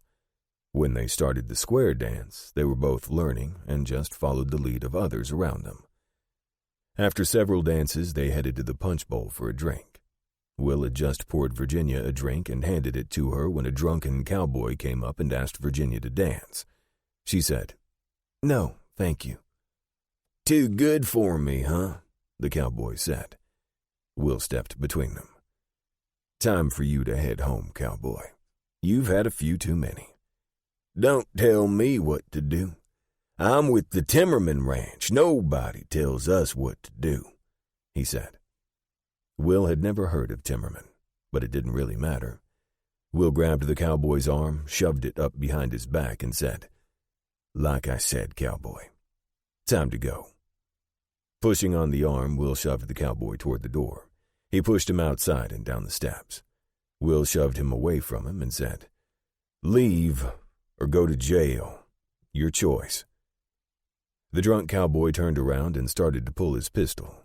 Will already had his hand on the bulldog and stepped forward and brought it down on the side of the cowboy's head. He collapsed. Will turned to the onlookers. "Bring the sheriff down here or one of his deputies. This cowboy's going to jail," he said, all the while scanning the crowd because he was certain the cowboy had not come alone. "Anybody ever heard of the Timmerman outfit?" Will asked. One man stepped forward and said, "They're from South Texas. They're driving a herd north along the Concho. Got a big crew and they think they own the world. They were here last year. Shot up the whole town," the man said. Junior Haskins arrived and Will told him to put the cowboy in jail for the night. "What's the charge, Marshal?" Junior asked. "Drunken disorderly and assault on a federal officer," Will replied, handing the cowboy's gun over to Junior. "What do we do with him in the morning?" Junior asked. "Let him off with a fine. If he can't pay it or his boss is unwilling to pay it, hold him in jail for a few days, then let him go," Will said. The cowboy was regaining consciousness, so Junior got him on his feet and handcuffed him, then dragged him off to jail. The crowd began to disperse. Will thought that he hadn't heard the last of this. The Timmerman outfit seemed like they could cause a lot of trouble. He went back inside and joined Virginia, and they danced until it all ended. They helped clean up and put the benches back in place for the Sunday services and later walked back to the boarding house. Sunday morning, Will was up at dawn. He dressed, slung on his gun belt, and tied it down. After breakfast, he kissed Virginia and headed down to the jail. He had an idea there might be trouble, so he wanted to be there, just in case. Will walked into the jail and found Sheriff Haskins already there. Will looked into the cells and said, "Where's the prisoner?" "Timmerman came up here last night with a dozen or more of his riders. They took Junior prisoner and let your prisoner out of jail. There was nothing Junior could do, Will. Really, if I'd been here myself, there was nothing I could have done.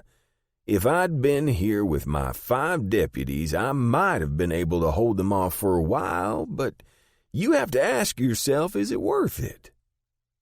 Will had a decision to make. The charge was not important, but they had broken a prisoner out of jail. He couldn't allow it to stand. "Are they camped near here, or are they moving on today?" Will asked. "I think they're trailing out today, so they'll be heading up the North Concho just outside of town," Haskins said. Will went to the boarding house and told Virginia he'd missed the Sunday services. He said he didn't know when he'd be back and suggested they stay another night at Miss Fanning's. He rented a gelding at the livery and set off for Fort Concho. When he arrived, he found that Mackenzie was gone, so he spoke to Captain William Burdett and asked for a troop of 20 to accompany him to arrest the prisoner. "Don't see why not," Burdett said. He gave orders, and soon Will had 20 Buffalo soldiers behind him with Sergeant Charles Cherry in charge. They left at a canter. It took them 2 hours to catch up to the herd. Looked like there might be 2,000 steers. Will led the soldiers around the herd and then asked the sergeant to spread his men out in a line. Spencer rifles at the ready. Within seconds, they spotted a rider fogging toward them. When asked what they wanted, Will told the rider to get Timmerman. He galloped off and came back with 4 other men. The man in front looked hard as nails. He was large, had the beginnings of a belly, and wore his hat pulled down low over his eyes. He pulled his horse up and asked, "What do you want?" Will spoke calmly and said, "Are you Timmerman?" "Who the hell else would I be?" Timmerman said. "I'm U.S. Marshal Will Fain. I'm here to collect the prisoner you broke out of jail last night." "Well, you can't have him, and that's final." Timmerman sat insolently, arms crossed on his saddle horn.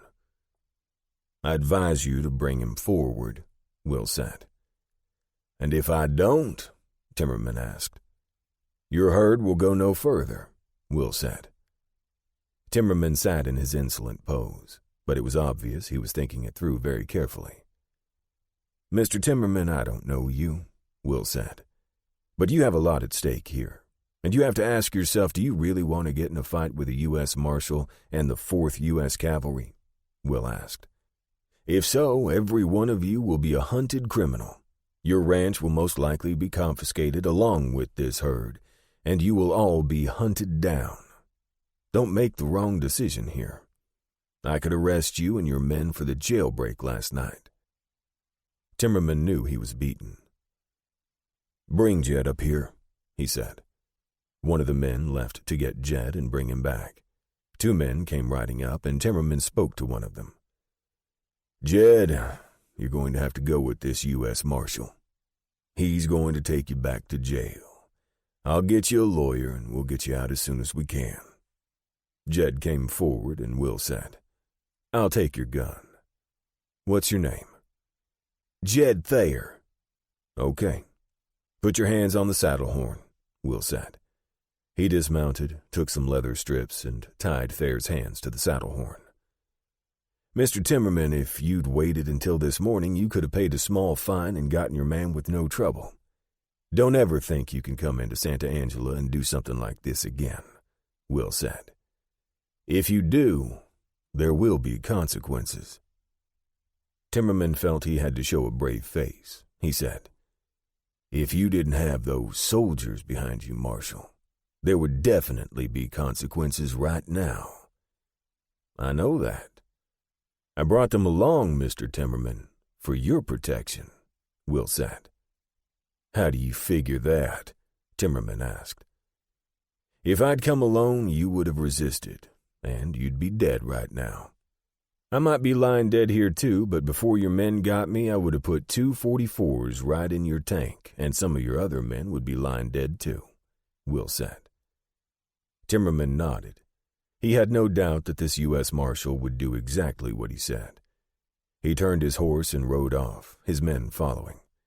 Will understood that in front of his men, Timmerman had to show a brave face. That was okay. Will rode off with Thayer and the soldiers following. Haskins was shocked when Will walked in the door with the prisoner. "Put him back in the jail and keep him there," Will said. "When Timmerman's lawyer shows up, hit him with a nice fine and let the prisoner go. His name is Jed Thayer. Treat him right, 3 squares a day. He's not a bad hombre when he's sober." Chapter 14. It was mid-afternoon when Will got back to the boarding house. He told Virginia they could head home or stay another day at the boarding house, her choice. "The children are expecting to stay here tonight, so if it's okay, let's stay here and we'll go home in the morning," Virginia said. The following morning, a messenger brought Will a telegram from J.P. Thayer. "U.S. Marshal Will Fain, Santa Angela. Stop. 3 deputies killed near Comanche by Frank Whitlock gang. Stop. Gang includes Cajun Joe Babin, Aldo Weber, Trace Wilson. Stop. Believed to be heading your way. Stop. Appreciate any and all assistance. Stop. Thayer." Will let Virginia read the telegram. "When will you be leaving?" she asked. "Tomorrow morning. We'll have today to enjoy our picnic on the way home, and I'll get everything ready when we get there," Will said. "Good," she said. "I was hoping we'd still have today together." She leaned into him and whispered, "And another night in the same bed." When they arrived home, it was to the side of Timmerman's herd heading north on the other side of the river. The herd was enveloped in a cloud of dust. Jacob and Annabelle had never seen such a sight, and they were fascinated. Will broke out his telescopic binoculars, placed them on the tripod, and the children couldn't believe the view. Jacob and Annabelle took turns watching the cattle through the binoculars for almost an hour. They saw the unwieldy old chuck wagon bouncing along with the herd. Will had no plans for his property across the river, but it bothered him a little that every cattleman figured he had the automatic right to run his cattle anywhere he wanted. But there wasn't much he could do about it, or wanted to do about it at this point. But in the future, he could see the time when he might want to fence all of his property, especially if he had his own cattle there or crops, which would be destroyed by a large herd. Annabelle finally lost interest and went back up to the house.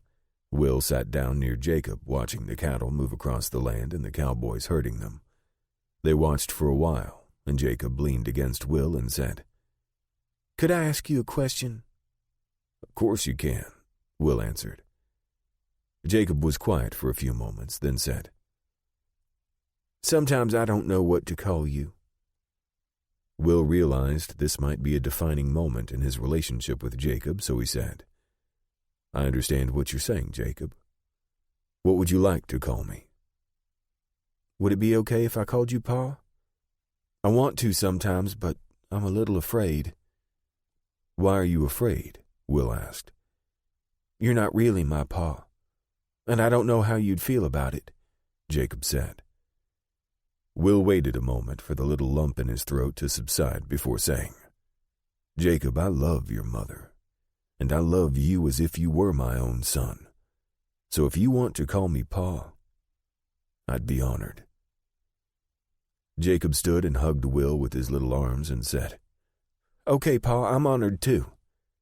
Then he ran up to the house, and Will saw him later playing with Annabelle and Faith. Will felt like they were finally cemented as a family. Will knew that if Annabelle heard Jacob calling him Pa, that she would do the same. He spent the next hours readying things to leave in the morning. He planned to take Philly and Arch because Traveler had to prepare to race. If he had only known he had to hit the trail, he wouldn't have agreed to race Traveler. He went over the training schedule with Isom, who assured Will he'd take care of everything. He'd already given Isom one of his Winchester prototypes, and he was a superior marksman. Will also owned 3 Spencer repeaters and .52 caliber rimfire that he'd collected during the war. He'd given Isom one and found out he was an expert with it. It was good for up to maybe a little over 400 yards, and Isom could hit a target at that distance. It was the same rifle Isom had used as a buffalo soldier, and it remained his prized weapon. He also had the Gatling gun if he needed it, so Will thought the home place would be in pretty good shape. Schmidt's work crew would be coming the following day to start work on the house for Isom and his family, so they should be there for additional safety for a good long time. When Will was finishing his packing, Isom came down with a pair of Indian moccasins and said, "I fought Indians a long time, and sometimes you need to move real quiet," Isom said. "Outlaws or Indians, don't matter. You take these Indian mocks here, and you can move quiet as a mouse. Maybe help you sneak up on them." Will thanked him and packed them with the rest of his goods. The following day, Will left at daybreak. He'd gone into the children's bedroom and hugged each of them goodbye. Virginia walked with him to the horses. They kissed and hugged. She tried unsuccessfully not to cry, but he assured her he'd be back in a few days. "I forgot to tell Isom to pick up the new saddle on Monday. Please tell him for me," he said. She nodded and hugged him again. On the way into town, he passed Schmidt's wagons coming up. He spoke briefly with Schmidt and asked him to keep an eye out for his family while he was away. Then he hurried along. Looking at the map, Will thought the Whitlock gang would head for either Mercer's Gap or Brownwood. Outlaws are often lazy and don't travel too fast once away from the scene of the crime. Whitlock might act different, knowing that he'd killed 3 deputy marshals. The outlaw leader had to know he'd have every lawman looking for him, and Theder would almost certainly send a team of deputy marshals to avenge the 3 killed. So Mercer's Gap and Brownwood seemed like a good bet. The gang would need supplies, so they'd go to one town or the other. Will figured he was 3 days away, so he traveled easily, not pushing the horses and giving them frequent rests and plenty of water. Several times a day, he surveyed the country with his telescopic binoculars. On the 2nd day, he saw smoke, which he thought might be coming from a cabin, so he headed that way. When he got close, he found a vantage point and surveyed it for a time. There were 2 horses in the corral and a woman washing and hanging clothes in the front yard, so Will rode down into the clearing. When the woman saw him, she left her washing and hurried into the cabin. She came out holding a rifle. Will stopped about 50 feet away. "Ma'am, my name's Will Fain. I'm a United States Marshal looking for a gang of outlaws." The woman lowered the rifle and said, "Come on over and light, Marshal. You can water your horses from the well." Will walked the horses over and got down next to the well. The woman walked over with her arms crossed on her chest. "My name's Sadie Horner. My man will be back shortly," she said. "I'll just water my horses, ma'am, and be on my way. You haven't seen anything of 4 men coming from Comanche way, have you?" Will asked. "Marshal, you're the first person I've seen in more than a month. You think those men are coming this way?" she asked. "No, I really don't. I don't think they'd come this far. They were last seen heading this way, but that was near Comanche, which is a good 50 miles from here," Will told her. "I'm riding from Santa Angela trying to intercept them. They killed 3 deputy marshals in Comanche." "So they send out 1 man to catch 4 outlaws? Is that what you're telling me?" she asked. Will laughed. "I'm sure there's more coming, ma'am. But if I do intercept them, it won't be much of a fair fight, will it?" "No, it won't." He could tell the woman was nervous. She kept kicking the dirt with her shoe. "Ma'am, I think something's troubling you." "What is it?" Will asked. "I lied before, Marshal. My man ain't coming back shortly. He went to Brownwood to get some supplies, and that was 4 days ago. He should have been back before now, and I'm some worried." "How far to Brownwood?" "About 10 or 12 hours, she said. "He'll probably be in today, or at least by tomorrow," Will said, trying to give her something to hold on to. "I hope you're right, Marshal. But I'm afraid he's in trouble," she said. "He's a good day overdue." "I'm heading that way. I'll keep my eyes peeled," Will said. "What's your husband's name, Mrs. Horner?" "Henry. They call him Hank sometimes," she said. "I hope nothing happened to him. I don't know what I'd do." The woman was probably 30, but she looked older. She'd had a hard life, and Will hoped her husband had just been held up by something innocent. But if he'd run into the Whitlock gang, well, it couldn't be good. "Well, ma'am, I'll be on my way. Good luck to you," Will said. He felt bad about leaving Sadie Horner alone, but he had to. He had no choice. He waved from the corner of the clearing, then moved into the scrub cedars, heading for higher ground. Sadie looked pitiful as she returned the wave. Later that day, Will sought the highest point around and searched the surrounding area carefully.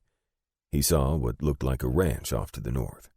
He saw another cabin, but it appeared to be abandoned. He camped that night alongside a small stream. The horses seemed to be doing well.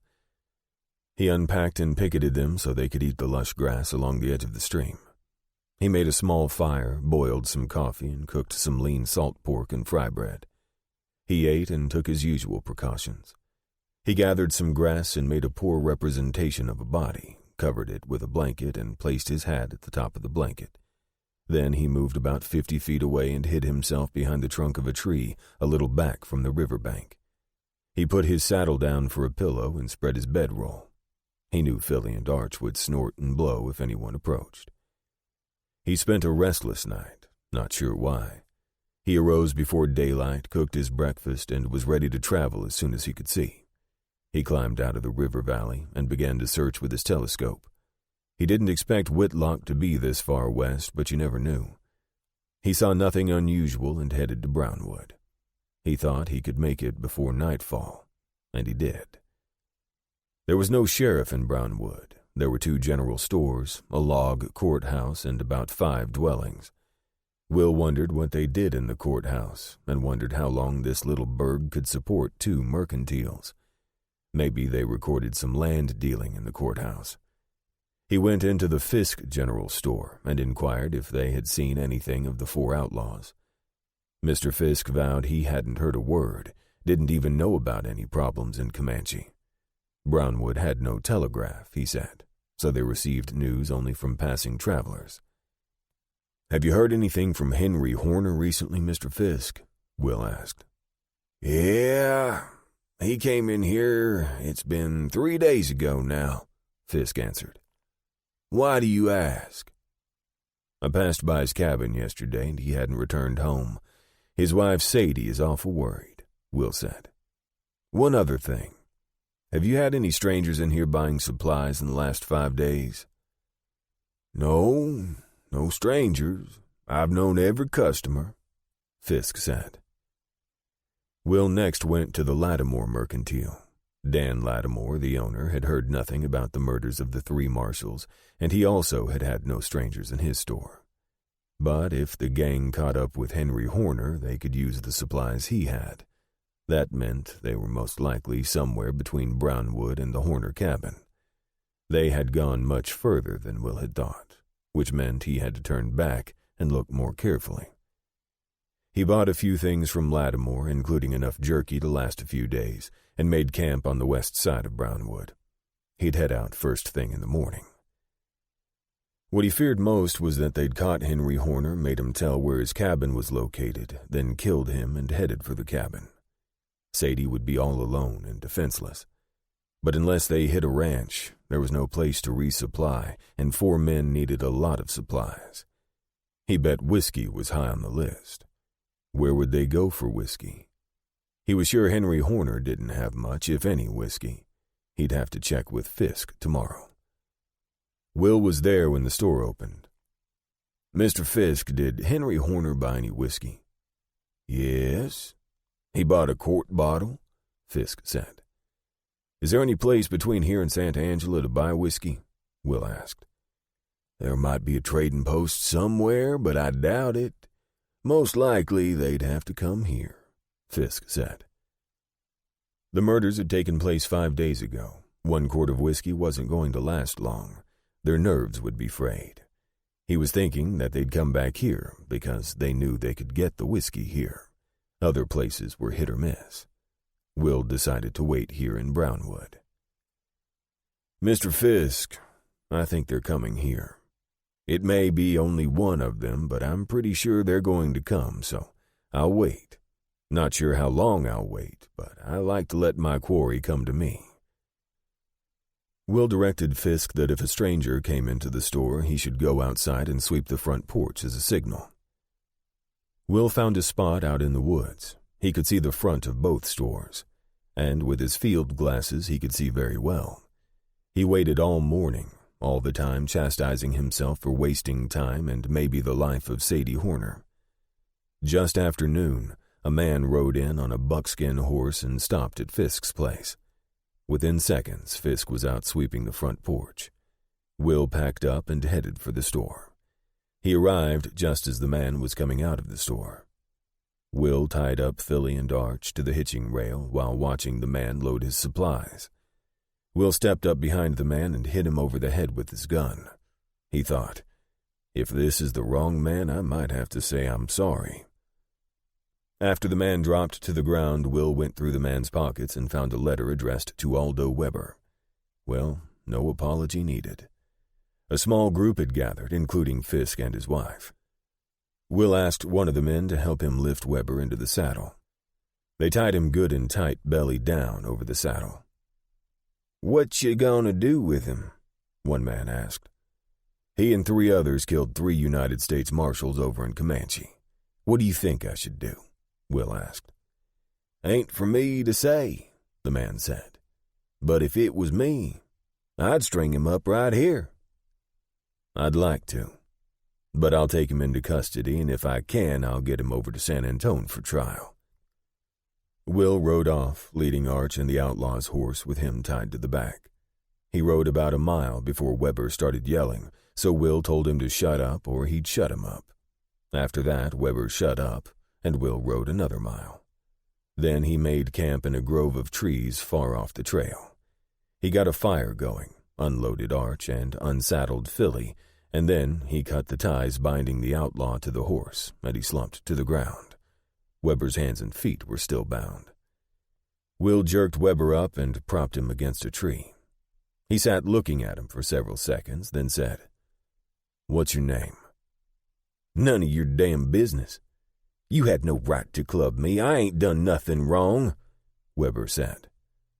Aldo Weber, you and your 3 friends killed 3 United States Marshals in Comanche, and I'm here to make sure you don't ever kill anybody else. Decent men, even criminals, deserve the protection of the law. But men like you got nothing coming. You can't do that. I got some rights, Weber screamed. Where are your 3 friends? Will asked. I don't know what you're talking about, Weber replied. You're going to tell me where they are. You're going to beg to tell me where they are, Will said. I ain't begging for nothing, Weber said. Will went to his pack, got a small hand axe, and cut 4 saplings. He fashioned them into stakes and drove 2 of them into the ground. He grabbed Weber and pulled him over to the stakes. He tied his hands to the stakes in the ground and then drove the other 2 stakes near Weber's feet. He quickly cut loose Weber's bound feet, then tied his feet to the stakes. Weber was stretched out tight, like a Comanche drum. You comfortable there? Will asked. Hell no, you crazy lawman! Let me go! Weber screamed. Will knelt down by Weber's crotch and started to pile small sticks and pieces of bark, the beginnings of a campfire. Weber kept straining his head, trying to see what Will was doing. What are you doing, you crazy man? Weber screamed. Will grabbed Weber by the hair and stuffed a rag into his mouth. Now you can scream all you want, Will said. Will stood and picked up a lighted branch from the fire he'd built earlier. I've heard the Apaches are experts in torture. You see, they build a little fire right between your legs, and then they light it, and it burns and burns and burns, and the victim screams and screams and screams. But for you, Weber, nobody will hear anything.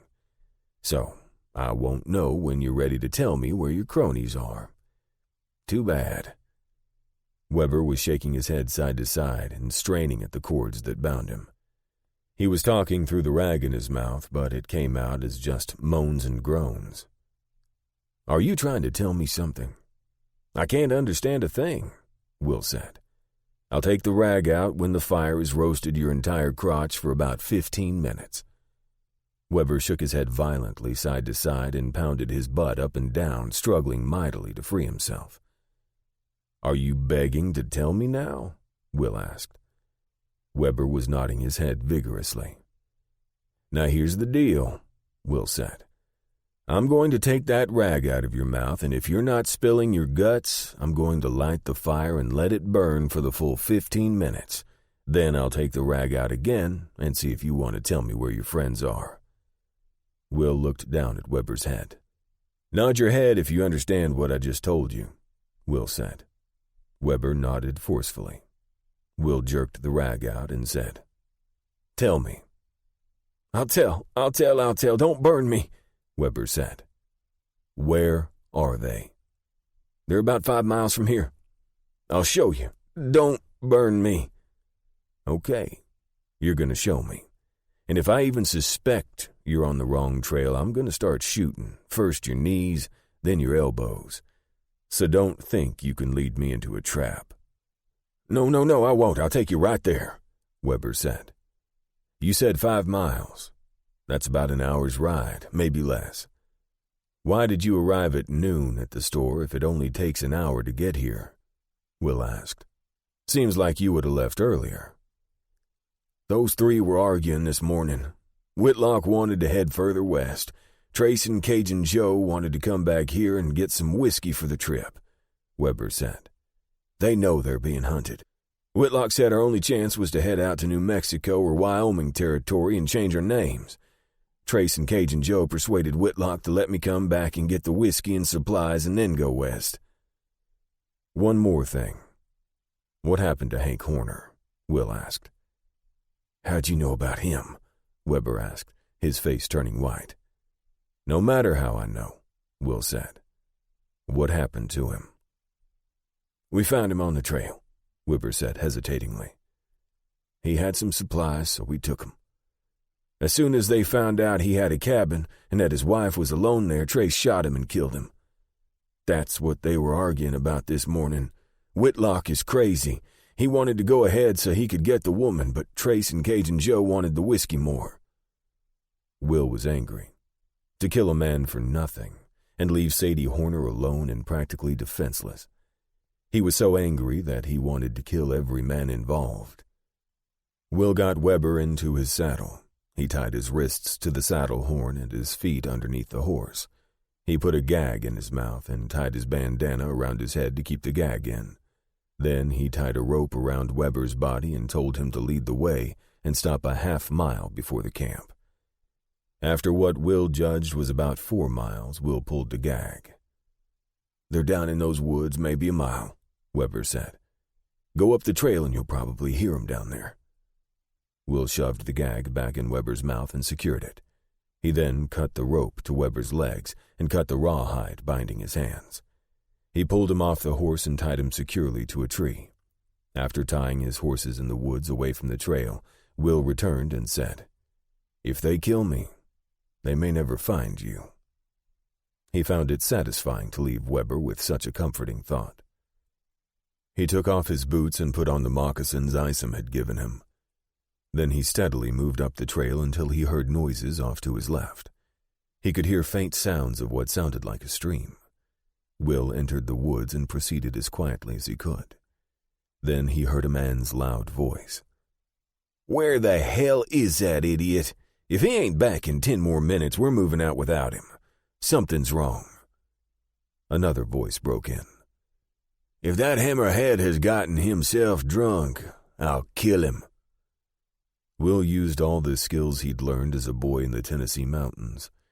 He could see the men through the trees, but the leaves of bushes were enough to obscure his face. He wondered how he should do this. There's 3 of them. Depending on their speed, maybe he could take all 3. But what could he do to cut down the odds? He decided to try to get as close as possible before he revealed himself. Will edged forward on light feet until he was about 30 feet away. He was trying to get even closer when one of the men, he assumed it was Whitlock, said, "Okay, saddle up. Something's wrong. Let's get out of here." With all the activity, Will was able to edge up even closer. He stepped into the clearing and was within 12 feet when he said, "U.S. Marshal, drop 'em." Everything stopped for an instant. Then the nearest man dropped his saddle and tried to draw. Will shot him, turned and shot a second man who was trying to get behind his horse. The third man used his saddle as a shield, then dropped behind a log and fired twice at Will, who took cover behind a tree. "Give it up. There's no way out," he shouted. "Anything's better than hanging," the man screamed, and fired 2 more shots at Will. That's 4 shots, Will thought. He knew most men only carried 5 shots in a Colt for fear of leaving one in the chamber and accidentally shooting themselves. Will fired from behind the tree, drawing a shot from the man behind the log. Will had now counted 5 shots and took a chance. He ran toward the log, zigzagging. The outlaw was trying to reload. When he saw Will almost on top of him, he panicked and tried to snap the gate shut on the Colt, but he didn't make it. Will shot him full in the face.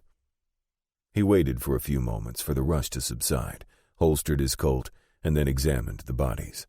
One was still alive, but he wouldn't be for long.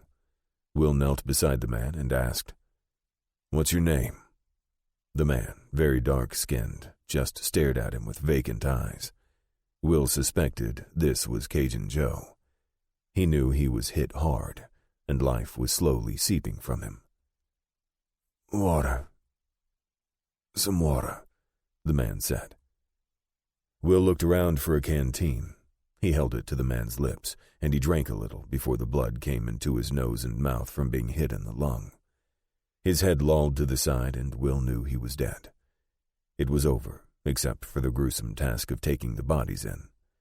Will didn't know if there was a reward, but if there was, he'd earned it. Will went through the men's pockets and found a little over $200. One outlaw had a holster with TW embossed on it, so he had to be Trace Wilson. So the other had to be Frank Whitlock. In the saddlebags, he found a little over $2,000 in various bills. He wondered where all the money had come from and if they'd ever be able to determine the owners. He gathered up all the outlaws' belongings and stuffed them into their saddlebags. He lifted each body onto a saddled horse. He tied the horses together and walked them back to where he'd left Weber. He untied Weber from the tree and retied him to the horse and began the arduous journey to Comanche, where he could turn in the bodies over to the county sheriff. Within the hour, with Weber's help, he found the body of Hank Horner. The birds and forest animals had been at the body, and it wasn't a pretty sight, but Will dug a hole and buried what remained. He piled rocks on it to keep the animals away. At least he could tell Sadie that he'd given her husband a decent burial. Will put up with Weber's grousing for the first day, but when he started up griping the second day, Will stuffed the gag in his mouth and secured it. That second day was almost pleasant, except that the odor from the dead bodies almost gagged him and the horses. When he rode into Comanche, he met a crew of 5 U.S. deputy marshals sent from San Antonio who were saddling up to begin the manhunt for the murderers.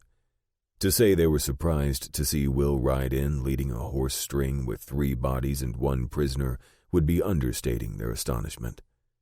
First thing Will saw posted outside the general store was a newly printed wanted poster for the Whitlock gang. Reward $4,000. He couldn't help but smile. Will went down to the Comanche sheriff's office, followed by at least 25 people who all wanted to get a good view of the bodies. He couldn't really blame them. They'd never had such excitement. The sheriff, Potter Hale, verified the identities of the gang and filled out, at Will's request, 2 copies of the paperwork for the reward attesting that Will had caught all members of the gang. Will asked 3 of the deputy marshals to also attest on both copies that he'd killed or taken captive all members of the gang. He figured he had enough legal evidence to collect the reward no matter what happened. It was a genuine relief to Will when the undertaker came to take away the bodies. He put Weber in jail in custody of the sheriff. The deputy marshals would assume jurisdiction in the morning and begin the journey to San Antonio for trial. Will did not have to attend, since he had no direct evidence in the killing of the marshals. While in the sheriff's office, Will asked the sheriff how the marshals had died. The sheriff said the 3 marshals had come into town after days on the trail of the Whitlock gang. The gang, knowing they were being hunted, hid themselves in town and caught the marshals in a crossfire. 2 of them died right off. The other was wounded, but got himself behind a water trough and tried to fight it out. He lasted only until they got behind him and killed him. The sheriff knew of no bank that had been robbed or other robbery in the area. Will was unsure what to do with all the cash he'd found on the outlaws. He was reluctant to turn it over to the deputy marshals, not knowing what might happen to it. So he never mentioned it to anyone. He felt he should keep it until it was claimed. He knew that might prove difficult, but he didn't want the money to disappear into the hands of various undeserving officials. He ate dinner that night with the deputy marshals. They weren't bad men, even though they worked for J.P. Theder, who had been less than polite upon Will's first and only visit. They wanted to know how he'd managed to get the drop on the entire gang. He gave them the story as factually as possible. One of the marshals, Parse Newman, asked, "How did you get Weber to tell you where the others were?" "That, my friend, is an ancient Indian secret," Will said, and they all laughed, knowing that Weber had been threatened with some type of torture. He didn't have to spell it out for them. Newman later told him that J.P. Theder had a tough time signing up new deputy marshals because of Thether's reputation for low pay and poor treatment. 2 of those with Newman were temporary deputies recruited just for this manhunt. "With Theder, if you capture an outlaw with a reward on his head," Newman said, "you're never sure if you're going to get even a share of the reward, but at least I don't work up in Indian territory," Newman said and laughed. Everybody had heard of the Going Snake Massacre, where 10 U.S. Marshals had been gunned down by Cherokee Indians in Tahlequah. 8 died the first day, and 2 the second day from their injuries. "Come work for me," Will told Newman. "If you capture someone, you'll get all the reward. If we do it together, you'll get half," Will said. "And I'll pick and choose who I go after. I only chase the worst of the worst. The rewards are usually pretty high," he said. "I'll think about it." You might see me up your way one of these days, Newman said. Before parting, Will gave Newman one copy of the paperwork for the reward and asked that it be delivered to T.C. Frost at the bank in San Antonio. Will included a reward poster and a letter telling Frost to deposit the money in his account. He gave Newman $50 for his trouble. Chapter 15. The following day, Will was of two minds. He wanted to get home as soon as he could, but the three outlaws had outstanding horses. So he decided he'd trail the horses home with him. He headed for home with the dead men's horses, saddles, and weapons. He'd decided he could use the horses on his ranch, and the weapons he could stockpile. He also felt a duty to stop by the cabin and talk to Sadie Horner and give her the sad news of her husband's death. When he arrived at her cabin just about dusk, Sadie was nowhere to be seen, so Will went down into the clearing and yelled, "Hello, the house!" Sadie came out, saw who it was, and stayed near the front door of the cabin with her arms folded across her chest as if she were suddenly cold. Will dropped out of the saddle and said, "Hello, Mrs. Horner." "You brought me some bad news, didn't you, Marshal?" "Ma'am, I'm real sorry. Seems your husband ran into those outlaws that killed the Marshals, and they killed him," he told her. Sadie sank slowly to the ground and began to sob. After a while, she said, "I knew it, you know. When he didn't come home, I knew it." Will unsaddled his horses, hobbled them, and let them eat of the grass in the clearing. He felt a need to be doing something, so he pulled out some supplies and built a small fire and began to cook supper, enough for him and Sadie. Shortly, she came over and without saying a word just sort of took over. She cooked the lean salt pork and some potatoes Will had bought in Brownwood. They ate the meal together, mostly in silence, and then Will opened an airtight of peaches, and they shared it. "Ma'am, what's your thinking now about what you want to do?" Will asked. "I can't stay here, Marshal. I'm a strong woman, but I can't do everything. And it's too lonely here. A man could do it if he wanted, but I only have about $17. I counted it just before you came. I have to leave, but..." She started to cry. "I just don't have anywhere to go." "Well, how about you come back with me to Santa Angela and we'll figure it out," Will said. He guessed he was a sucker for women left alone after their husbands died. Of course, it reminded him of Virginia and being in the little picket cabin. Nothing more than a shack, really. And then he started to think of his home and the children and how good life was with Virginia. But Sadie had nobody. He had to help her. It was who he was, and he couldn't help it. So he set about doing the necessary. The next morning he helped Sadie pack all her goods. She had an old saddle that he put on one of her horses, and they packed her goods on the other horse after placing an old piece of leather and some gunny sacks over the horse's back to protect it from rubbing and injury. In that way, they set out for Santa Angela, trailing Arch, the three outlaw horses, and Sadie's pack horse. Will was anxious to get home, but the ride was hard on Sadie, and Will didn't push it. She was thankful for his help and showed it by doing most of the cooking and cleaning up. He took care of the horses, chopped all the wood, and built the fires. They were a good team, but it was obvious Sadie was in grief, and Will respected that. It took them 3 long days, but they finally arrived in Santa Angela. Will felt glad to be home. He liked the town. It had its shady side, lots of saloons and bawdy houses. It was hard to get away from those on the Texas frontier, but still it was good to be back. He headed directly for Miss Fanning's boarding house and introduced Sadie. He got her a room, and May Fanning took over. Will explained what had happened and left $100, asking May to buy Sadie whatever she needed. "You know, May, all that stuff that women need that I don't know anything about," Will said, laughing. He said he'd be back in a few days and would pay for Sadie's stay as long as necessary. He unloaded Sadie's goods and put her horses in the barn, then headed for home. It was dark when he arrived. He woke Virginia, gave her a quick kiss and hug, then spent nearly an hour taking care of the horses. They got rubbed down carefully and got a bait of oats, which they hadn't had in some time. He also gave Traveler a good rub down, speaking quietly to the great stallion all the time. When he came in, Virginia had fixed him a dinner of potatoes and beefsteak. Will told her all about his trip and the Whitlock gang and related the sad story of Sadie Horner.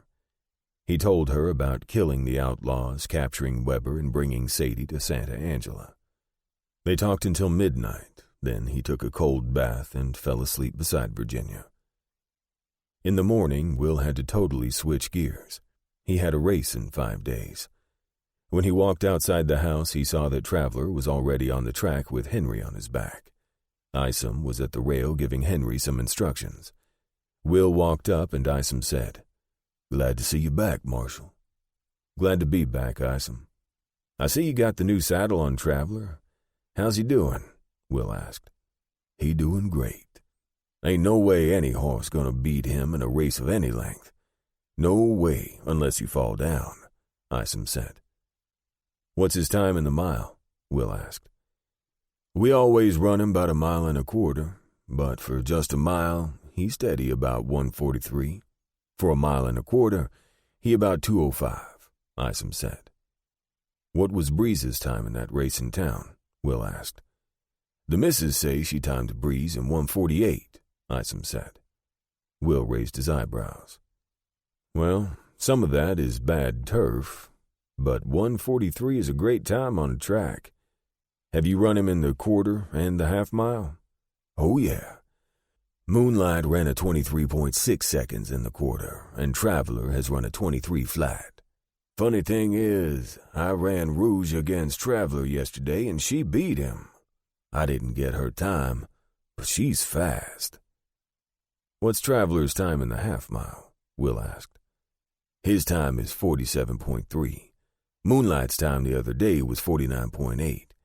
That Rouge came in at 48 flat.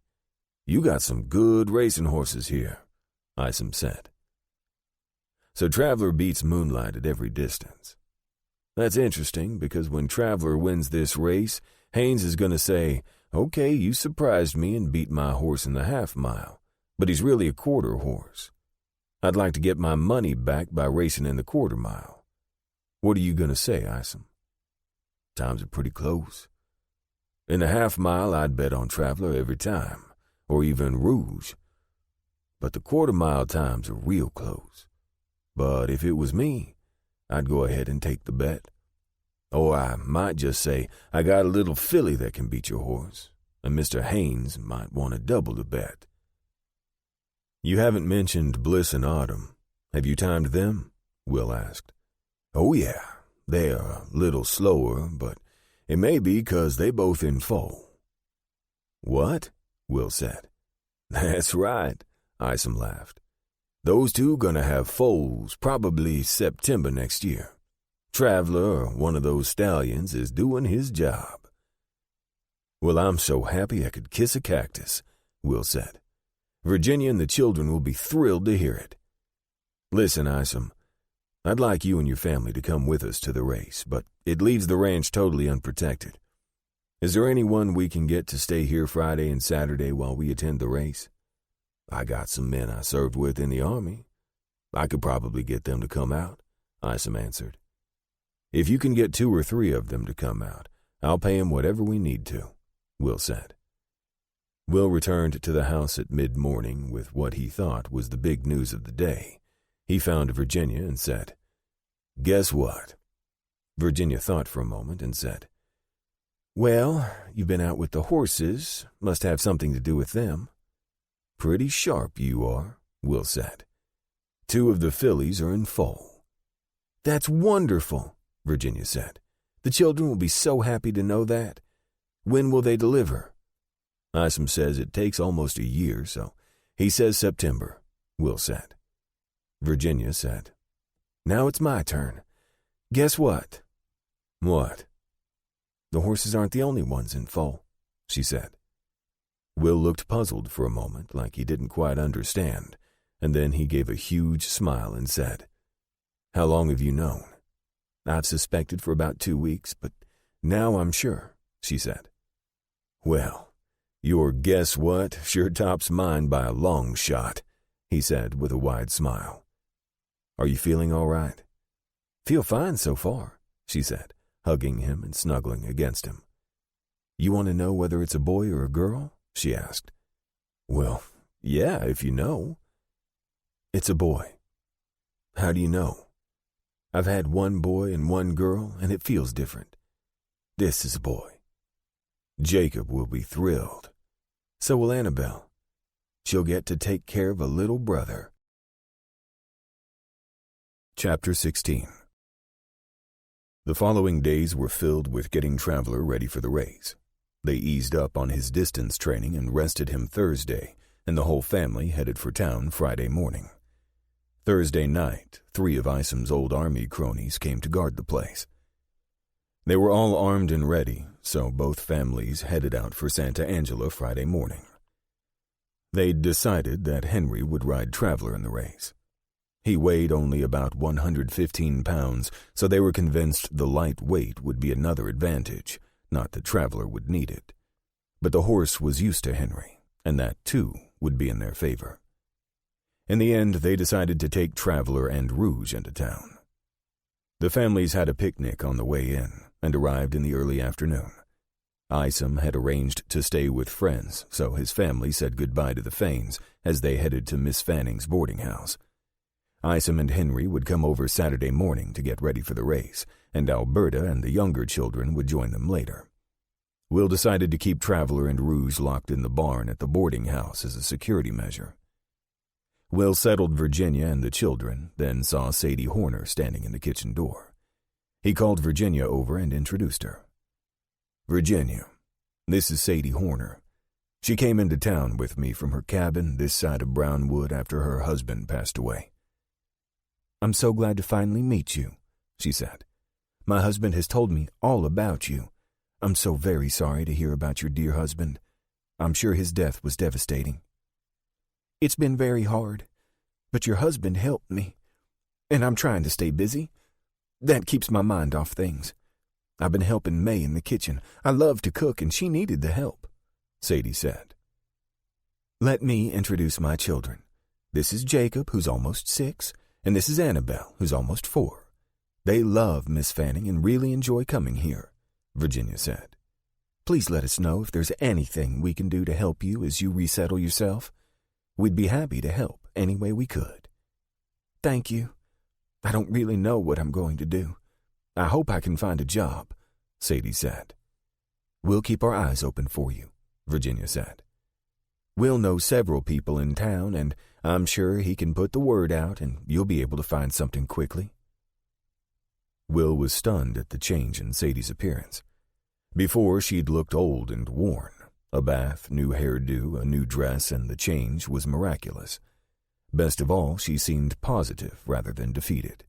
May Fanning had worked her magic. Will unloaded all the luggage and told Virginia he was going down to the telegraph office to see if he had any messages. On his walk to check on telegrams, Will couldn't help but notice the posters announcing tomorrow's race. Could be a big turnout, Will thought. Will found 2 messages at the telegraph office, one from T.C. Frost, who told Will what he needed to know without revealing much at all. U.S. Marshal Will Fain, Santa Angela. Received letter, stop. Followed instructions, stop. Money in account, stop. Frost. Confidentiality was part of being a great banker, and T.C. Frost was the best. The other telegram came from Judge Duval. U.S. Marshal Will Fain, Santa Angela. Congratulations taking down Whitlock gang. Stop. Highest praises. Stop. T.H. Duval, District Court, San Antonio. Good news on both accounts, Will thought. Funny that the judge had the class to send a telegram, but he heard nothing from Theder. His opinion of Theder was about as low as a rattlesnake's belly.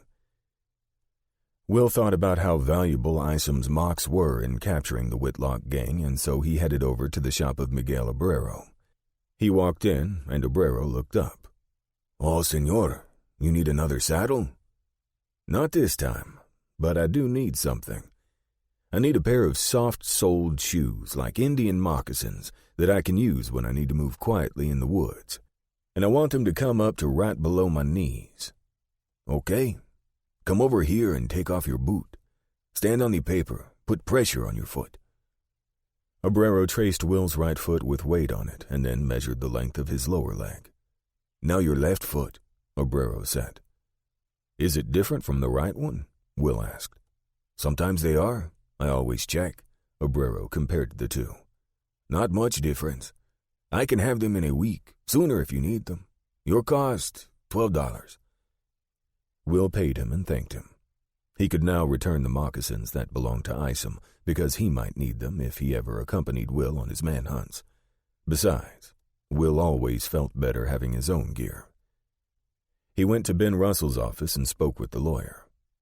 I'm glad you came in, Russell said. We got the deal done with the state. You now have the preemption grant on the 160 acres, but won't own the property for 3 years. And, of even greater importance, I have in my hand the contract to sell you the 5,000 acres from the state. I paid them the $2,000 you gave me, and you'll have 10 years to pay the remaining $4,250 at no interest. When you pay it off, they'll give you the title. Well, now that is good news, Will said. I don't like debt, but if I don't pay that for 10 years, I can earn over $800 in interest on the money. Wouldn't be smart to pay it off early, would it? Well, you have to decide that. But sounds like you're right, Ben said. How about Virginia's property? When will she get title to that? Will asked. In short time. We had to take the property out of Lucas's name and file an affidavit of death and put it in Virginia's name, but it'll come through shortly, Russell told him. On another matter, I'd like to acquire property for a restaurant, and I'd appreciate it if you could handle it. I want a place that'll seat at least 30 and with a great kitchen or enough space so we can put one in. It has to be in an area seen by a lot of people, Will said. You going into the restaurant business? Russell asked. No, it's for a friend. I can think of 2 or 3 places that might work, but let me search a little, and I'll get back to you, Russell said. I also need a 1 or 2 bedroom house in town here, Will said. We'll be going back Sunday, so if you find anything we can look at tomorrow, let me know. I'll be at the races, but I have time after that, Will said. I probably shouldn't say this, but you're my client. Anything you tell me is confidential, and I'd like you to return that favor. Will nodded and said, Okay. He was still trying to judge where his conversation was going. I don't know much about horse racing, but Haynes has a jockey that has a reputation for, I don't know what you'd call them, dirty tricks, I guess. Anyway, in some of the races, he's used a riding crop to hit either the other rider or the other horse. He's never been called on it, but I probably shouldn't say much more. I appreciate you letting me know, Ben. I'll keep it in mind in my race preparations, and it's between you and me. Okay, I'll see you at the races, along with just about everybody else in town, Russell said, laughing. After dinner, Will went to the barn to see Traveler and Rouge. He loved these moments alone with his horses. He rubbed them down, all the time talking to them, saying nothing important but letting them hear his voice, catch his smell, assuring them that they could trust him. Lamar Dunstan, who owned the Pennsylvania horse farm where he'd gotten the thoroughbreds, had given him a good education in their habits. Horses got a little sleep here and a little there, day and night, but not for extended periods. They remained alert all the time like other animals that could be prey for predators. Dunstan also said that they had a remarkable sense of smell. Sometimes they could smell things miles away. So by smell and touch and soft speaking, Will was creating a bond he knew would last. In the bedroom that evening, he spoke to Virginia about getting Sadie settled. Since she liked to cook, he thought they could use some of the outlaws' money to help her get started in a cafe and into a small home in Santa Angela. After all, he told her, the outlaws had killed her husband, and they owed her something. Virginia was in total agreement. I would really appreciate it if you would help with this, Will said. I'll be glad to do that. What do I need to do? Broach the subject with Sadie. Then go around and visit some businesses and home sites. Will said. "Our lawyer, Ben Russell, is going to let us know about properties we can rent or buy. Maybe we can look tomorrow afternoon or Sunday. I'll tag along, but I'll stay in the background. I think she's more likely to be open with you." The following morning, Isom took down the wagon and parked it beside the track so that Alberta, Virginia, and the children could see the race without getting trampled. There were 2 buckboards and a fringed surrey already parked alongside the course. A garishly painted medicine wagon advertised Dr. Willingham's Cure-All Elixir. It was parked with the back toward the crowd for optimal sales. Vex had a wagon selling candy, sarsaparilla, cigars, and hard liquor. The races started at noon, all leading up to the stakes race between Will's horse and Haynes's Moonlight, which was scheduled to be the final race of the day. Will could only guess, but he thought there might be more than 300 people there. Will had decided to take a chance and run Rouge against Moonlight. When word came that Will was going to run a filly against Moonlight, the odds went up to 2-1, and in some cases 3-1, so the race involved some serious money. Will gave Isom $1,000 and asked him to bet it all on Rouge. He didn't know if Isom would find takers for that much, but Will himself was able to place another $1,000 on Rouge. The betting money came from the outlaws' funds. It would either be gone or doubled. The races started at noon with a half-mile chuck wagon race. There was some argument about weight for one of the chuck wagons, and a judge had to be called. All the children loved watching those Conestogas bouncing down the track. It was quite a sight. As the horse races drew to a close in the mid-afternoon, Will could sense the anticipation, or maybe it was his own anticipation of the final race of the day. Henry brought Rouge to the track a little before race time. He could see Moonlight a little further down the course. "Are you ready, Henry?" Will asked. He hesitated, then said, "Yes, sir. I'm ready." "How confident are you that she can win?" Will asked. Henry was quiet, and Will could tell he was nervous. "I don't know, Marshal. I'll give it my best. Only place I ever raced was on your track." "Just do your best," Will said. "I don't want you to take any chances. This entire race will take a little under a minute. You just give her the rein and let her go. She'll do all the work." Henry nodded. Will could tell Henry had no confidence at all. He kept glancing over at Moonlight. Will figured he had to do something to reduce the anxiety that Henry was feeling. But what? At that moment, Isom came up and said, "Henry, you got a case of the nerves," Isom said. "Everybody gets 'em. Before every fight with the Comanches, I was scared to death and sweating like I'd run a mile in the desert. Now listen to me. Don't worry about nothing," Isom said. "As soon as that gun goes off, you be ready. She's gonna bolt out of there like I hit her with a branding iron. You hang on tight with your knees. Knees, Henry. Knees. Always keep your reins loose. Whatever you do, do not pull back on the reins. You just hang on. You done it on the track, and you can do it here. Forget the other horse. Rouge will win by more than a length."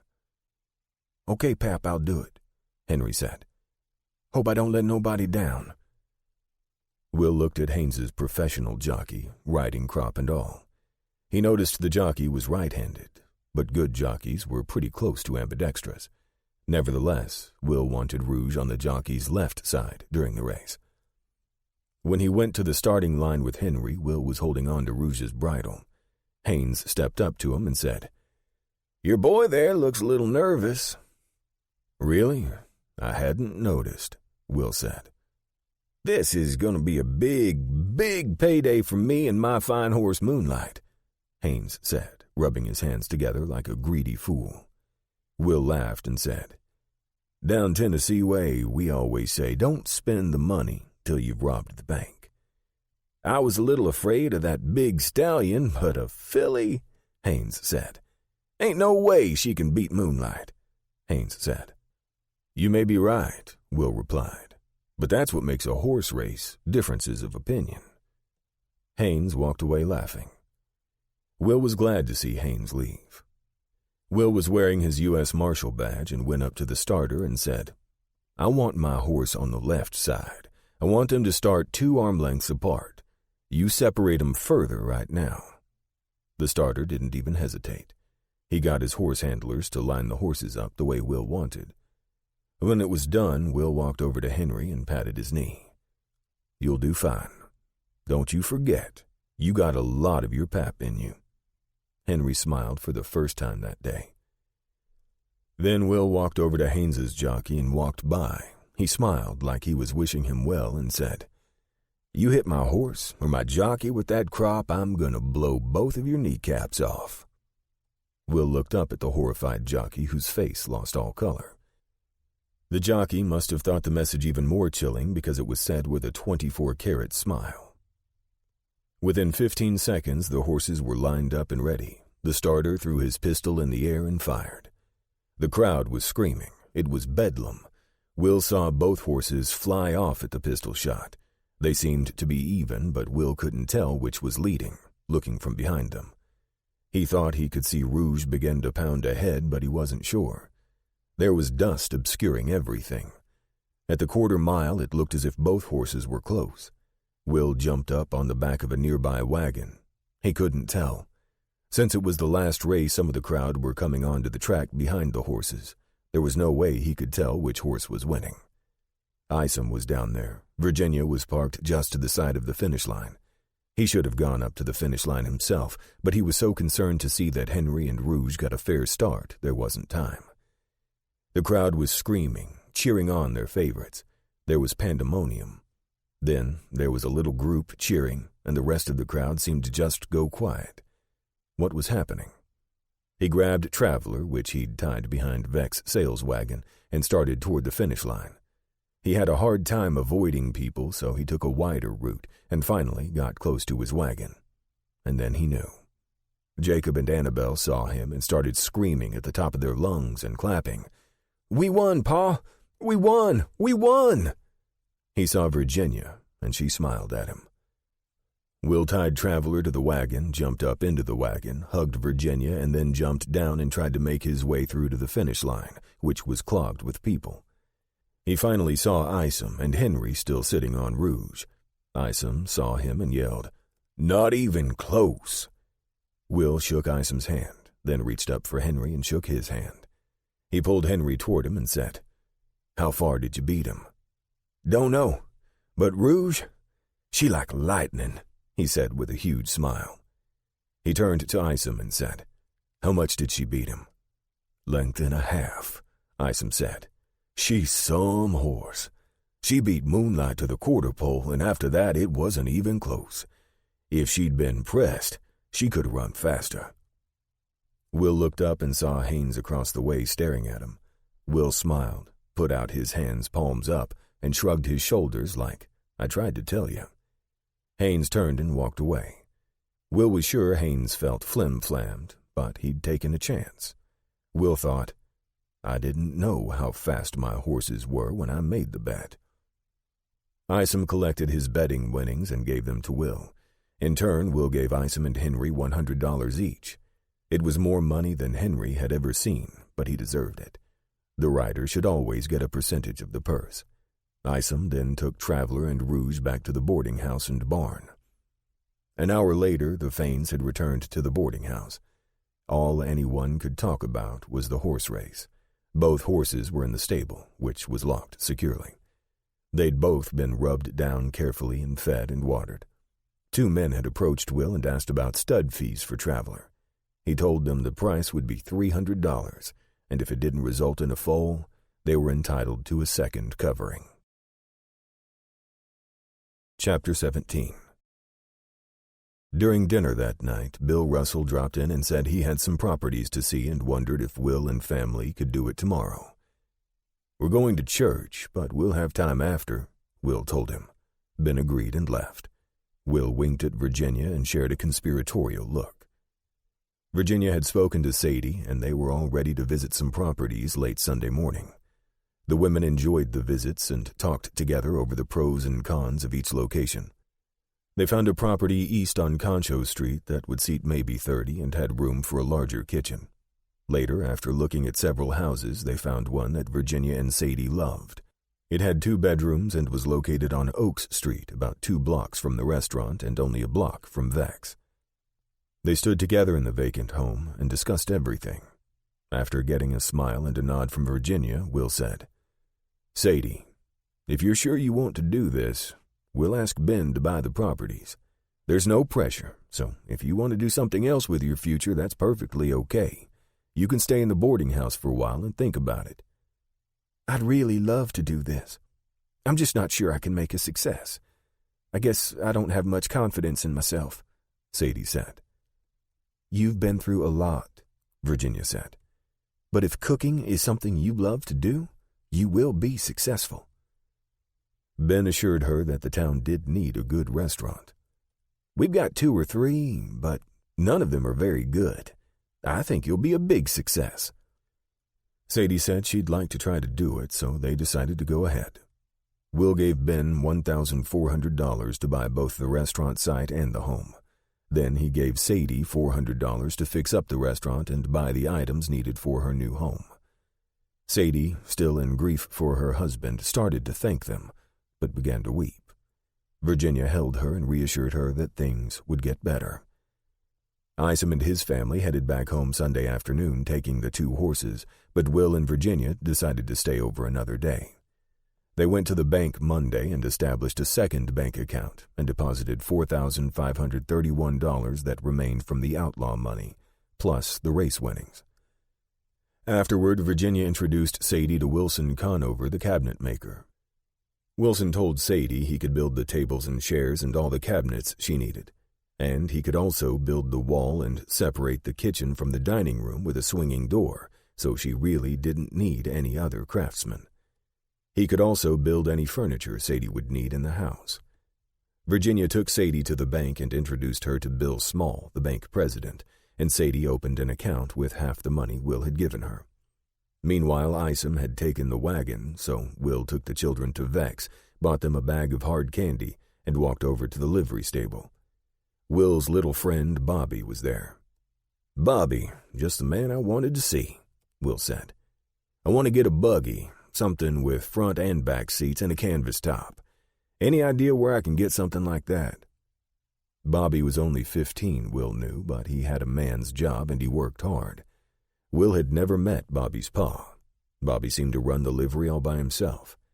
If you brought in your horse, he'd not only take good care of the horse, he'd polish your saddle, check the horse's hooves, and if they needed work, he'd get them to the blacksmith. So Will treated him like he was full grown. "We'd have to order something like that from San Antone, Marshal," Bobby said. "We have a poster here with the various types of buggies they make." Bobby went inside the livery and got him the poster with drawings of various types. Some were way too fancy, more like surreys, fringe and everything. But there was one that was just what he wanted.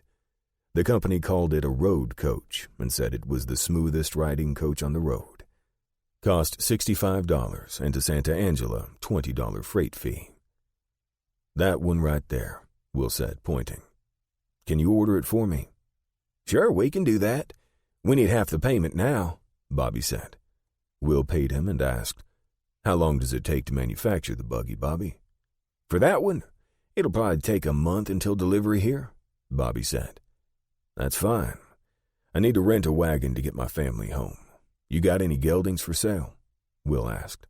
"Matter of fact, we got 2 in the corral back there. Take a look." Will took Jacob and Annabelle back. He lifted them up to the top corral rail and said, "Which is the best horse here?" "What do you 2 think?" he asked. "I like that one, Pa," Annabelle said, pointing to a black mare. "That's a good one, all right," Will said. "What do you think, Jacob?"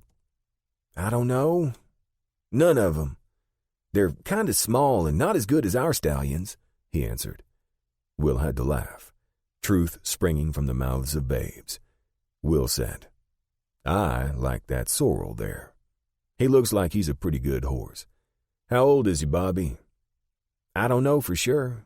I looked in his mouth, and he appears to be about 5, 6 at the most." "How much you want for him?" "How much you want to pay?" Bobby asked. Will was impressed. Bobby, the little businessman. First one to mention a number was the loser, just like a fish story. Some guy tells you he's caught a 10-pounder. The next guy's sure to say he's caught a 15-pounder. Okay, Will thought. I'll break the ice. I'll give you $50, Bobby. Oh, Marshal, you know how much I like you, but I can't let him go for that. My pa paid $60 for him. I've got to at least have $70. Okay, Bobby, $70 it is. I'll rent your wagon and take the horse to pull it. Can you hitch the horse up for me and have it ready to go about 2 o'clock? Will asked. Bobby agreed, and Will left him with the children in tow. Okay, it's about noon. Are you hungry? Will asked Jacob and Annabelle. They both had mouths full of candy and shook their heads. I'm not surprised. I guess I should have rationed that candy. Mama's gonna get after me. She'll have to wash your faces again. They arrived home at dusk and were surprised to find what looked like a black Indian sitting on the front porch steps. It had been a cold ride home, so Will got the family in and built a roaring fire in the fireplace, and it warmed the room quickly. He went back out to talk with the Indian, who was still sitting there. Isom was also there and told him the Indian was a black Seminole. His name was Alpha Tiwi. Isom said he understands English almost perfectly, but he speaks only so-so. He'd been a scout for the army, but he was now older and he didn't have anywhere to live. Isom said, he saw the cabin that your missus used to live in, and he wants to know if you'll let him live there. I worked with him at the fort and he never caused any problem. But he didn't fit in with any of the tribes, and not with the white people either. People out here are scared of any Indian, so he's limited in where he can go. It's Virginia's cabin. Let me get her, Will said. He went in the house and Virginia came back out with him. Okay, Isom, explain it to Virginia. Isom explained the whole situation and introduced Alpha Tiwi. When he was done, Virginia said, Yes, he can live there if it's okay with Will. And she went back inside the house. There's your answer. But you are in charge of him, Isom. I hope he's of some value to the ranch, but at least now he's got a home, Will said. Get him some food, whatever he needs, and tell him he can hunt and fish all he wants. You'll need to show him the boundaries of the ranch. Over the next few weeks, Will would say it was one of the best decisions he ever made. Alpha was always there early in the morning. He took care of the horses as if they were his special charges.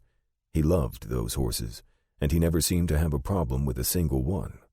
The most fractious horse was clay in his hands. For him, they were always on their best behavior. He fed them, rode them, and doctored them.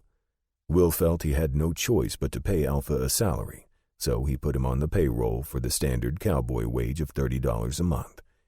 He thought that anybody else would say he had an unusual ranch crew, but it worked for him, and he didn't care what anyone else thought.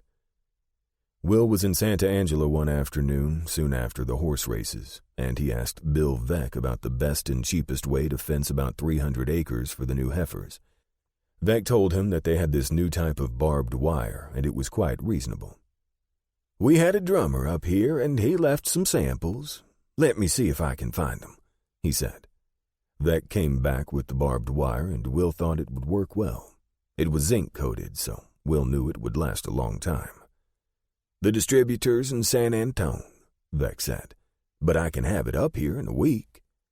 Okay. Does it come in rolls? Yeah, it comes in rolls. Let me see. Veck consulted a price list. It's $2 a roll for 1,000 feet. Okay. Get me 50 rolls to start. How much is the freight? Will asked. Veck consulted another list and said, It'll be $25 for the 50 rolls. They're pretty heavy. Will paid him in cash. He hired Marco and his sons to cut the fence posts and got a 4-man crew from Dietrich Schmidt, since construction work was slow at this time of year. It took 2 weeks of back-breaking labor, but the 300 acres was now fenced. After the fencing was complete, one night at dinner, Virginia said, Maybe you'll have to remind Sam Haines of the bet. They were at the dinner table when she said it, so all Will did was just raise his eyebrows non-committally. After dinner was over, Will said, I've been thinking about Haines. I don't think I could ever remind someone of a bet. To me, it's sort of like begging to be paid off, and that's something I won't do. If he doesn't pay off his bets, then I know something about him that I didn't know before. So, we'll just wait." He smiled at her, and she smiled at him. And then they hugged for long moments. He buried his face in her hair and told her he loved her. "It's funny how much we're alike," she said. "How so?" "I wouldn't remind him either. I was thinking about it after dinner. I would never say anything. It's just not me," she said. "But having met Haynes and his wife, I think he'll come through." A few days later, 2 cowboys who worked for Haynes drove 40 heifers and a young bull into the yard. Isom and Alpha took over and got the herd settled in the newly fenced pasture. "Now, I suppose we'll have to hire a cowboy," Will told Virginia. Meanwhile, Isom and Alberta moved into the home built especially for them. It had cost a little, but Isom was such a good worker and friend to the family that neither Will nor Virginia ever doubted it had been a wise investment. And Virginia and Alberta had become good friends. They often sewed together and did their laundry together so they could chat. Winter had come to West Texas, and the men were able to do work during the day comfortably, but the nights were cold. One day, in the chill of a West Texas December day, Isom approached Will and said, "Marshal, I got something I gotta tell you." "Okay, tell me." "Sounds serious," Will said. "Oh, hell. It ain't really serious, but it's something you ought to know. Alpha has got himself a wife and 2 children. I didn't know it before, but he's living over there with him in that little cabin." "Okay. He's a good worker, and he's doing a good job for us. I guess I don't have a problem with it." "It's an Indian wife, I suppose," Will said. "Yeah, she's a Kiowa, and they've been together for a few years. I guess you can't expect a man to be without a woman. I just wanted you to know," Isom said. "All right. Let's ride over there and make sure they've got what they need," Will said. He talked with Virginia and told her what was going on, and she wanted to go. And of course, Jacob and Annabelle wanted to go, so Will got out the wagon. Jacob wanted to ride his pony. Will saddled him, and they all went over together. Will and Virginia were both surprised that Alpha had done quite a bit of fixing up. He'd replaced a number of the pickets in the cabin, and he'd done a good job of straightening up and strengthening the barn, which had been about to collapse, but it was still a pitiful place and existence. They rode down and met Kateri, Alpha's wife, and the children, Chakotay, a son of 3 years, and Chumsay, a little girl about a year old. "He's done a good job of fixing up the place," Virginia said. "But Will, can't we do something to give them a better life?" "They think they have a pretty good life here," Will said. "I know, but it's so sparse and it could be so much better. Could we afford to build them a little house so they don't have to live in that old cabin?" she asked. Will chuckled at her kind heart and thoughtfulness. He loved her for it. "I don't know, Miss Bookkeeper. Can we afford it?" She knew he was teasing her. "Yes, we can, and you quit teasing me." They both laughed together. Jacob saw them laughing and asked, "What's so funny?" Jacob asked. "We're laughing at each other because we're so much alike," Virginia told him. "All right, I'll get in touch with Dietrich and see if he can build them a small house," Will said. But he had a hunch, which he shared with Virginia on the return to the ranch, that once Alpha had moved into the house, one of his friends or relatives would move into the cabin. "You really think so?" Virginia asked. "Ask Isom what he thinks." Isom told her it could happen that way. "It's lonely out there, and they might welcome a friend or relative to keep them company," Isom said. "They're social people just like we are," Isom said. "Well, we're only building one house," Virginia said. Sweet, tough Virginia. Will had to laugh. Chapter 18. When they returned to the ranch, Will found a telegram stuck in the back door. U.S. Marshal Will Fain. Billy Barnett, wanted dead or alive. Stop. $3,000 reward. Stop. Killed sheriff's deputy, 2 bank employees, Waco. Stop. Think headed your way. stop. Apprehend if possible, stop. Sending 2 deputy marshals, stop. Theder. Will let Virginia read the telegram, and she asked, "So you have to leave right away?" she asked. "No, this isn't urgent. It's over 200 miles between here and Waco," Will said. "Even if he rides his horse to death, he can't make it in less than 4 days, and he might not even come to Santa Angela. He might head off in another direction. I'll ride into town in the next couple of days, and we'll see if anybody's seen him. I might stay overnight and see if I can get a handle on where he might be." 2 days later, as he was getting ready to leave, Will told Virginia if he got on the manhunt, he could be gone a week, but he expected to be home sooner. When he arrived in Santa Angela, he first went to see Sheriff Haskins. "Haven't seen you in a while," Haskins said. "I heard about you tracking down the Whitlock gang." "Yeah, news travels fast. I'm on another manhunt now, looking for a man named Billy Barnett. Are there any Barnetts who live in this area?" Will asked. Haskins thought for a minute. "There's a Chester Barnett who lives out on the South Concho, not exactly on the river, but he's got a cabin out there. I haven't seen old Chester for a while. I guess he's still there, but I don't know if he'd be related to this Billy Barnett. I only been sheriff here for a year." "Can you give me the location? Draw me a little map if you can," Will asked. With the map, Will was ready to go, but he wanted to check on Sadie Horner first, so he went to the boarding house. He walked over to the boarding house and got a big hug from May Fanning. "Where's Virginia?" May asked. "She's not with me this time. I'm doing some Marshal business, but I wanted to check on Sadie," Will told her. "She moved out. She's living in her new house, and it's beautiful over there. I helped her fix it up. She'll be down in the restaurant. You know she opened last week, and she's been working like a mule." "Okay, I'm heading down there.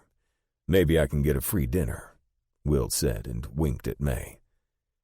When he entered the restaurant, he counted 13 other patrons, some cowboys, some businessmen, and a couple of women. Sadie had hired a clean-looking waitress, and she was working hard, taking orders and serving tables. When Will walked in, she said in a cheery voice, "Just seat yourself anywhere. I'll be over in a minute." So Will took off his coat, put it on a coat rack by the door, and took a seat. The food smelled delicious. The new tables and chairs were very well made. The whole place had been painted, and Conover, the cabinet maker, had built a wall with a see-through window to pass the food out and a swinging door to get into the kitchen. Will got up and walked up to the see-through window. Sadie saw him and rushed out through the swinging door and gave him the biggest hug. She had on a full apron, and her rosy cheeks shone with kitchen heat and excitement. "Looks like your restaurant is doing well," Will said. "We've only been open 4 days, but I owe it all to you and Virginia," she said. "Thank you, but no, you don't. When this restaurant succeeds, you'll owe it all to yourself. I can see how hard you're working," Will responded. "Look, I know you're busy, so I'm just going to sit down and have dinner." Sadie went back to the kitchen, and Will sat down and ordered the special, roast beef with potatoes and carrots and fresh rolls. He enjoyed every bite. He knew she'd make a success of this business. He could see the change in her attitude and her demeanor. The waitress came over and asked if he wanted anything else, and he said, "Apple pie and a cup of coffee." The waitress returned and told him Sadie said there'd be no charge, and he said, "Oh, yes, there will be. I'm a paying customer like everyone else." He paid for the food and left her a generous tip. Following Haskins' map, Will found the cabin of Chester Barnett. It was down in the scrub cedars not too far back from the river. It was a sad little cabin of pickets, a lot like Virginia's, but slightly larger. It had an outhouse in the back and a crude little shelter for horses.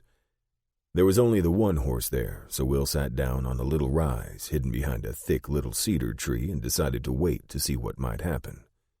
It was 2 hours before he saw anyone. An old man came out and headed for the outhouse, stayed about 10 minutes, then returned to the cabin.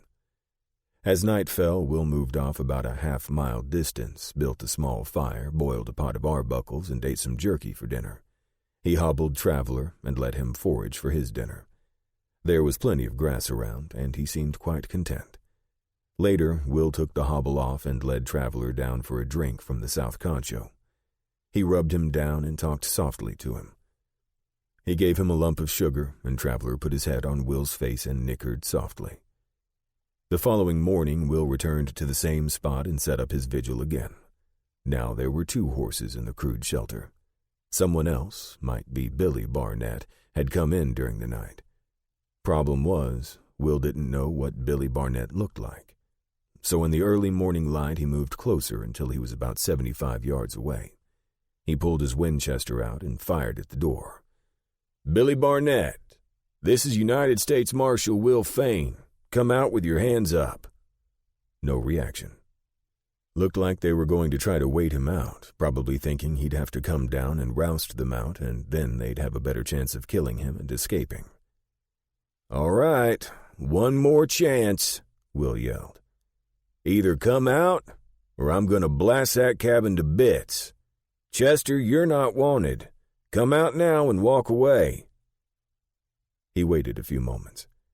When there was still no reaction, he thought, "Well, I promised to blast the cabin, so here goes." He started firing systematically from one side to the other. The .44 caliber cartridges were blasting into the crevices between the pickets, where mud had been plastered to cover the cracks. Will thought they'd have a greater chance of penetrating. After 12 rounds, he stopped and reloaded. He commenced firing systematically and heard a high-pitched scream. "Are you ready to come out now?" The front door opened and no one showed themselves, but an old man's voice said, "We surrender. You've hit my boy, and he's in bad shape," the voice said. "All right," Will responded. "Come on out." The old man came out and said, "My boy, he's hurt. Can't come out." He threw out a pistol and said, "But there's his gun. Chester, you go in and get all the guns and bring 'em out. Rifles, pistols, everything." Chester returned to the cabin and came out with 2 rifles and another pistol. Will started down toward the cabin, keeping his rifle at the ready and being vigilant. "Okay, Chester, you go in the cabin and drag Billy out of there. I want to see him on the ground outside the cabin," Will said. "Don't think I can lift him, Marshal. Don't have the strength I once did," Chester said. "Okay, come over here, Chester." Chester walked over and Will said, "Put your hands in front."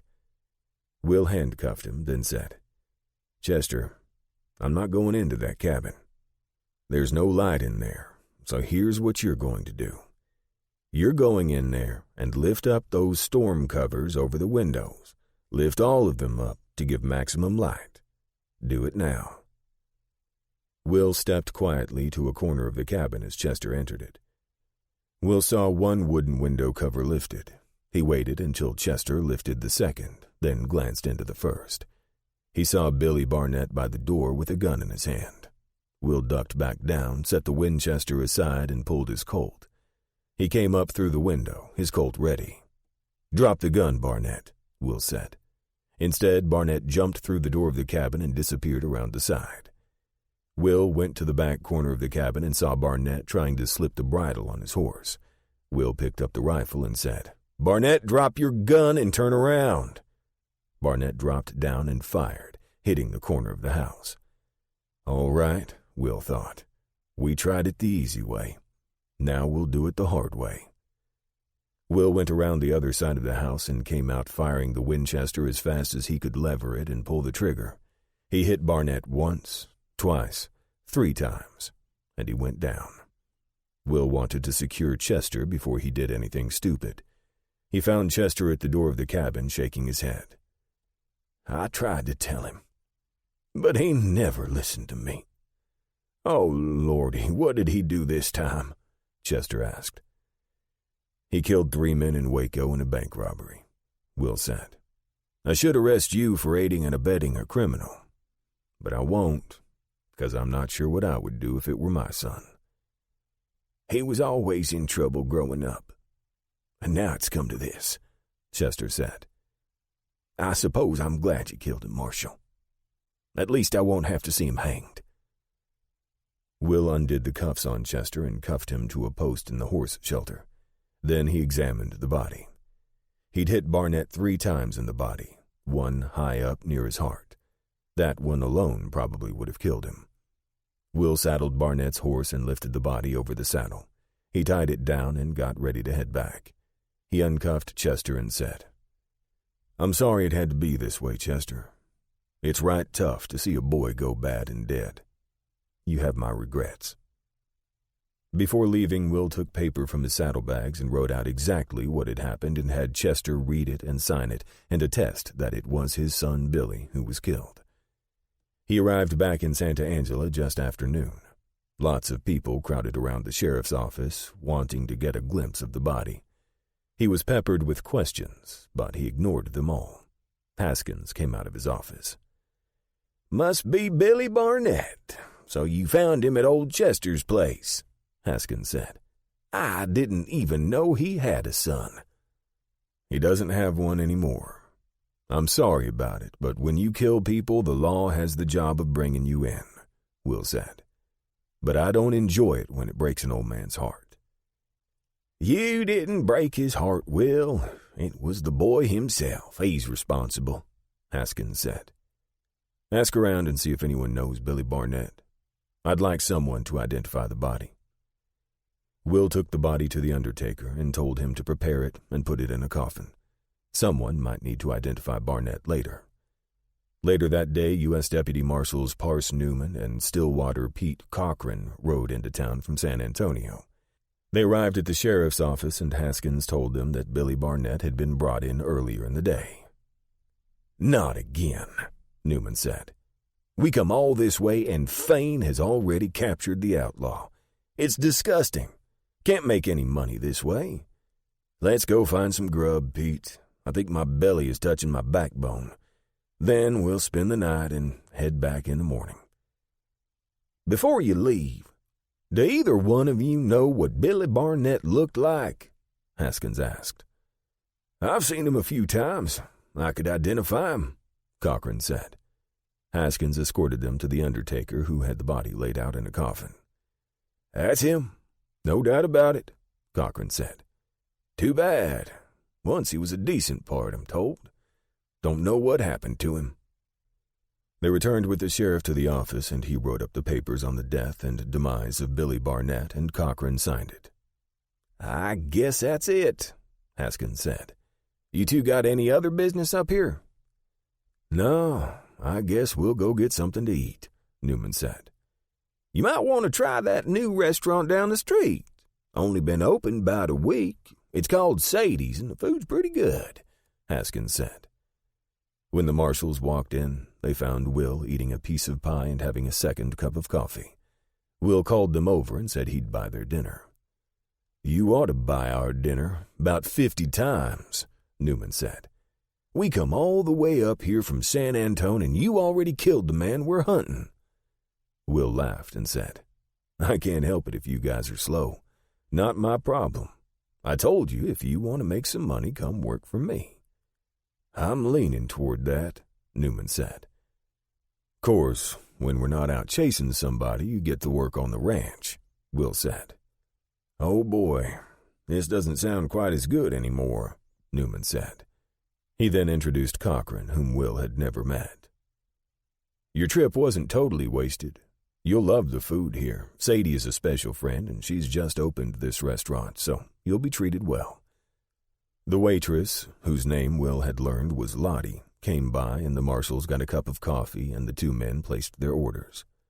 "I'll ask Lottie when she comes out if Sadie can step out and meet you," Will said. A few minutes later, Sadie came over, wiping her hands on her apron, and Will introduced her to the two Marshals. They had a pleasant few moments. Then Sadie returned to the kitchen. "Haskins had Stillwater identify Barnett's body, so you're okay on the reward," Newman said. "That's good. Listen, I'm heading home today, but the Hotel Concho has good rooms, or even better, you might be able to get rooms at May Fanning's boarding house. Breakfast is included, and it's a good breakfast. But if you stay at the Concho Hotel, come to Sadie's for breakfast. She'll treat you right." Will headed to Haskins' office and retrieved the reward papers. He wrote a note to T.C. Frost, included the reward poster, and returned to the restaurant and asked Newman to deliver it once again to the Frost Bank. Newman agreed, and Will gave him $50 for his trouble, just like he'd done in Comanche. Afterward, Will rode Traveler to the livery and saw for the first time his new buggy. "When did it arrive, Bobby?" he asked. "This morning. She's a beaut, ain't she?" "Sure is, Bobby." It was solid black with 2 sets of solid black leather seats with backrests. The wheels were light and very sturdy. The wooden wheel frame was natural color. Now, he asked himself, how can I get it home? "How am I going to get this home, Bobby?" Will asked. "I could deliver it, Marshal. Wouldn't be much, say $5, Bobby said. "Why don't you do that, Bobby? I'll gladly pay the freight. Who's going to bring it out?" Will asked. "My brother. He's 13. He can handle it," Bobby said. "Bobby, are you sure I'll get it in perfect condition?" Will asked. "If it'll make you feel better, I'll bring it out and leave my brother here," Bobby said. "That would make me feel a lot better." "Okay, Marshal. I'll have it out there about mid-morning tomorrow," Bobby said. Chapter 19. Will arrived home right at dusk. He was greeted joyously by Jacob and Annabelle, who wanted to know all about his trip. He carried them into the house and kissed Virginia, who was busy fixing supper. Once the fuss was over, he went out and rubbed down and fed Traveler, then headed back in for dinner, always a joyous event with Jacob and Annabelle around. After dinner, the children were playing in the other room, and Will and Virginia were alone in the kitchen. She said, "Now that the children are not around, I have to tell you about a visit we had today from some men that were the most loathsome and detestable I've ever been around." "I'm listening. You've got my full attention," Will said. "They came up to the house and wanted to know if my man was home," she said. "I said you were away, but you would be back soon," she said. "Then this man said, 'I don't think he's coming back.' He laughed and said, 'I think we can do about anything we want, and right now I want me a woman.' Then another one said, 'She's mighty tasty looking. Maybe we each could spend some time with her in bed.' Then Isom came around the corner of the house with a rifle, and Alpha was at the other corner with a rifle. Isom said, 'You men best be leaving.'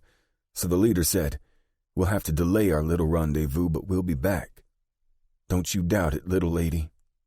And then they left. I felt dirty ever since they were here."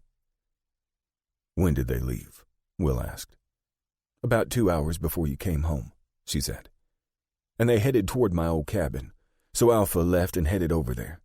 I haven't heard any shots from that direction, but it worries me," she said. "I certainly understand your worries, dear," he said. "Tomorrow we'll take care of it." Will left the house and went over to speak with Isom. "Virginia told me what happened today. Here's what we're going to do. We're going to take both families to Santa Angela where they're safe. We'll leave Alpha here briefly to look after things. We'll recruit your friends to come back up and guard the place. Then you, me, and Alpha are going to track these men down, and when we find them, it's not going to be pretty. I'm not letting anybody scare my wife like that." In the morning, just at sunrise, Alpha arrived as he usually did. "Did those men bother your family?" Will asked. "No. Crossed river. Went north," Alpha said. "My brother there." Will thought they didn't even wait for the new house. Alpha's relatives are already moving in. Will looked at Isom and gave him a tight smile. "You stay here and guard the ranch, Alpha. We're taking all our families to Santa Angela. We'll be back early afternoon. Then we're going after those men," Will said. They ran into Bobby halfway to the ranch. Everyone oohed and awed over the new buggy. Will put his family in the buggy and Isom's 2 youngest children, James and Faith, who wanted to ride with Jacob and Annabelle. They all headed to Santa Angela with Bobby driving the rented wagon. In Santa Angela, Isom left with his family for his friend's house, and the Fains went to the boarding house. May Fanning greeted everyone and was especially glad to see the children. Will kissed Virginia and said, I'll come get you in a day or two. I doubt it'll take that long to find these men. Just be careful. Don't take any chances, she said. You got it, he said. Will had brought Traveler and would pick up Arch at the ranch to serve as a pack horse. Isom came with the 3 former Buffalo soldiers who would guard the ranch. They started out and arrived at the ranch in early afternoon. They spent a half hour seeing to their weapons and loading the packs on Arch. By mid-morning, they were across the river and following the trail. Alpha had no problems at all following the outlaws' trail, so they made good time. Just as night was closing in, Will said, "Let's get to the highest ground around." They camped on a hill that overlooked the area. The campfire felt good. Even with their coats and gloves, it was cold. They cooked a meal and ate, then cooked a second pot of coffee. When it was full dark, Will and Alpha crawled up to the highest point and started searching for a fire in the night. They saw one. It was hard to judge the distance, but it seemed to be about 6 miles away.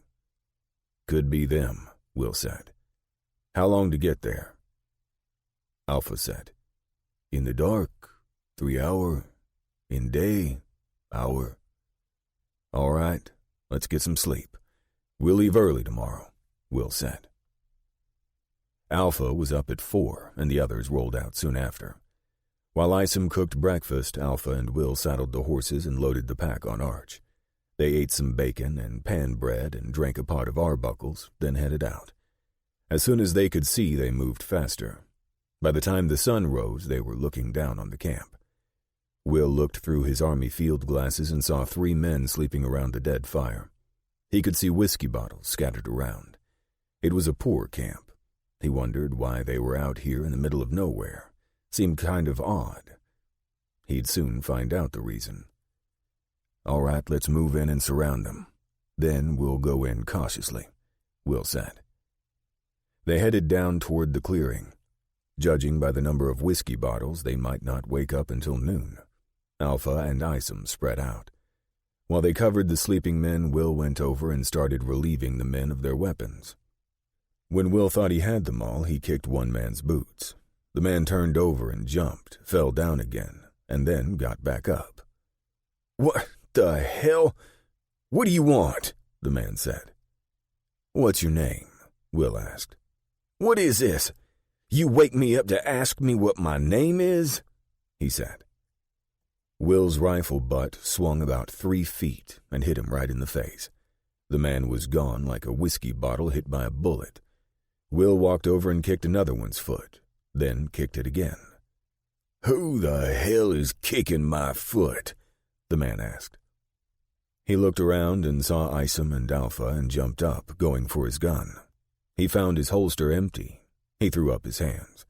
Then he saw Will and the star on his shirt. Oh, man, he said. Will stepped up close and in a voice barely above a whisper, he said, What's your name? Devlin. Hugh Devlin. What are you men doing out here besides scaring my wife and talking nasty to her? Will asked. Was that your ranch? He asked. The arc of Will's swing was shorter but just as hard. It leveled the man dead to the world. Meanwhile, the third man was waking up. He looked up and saw he was surrounded. Who are you? What do you want? Then he squinted and he focused on the badge on Will's shirt. Stand up, Will said. The man stood on unsteady legs. I'm asking the questions, not you. Just keep your filthy mouth shut until I ask you a question. What's your name? Jim Smith, the man said. Will stepped up close and hit him in the belly with the rifle butt. The man doubled over and started retching. He fell to his knees. Sorry side, isn't he? Will said. He sure is. Sorriest I ever seen, Isom said. All right, let's get him tied up, Will said. Once the outlaws were tied, Will started going through the saddlebags. Look at this, Isom, Will said. Isom came over, and his eyes got wide. How much is it, Marshal? No idea, but it's a lot. And these are brand new stacks of bills, never been circulated. I think this has to be an army payroll, unless this is counterfeit. Will said. He pulled one bill and held it up to the light and carefully examined both sides.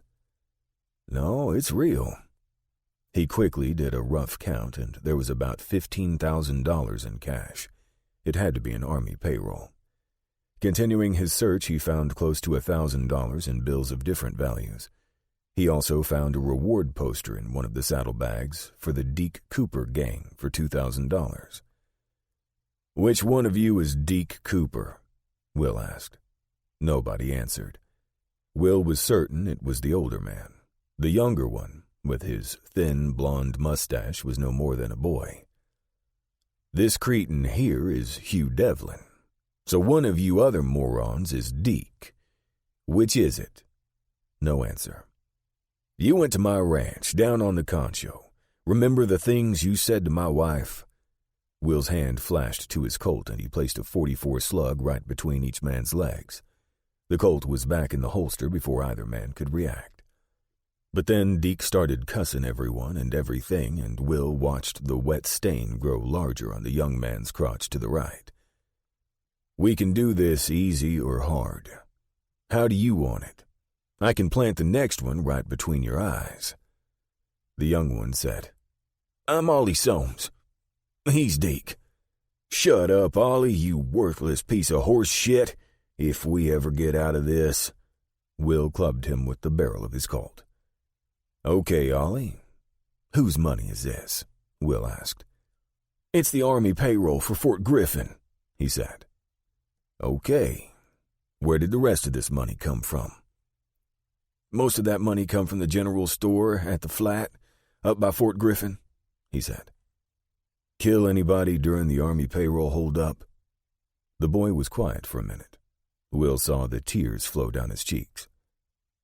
An old Army sergeant tried to stop us. Deke killed him, he said. Kill anybody else during the other robberies? A storekeeper in the flat. He tried to bring up a shotgun and Devlin shot him, he said.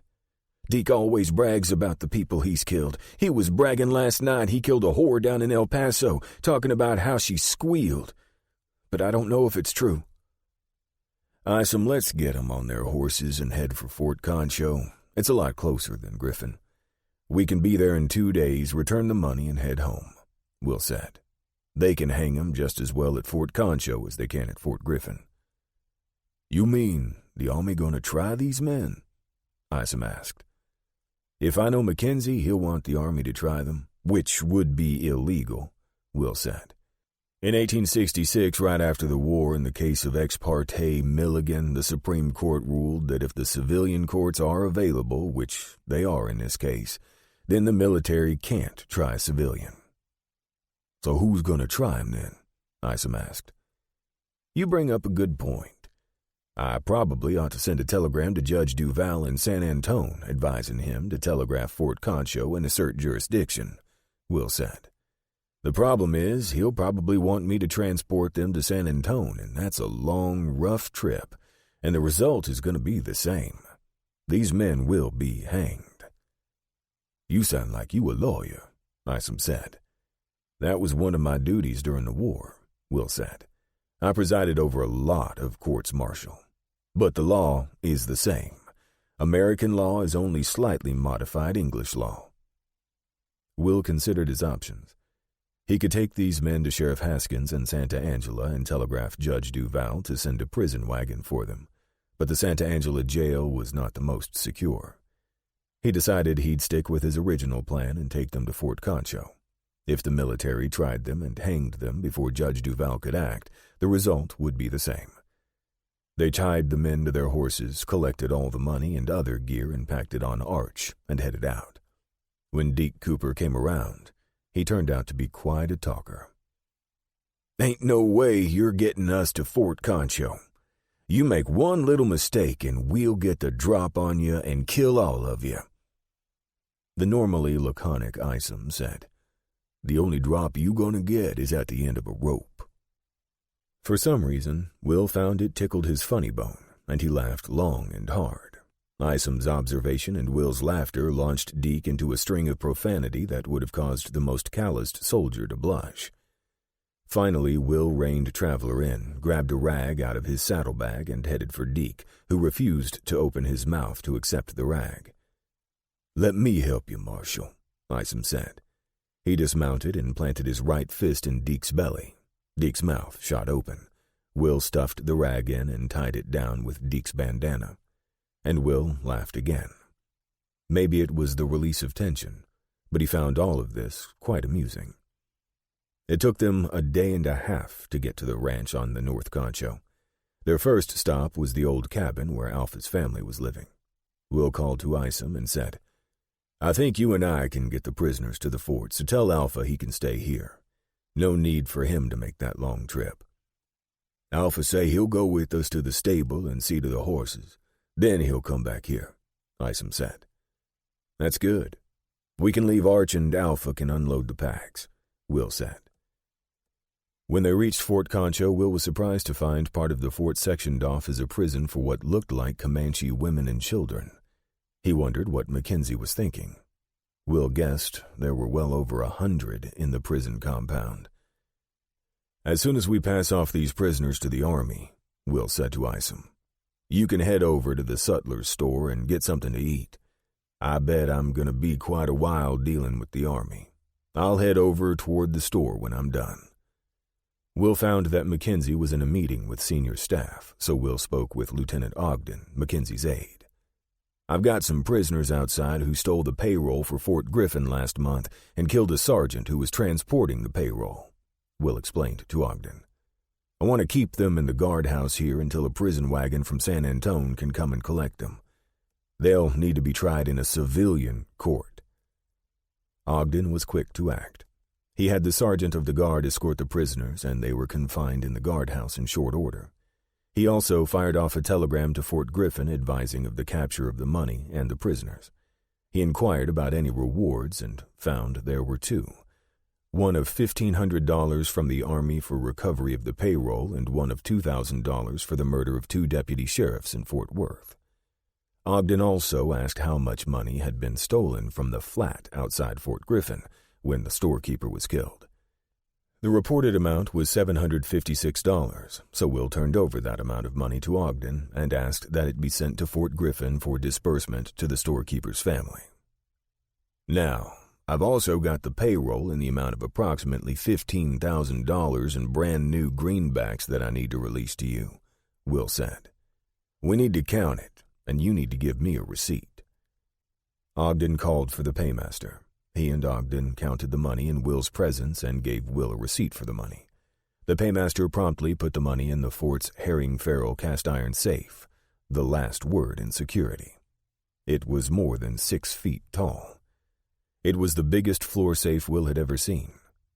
"How much does that thing weigh?" Will asked. The paymaster laughed and said, "Don't really know, but it's more than 2,000 pounds. There's no crook gonna carry it off, that's for sure. It's lined with reinforced concrete." He spun the dial, locking the safe, and added, "Don't worry, Marshal, the money's as safe as the Army can make it." Finally, he got an affidavit from Ogden that he had captured the prisoners and turned them over to the Army for detention.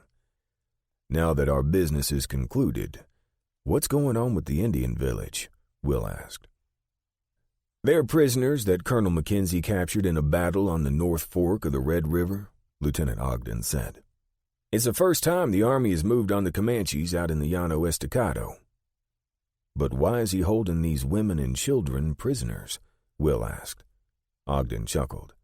"The colonel thinks that he can use them as a bargaining chip to get the Comanche back on the reservation.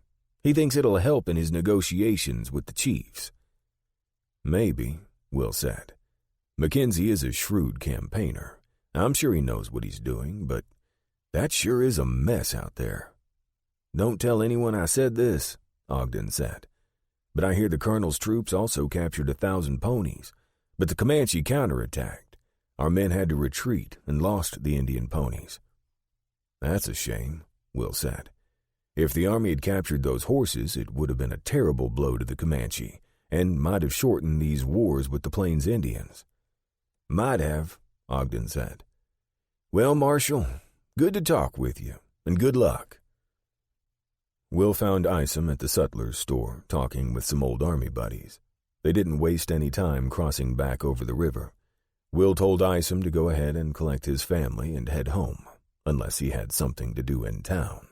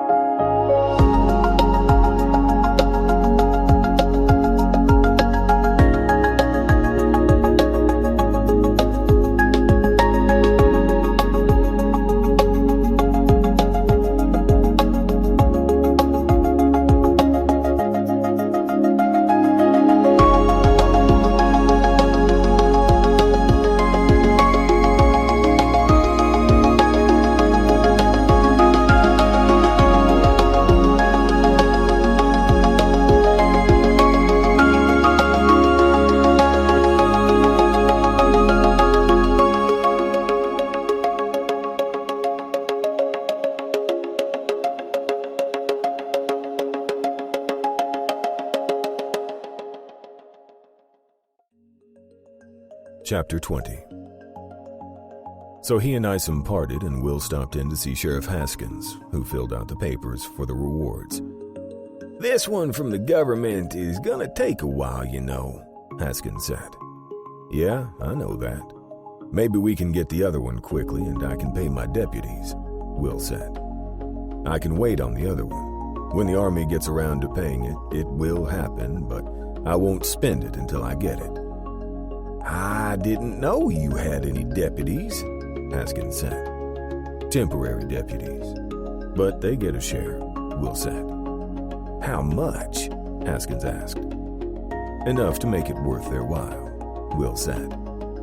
Everybody pined to know everybody else's finances so they could compare it to theirs, but Will didn't play that game. At the telegraph office, Will composed his message for Judge Duval.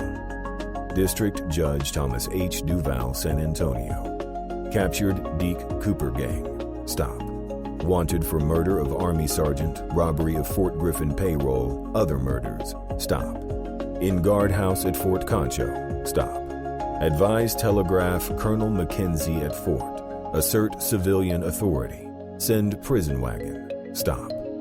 Fain. Will thought that would do. Judge Duval would see the legal issues right away, and he would act with all dispatch.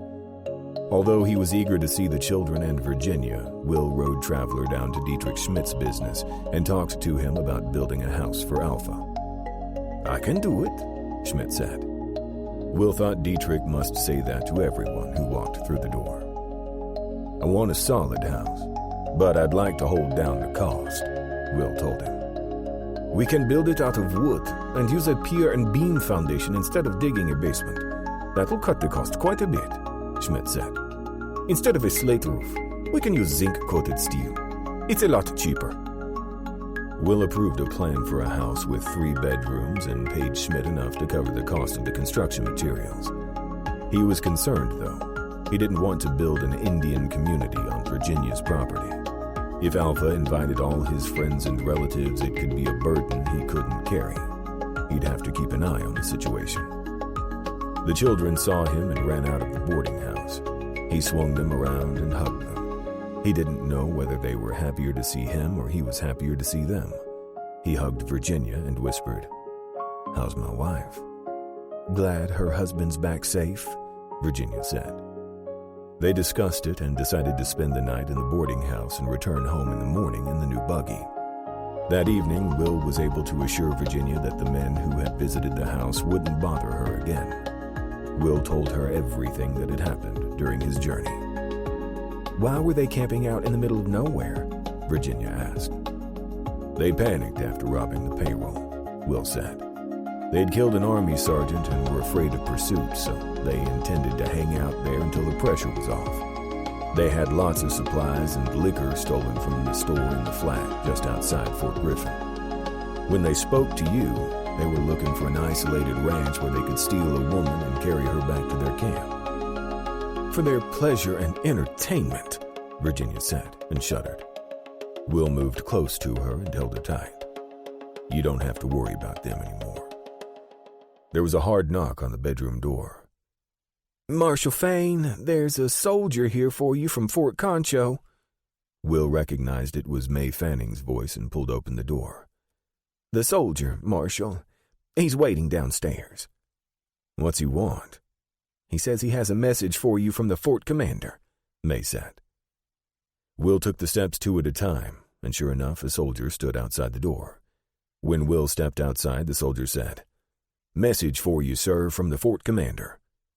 Will took the message and unfolded it. It read, "Prisoners escaped. Come to the fort at once. Mackenzie." "Soldier, what the hell happened over there? Can't you men guard your prisoners?" Will asked. "I guess not, sir. The prisoners started a fight. When the guard went into the cell to separate him, they overpowered him, knocked him out, and killed that young prisoner. I think his name was Ollie something." "Okay, wait for me. I've got to tell my wife what's happening and saddle my horse." Will explained briefly to Virginia what had happened, then headed out to saddle Traveler.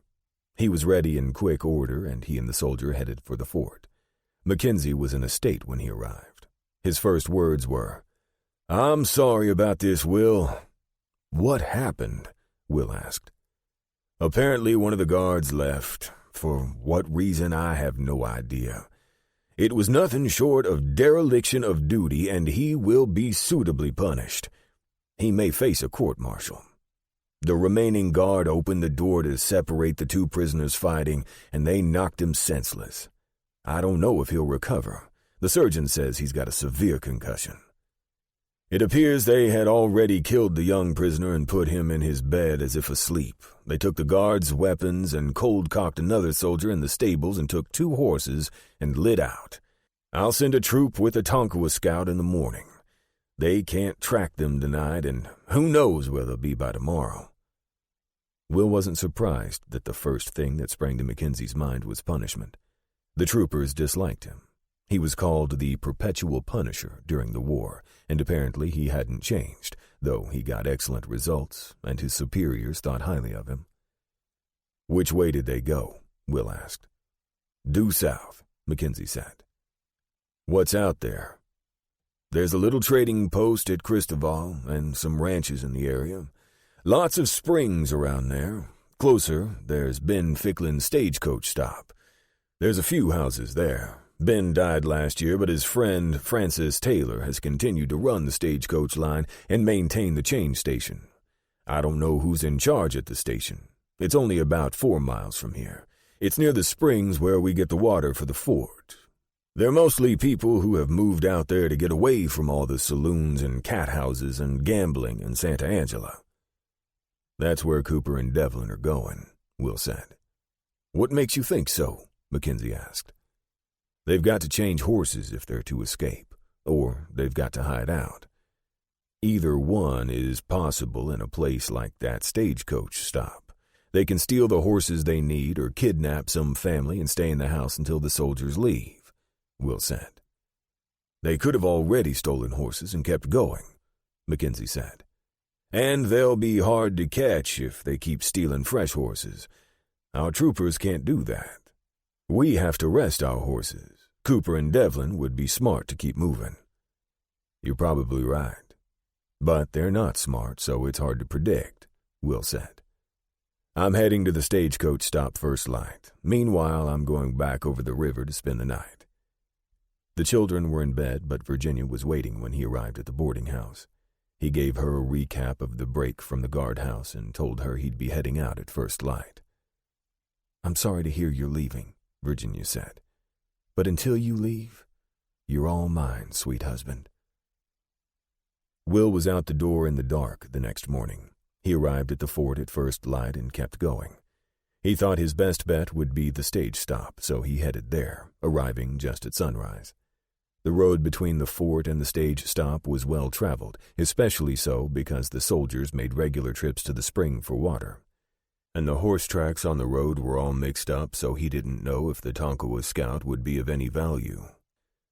Will arrived at the stagecoach stop and saw a small general store just opening for the day, and he headed there. He bought what supplies he needed, including bacon, salt, flour, cornmeal, a large batch of jerky, and some peppermint sticks. After gathering his supplies and paying for them, Will asked the owner of the mercantile, Silas Hopkins, about the area. He found the old man not uncooperative, but taciturn. "I'm looking for 2 men who escaped the guardhouse at Fort Concho. They're armed and dangerous. You see anyone unusual around?" Will asked. "Nope, haven't," Hopkins said. "What's the most likely place these men could go to hide out around here?" Will asked. "No idea," Hopkins said. It was obvious Will wasn't getting anything out of the old man, so maybe somebody else would be more helpful. "Any other businesses open this time of day?" Will asked. "The stage stop," Hopkins said. Will looked around and saw the stage stop down the road a bit. He walked that way, saw the hostler out by the barn, and hurried over. "Hey, Marshal, what brings you out here?" "Hunting 2 murderers who escaped from Fort Concho," Will replied. He introduced himself, and the hostler told him his name was Eldred Heaps. "We ain't seen nothing out here. When did these men escape?" Heaps asked. "Last night. They were riding 2 army horses with U.S. brands on them. They were heading this way, so I'm out asking if anyone has seen anything unusual," Will told him. "Maybe they're already headed out, but my instinct tells me they might still be around. Mr. Heaps, do you know the area pretty well?" "Good as anybody, I suspect," Heaps said. "Could you draw me a map of the stage stop and all the farms and ranches in the surrounding area?" Will asked. "I can do that easily," he said. "I'll just get some paper and pencil." He headed into the stage stop and returned shortly. He drew the map quickly and identified every ranch and farm by name from memory. There weren't that many. Will looked over the map. "This one here," he said, pointing to the map. "You indicate it's abandoned. And you also show a barn behind it," Will said. Yeah, it's abandoned. The Howell family moved out of there 2 or 3 months ago, Heaps said. Is the barn big enough for 2 horses? Will asked. The barn is, but I think Pete Gale, the next farm over, I think he's storing some stuff in there, Heaps said. I'm not sure what all Pete's got in there. I think that barn's about to fall down. I wouldn't put horses in it. Okay. When does the next stage come through? Will asked. Should be here about 2 o'clock, but more often than not, it's late, Heaps said. It comes from San Antone, right? Yep, San Antone to El Paso in 1 week, Heaps said. It's the fastest mail delivery possible, and it carries packages as well. How far is it from San Antone to El Paso? Oh, a little over 700 miles, Heaps answered. Will looked at the map of the area around the stage stop. Where should he start? The abandoned house was possible, but how would Cooper and Devlin know it was abandoned? If they are in the area and decide to leave, he thought they'll continue south. So he decided to start at the south end of town and talk to each house. Hello, the barn, Will yelled. An older farmer came out wearing a blacksmith's apron. He wiped the sweat off his forehead with his sleeve and asked, Marshal, what's going on? You're Dave Phillips? That's me. I'm looking for 2 men who escaped from Fort Concho. They're murderers, and they headed this way last night, so I'm asking if people have seen anything. We haven't seen anything out of the ordinary, I don't think. We did hear some horses late last night, woke my wife up. Then she woke me up to ask if I'd heard it. Of course I hadn't. That was shortly after we went to bed, he said. Could your wife tell which way they were going? Will asked. I'm sure she couldn't, Marshal, Philip said. Okay, thanks. Keep your eyes peeled for 2 men on army horses, Will said. The next place looked more prosperous than most. Instead of a cabin, it was made of rough-cut lumber. It wasn't painted, but the window trim was painted white. Will dismounted and banged on the front door. A farmer came out, bib overalls, gray hair. Looked like he hadn't shaved in a week. In a callous voice, he said, What you banging for? I'm a U.S. Marshal. I'm looking for 2 murderers who escaped from Fort Concho. Have you seen anything unusual? Will asked. Well, let's see. My barn cat got tangled up with a skunk last night. That's about the onlyest thing unusual, the man said. Are you Teeter Higgins? Will asked. Sure am. How'd you know my name? Higgins asked.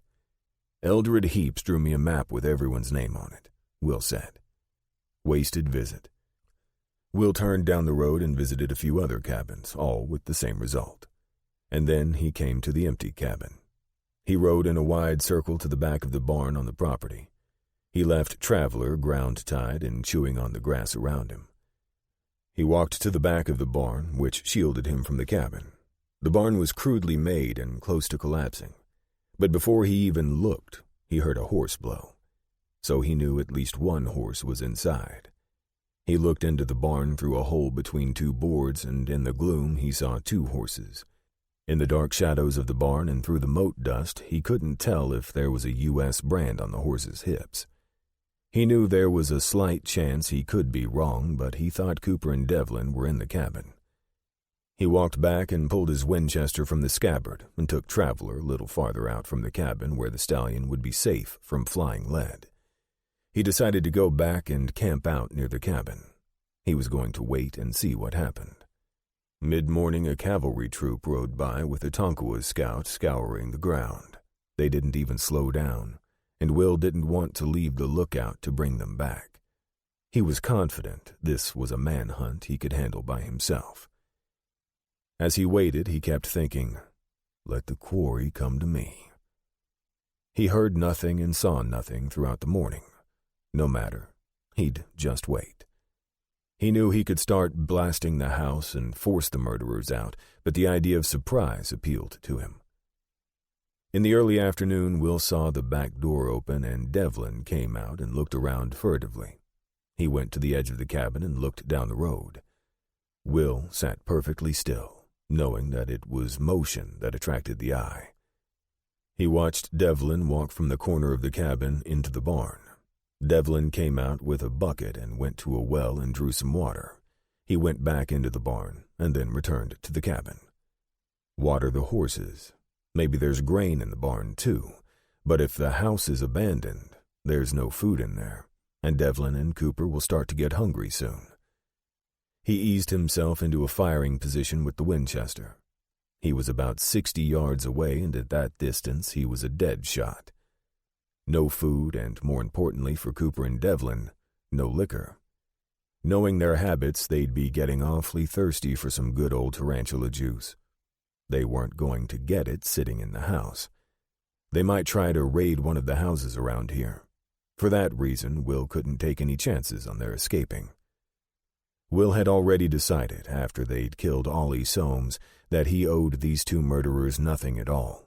This was one of those cases where it's dead or alive, and preferably dead. A half-hour later, Devlin came out again and went into the barn. Will suspected he was saddling the horses. A few minutes later, Devlin came out of the barn and went back into the cabin. Almost immediately, Deke Cooper came out the back door and headed for the barn. Will shot him in the chest. He thought he'd hit him dead center. Devlin was standing on the stoop and jumped back into the cabin. Will began to crawl toward the cabin until he was about 40 feet away. Will could see Devlin moving the back door and peeking out. Probably wanted to get to his horse. Will readied himself to fire. "Is that you, Marshal?" Devlin yelled.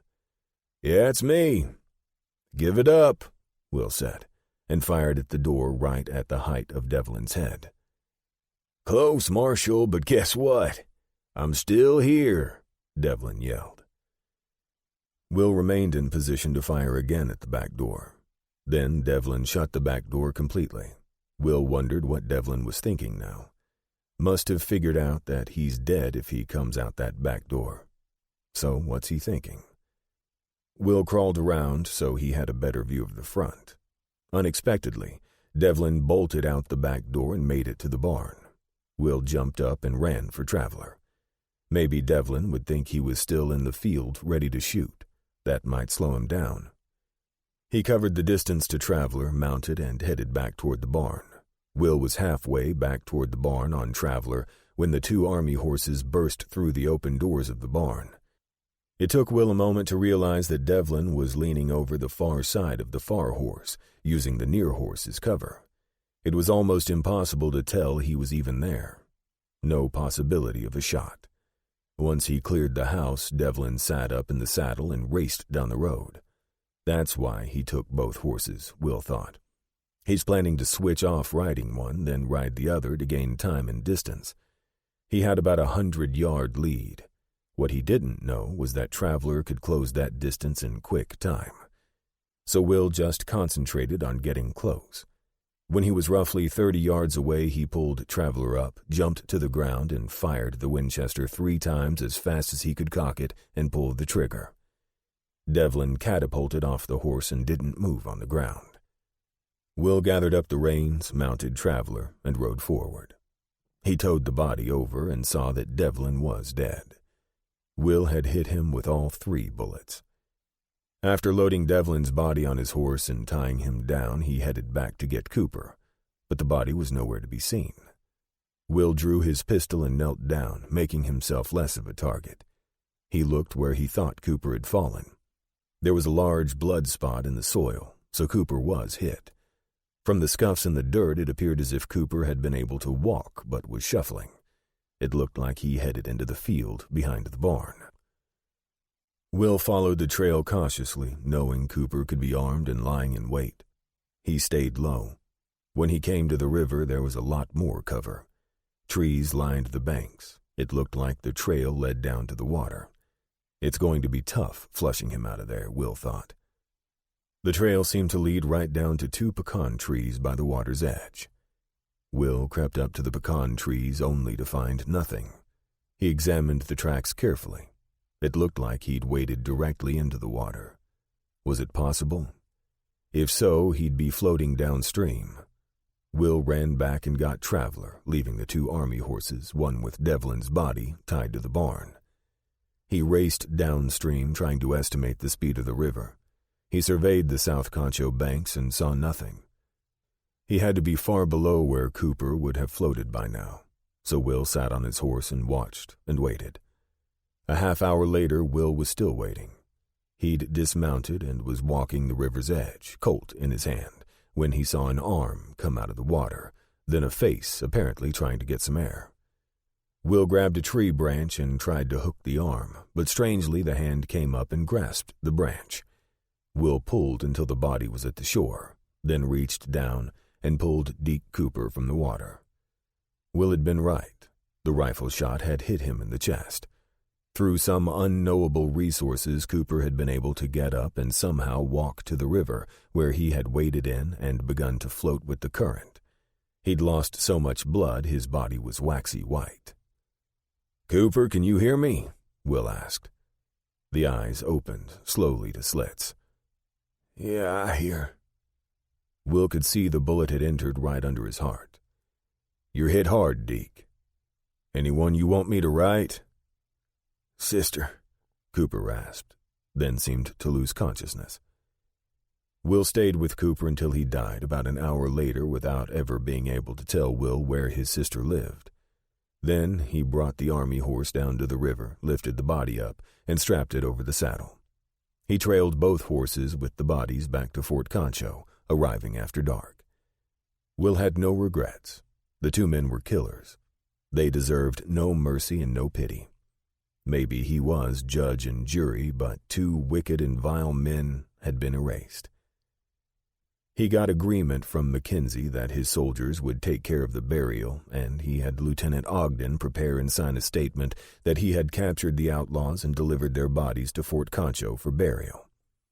He also sent a telegram to Judge Duval from the fort.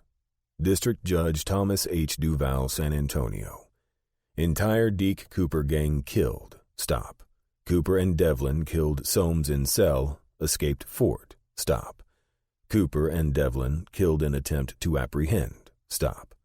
Fain. Chapter 21. He headed home, bone-tired and worn out, and the only thing on his mind was Virginia. She was home. Wherever she was, that was home. She'd told him long ago he could call her Jenny, but she wasn't Jenny to him. She would always be Virginia, and he would always call her that. She was waiting for him at the boarding house. The children were asleep. "I killed them both," he said. "I'll tell you all about it tomorrow." Virginia understood her man was beyond weary, so she set about getting some food down him, at the same time heating some water for his bath. He almost fell asleep in the bath, but made it out and collapsed on the bed. He missed breakfast the next morning, but it gave him an excuse to take Virginia, Jacob, and Annabelle to noon dinner at Sadie's. Virginia and Sadie hugged each other, and Will was shocked to see the bruises on Sadie's face. He knew Virginia would be equally shocked, but wouldn't say anything to Sadie. Sadie spoke briefly to Virginia and headed back to the kitchen. While the children were seated at the table, Virginia pulled Will into a corner and said, "She said she fell, Will." "That's a lie. Somebody beat her, and I'll find out who, and when I do, he won't be beating another woman." The food was good, but neither Will nor Virginia had much taste for it. The children, however, seemed to enjoy the new experience. Will walked Virginia and the children back to the boarding house and waited until the noon rush was over, then returned to the restaurant. Sadie saw him, but tried to pretend she was busy and didn't see him. He went into the kitchen and said, "Sadie, stop what you're doing and talk to me. What happened? And don't insult my intelligence by telling me you fell." Sadie looked up at him and tears started down her face. "Oh, Will, a man came in several times and made crude suggestions that he wanted to have sex with me. I always tried to ignore it, but last night after supper when I was on the way home, he was waiting for me. He tried to force me to go with him, and I scratched his eyes. He was so strong, he beat me up." "What's his name?" "Dolph Klaus," Sadie said. "I'll take care of it. He won't bother you again." I was afraid to report it because he said he'd be back, and I wouldn't get off so easy next time," she said. "I'm really afraid that if I sicked the law on him, he'll come back and kill me." "No, don't worry about that," he said. "His days of hurting women are over." He went to Haskins' office, but the sheriff was out. Junior was taking care of the office. Will said, "Hello, Junior. I need some information." "What is it, Marshal?" Junior asked. "Know a man named Dolph Klaus?" "Yeah, I know him, Marshal. What'd he do now?" "He beat up a friend of mine." "Female, I bet," Junior said. "So he's done this before?" "So many times I can't even count. But every time we arrest him, his boss comes and pays his fine and gets him out. He's one of our biggest problems," Junior said. "Who's the boss?" "Name of Norman McDowell. Owns a ranch east of town." "Why would a cattleman like McDowell keep a man like Klaus around?" Will asked. "He's been having some trouble with a neighbor named McKittrick. McDowell says he owns a piece of land and McKittrick claims he owns it," Junior said. "I think McDowell hired Klaus to scare McKittrick." "Is Klaus wanted anywhere?" "I don't know. But here's all the posters." Junior reached into the desk drawer and threw out the reward posters. Will went through them carefully and set 3 aside. "He's not in there," Will said. "What about those?" Junior asked, pointing to the 3 he'd separated out. "These are outlaws I'm going after next chance I get, but I've got to get a location on them," Will said. "Okay, tell me about Klaus. When is he in town? Where does he hang out?" Will asked. "He's in town most nights, but he's been kicked out of almost every bordello and saloon in town. I don't know where he's hanging out now," Junior said. "But Maisie's bordello may be a good guess," Junior said. "Well, I need to find him and teach him a lesson he won't forget," Will said. "I'll head on down to Maisie's and see if he's there. If not, I might go out to the McDowell Ranch.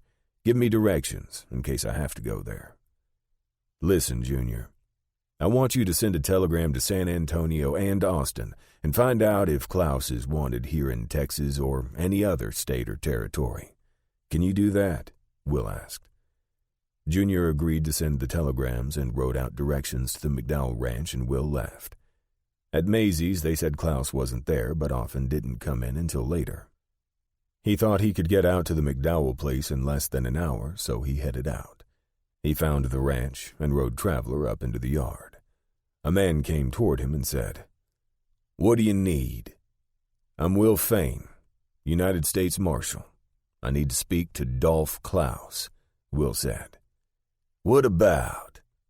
"None of your business. Get him out here, now," Will said. "He's headed into town," the man said. Will pulled his Colt. The man's eyes grew wide. "You're a liar. I just came from town." "What's your name?" Will asked. "Jason Brunel. I'm the foreman here," he said. "You're under arrest. Drop your gun belt and put your hands behind your back," Will said. "I ain't done nothing. How can you arrest me?" Brunel asked. "I was just trying to avoid trouble on the ranch." "I'm not going to tell you again.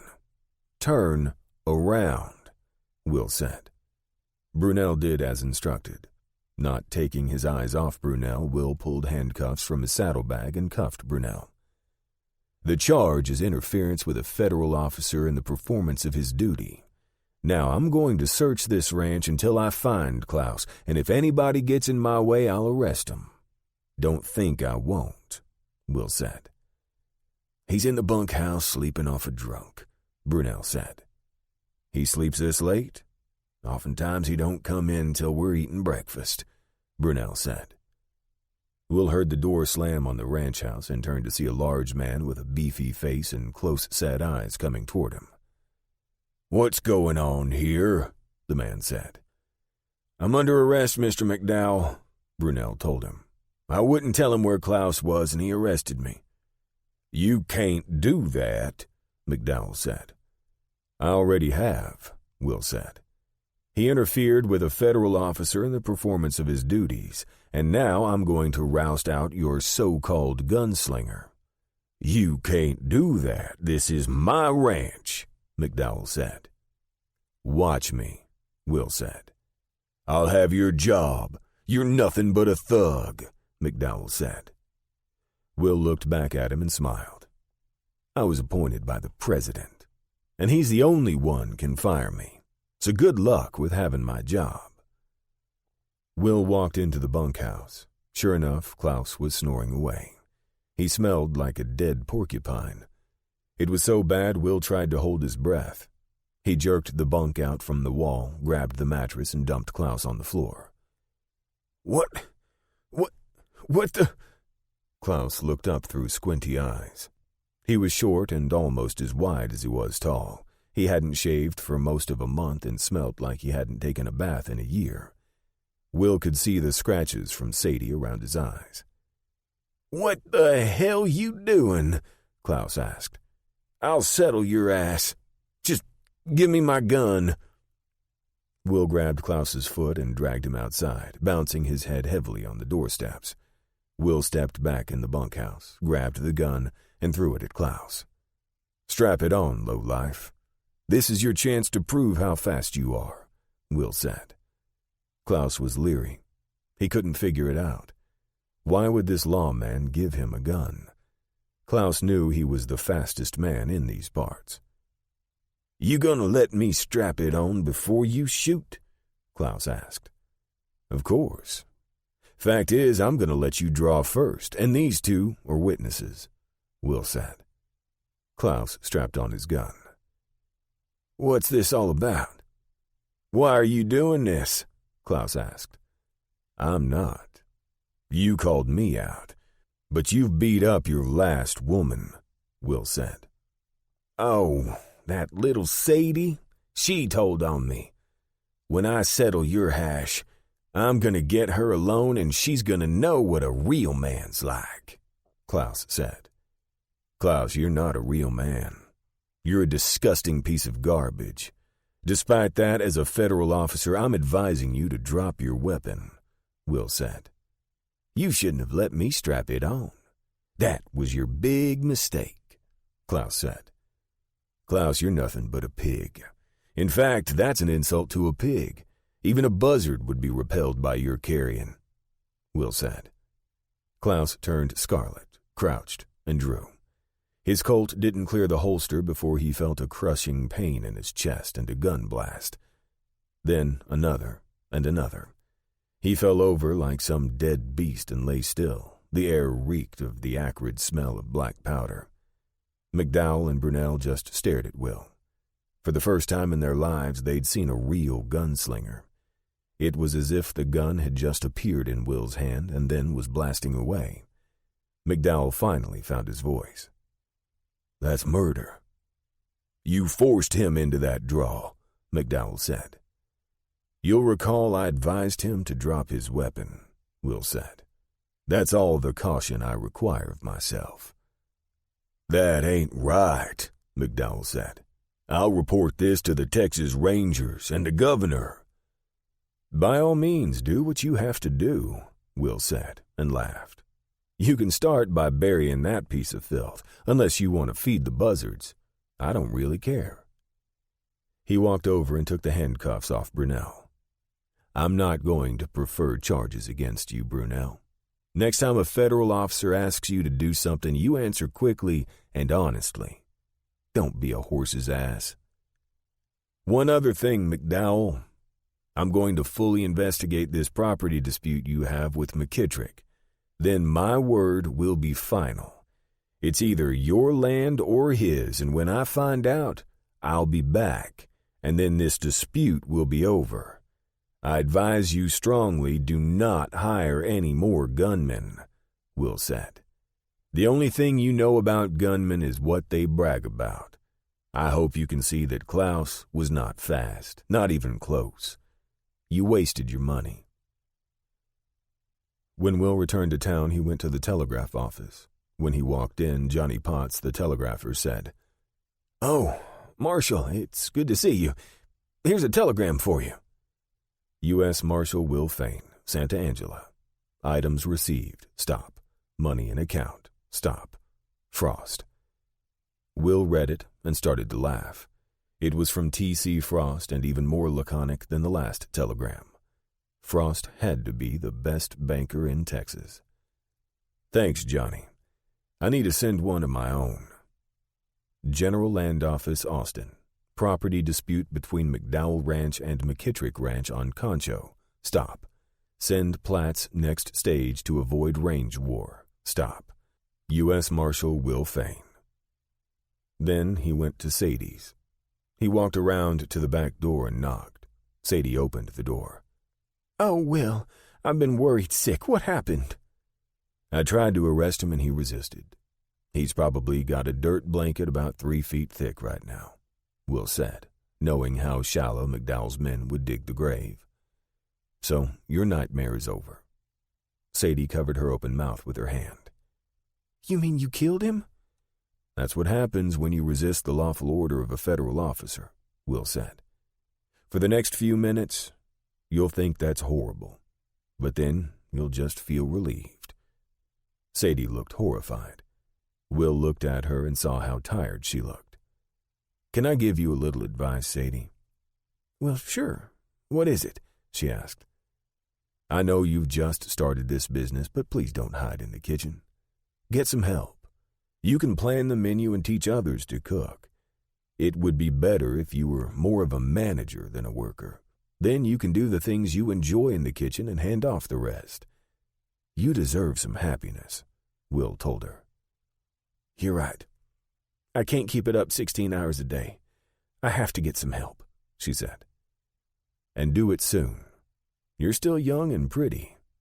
Here's something I shouldn't tell you, I guess, but there's a lawyer in town who told me he'd like to court you. But you're always too busy. Give yourself a chance, Sadie." "Ben Russell?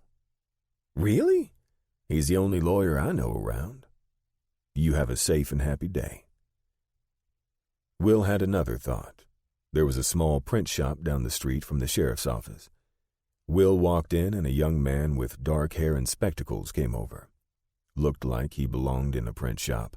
His apron and hands were covered with ink smears. "I'd like to have a sign made," Will said. "Okay, just write out what you want on it," the printer said, and handed Will a piece of paper and a pencil. Will wrote, "This restaurant is under the protection of the U.S. Marshal's office. Anyone causing any problems or any type of disturbance will answer to the U.S. Marshal. Enjoy your dining, pay your bill, and do not cause problems. If you're drunk, go elsewhere." "How long will it take to print? I want it the same size as a reward poster," Will asked. "I can have it ready in a half hour," the printer said. "How many you want?" 10 will do fine. I'll be back to pick it up," Will said, and headed to the sheriff's office. Will walked in and saw Haskins in his usual spot with his feet up on the desk. "You've gone and done it this time," Haskins said. "Done what?" "I do a lot of things," Will said. "You killed Dolph Klaus," Haskins said. "Brunel's already telling everyone around town that you're greased lightning with that Colt. Could cause you some problems." "I'm more likely to get dry gulched. I'm not worried about guys who think they're fast guns." "We've got a few of those who think they're gunnies. And if they get a tank full of liquor, who knows what they'll do," Haskins said. "Well, I don't want a reputation, but I guess it works both ways. It'll scare some off, maybe more than it draws to challenge me." "Junior sent telegrams on Klaus like you asked him to do. Klaus was wanted to the tune of $300 for a murder and a robbery. I've filled out the paperwork on that reward, and here's one of the rewards for the Deke Cooper gang," Haskins said, handing him the envelope. "We'll have to wait a while for the reward from government for recovery from the Fort Griffin payroll." "Well, thank you, Sheriff. I also wanted to let you know I'm working on settling this land dispute between McDowell and McKittrick. I've asked for a few records from the General Land Office, so we'll soon know who owns what." "Good. It'll be good to have it settled," Haskins said. Will thanked Haskins again and walked back to the printer and picked up his posters. He went over to Sadie's and gave them to her. "You can post these, Sadie's, at the front entrance and around the eating space if you choose to do so," Will said. "It may cost you a few customers, but I think it'll make decent people feel safer. People may as well know you're under my protection." Sadie read the poster carefully and said, "Oh, thank you, Will. I'll post these right away. I think it'll help attract the right kind of people to the restaurant," Sadie said. Will headed over to the boarding house. Tomorrow they'd be going home. It would be good to be back. This Marshal business demanded a lot of his time, but he forgot about the demands when Jacob and sweet Annabelle greeted him with joy as he walked up. But, as always, he was looking around to find Virginia. She walked out the front door and waved. He returned the wave, then headed toward her, thinking, "I'm the luckiest man in the world." And then he hugged her and whispered into her hair, "You make my heart flutter every time I see you. How can that be?" "I don't know, Mr. Marshal," Virginia said, "but I'm blessed beyond words to be the one who makes your heart flutter, as you do mine." This concludes Will Fain, U.S. Marshal, by R.O. Lane. Narrated by A.T. Chandler. Copyright 2016 by B.Z. Betsy LLC. This unabridged audiobook is published by arrangement with R.O. Lane and was produced in the year 2019 by Tantor Media Incorporated, a division of Recorded Books which holds the copyright thereto. Please visit Tantor.com for more information on our growing library of unabridged audiobooks.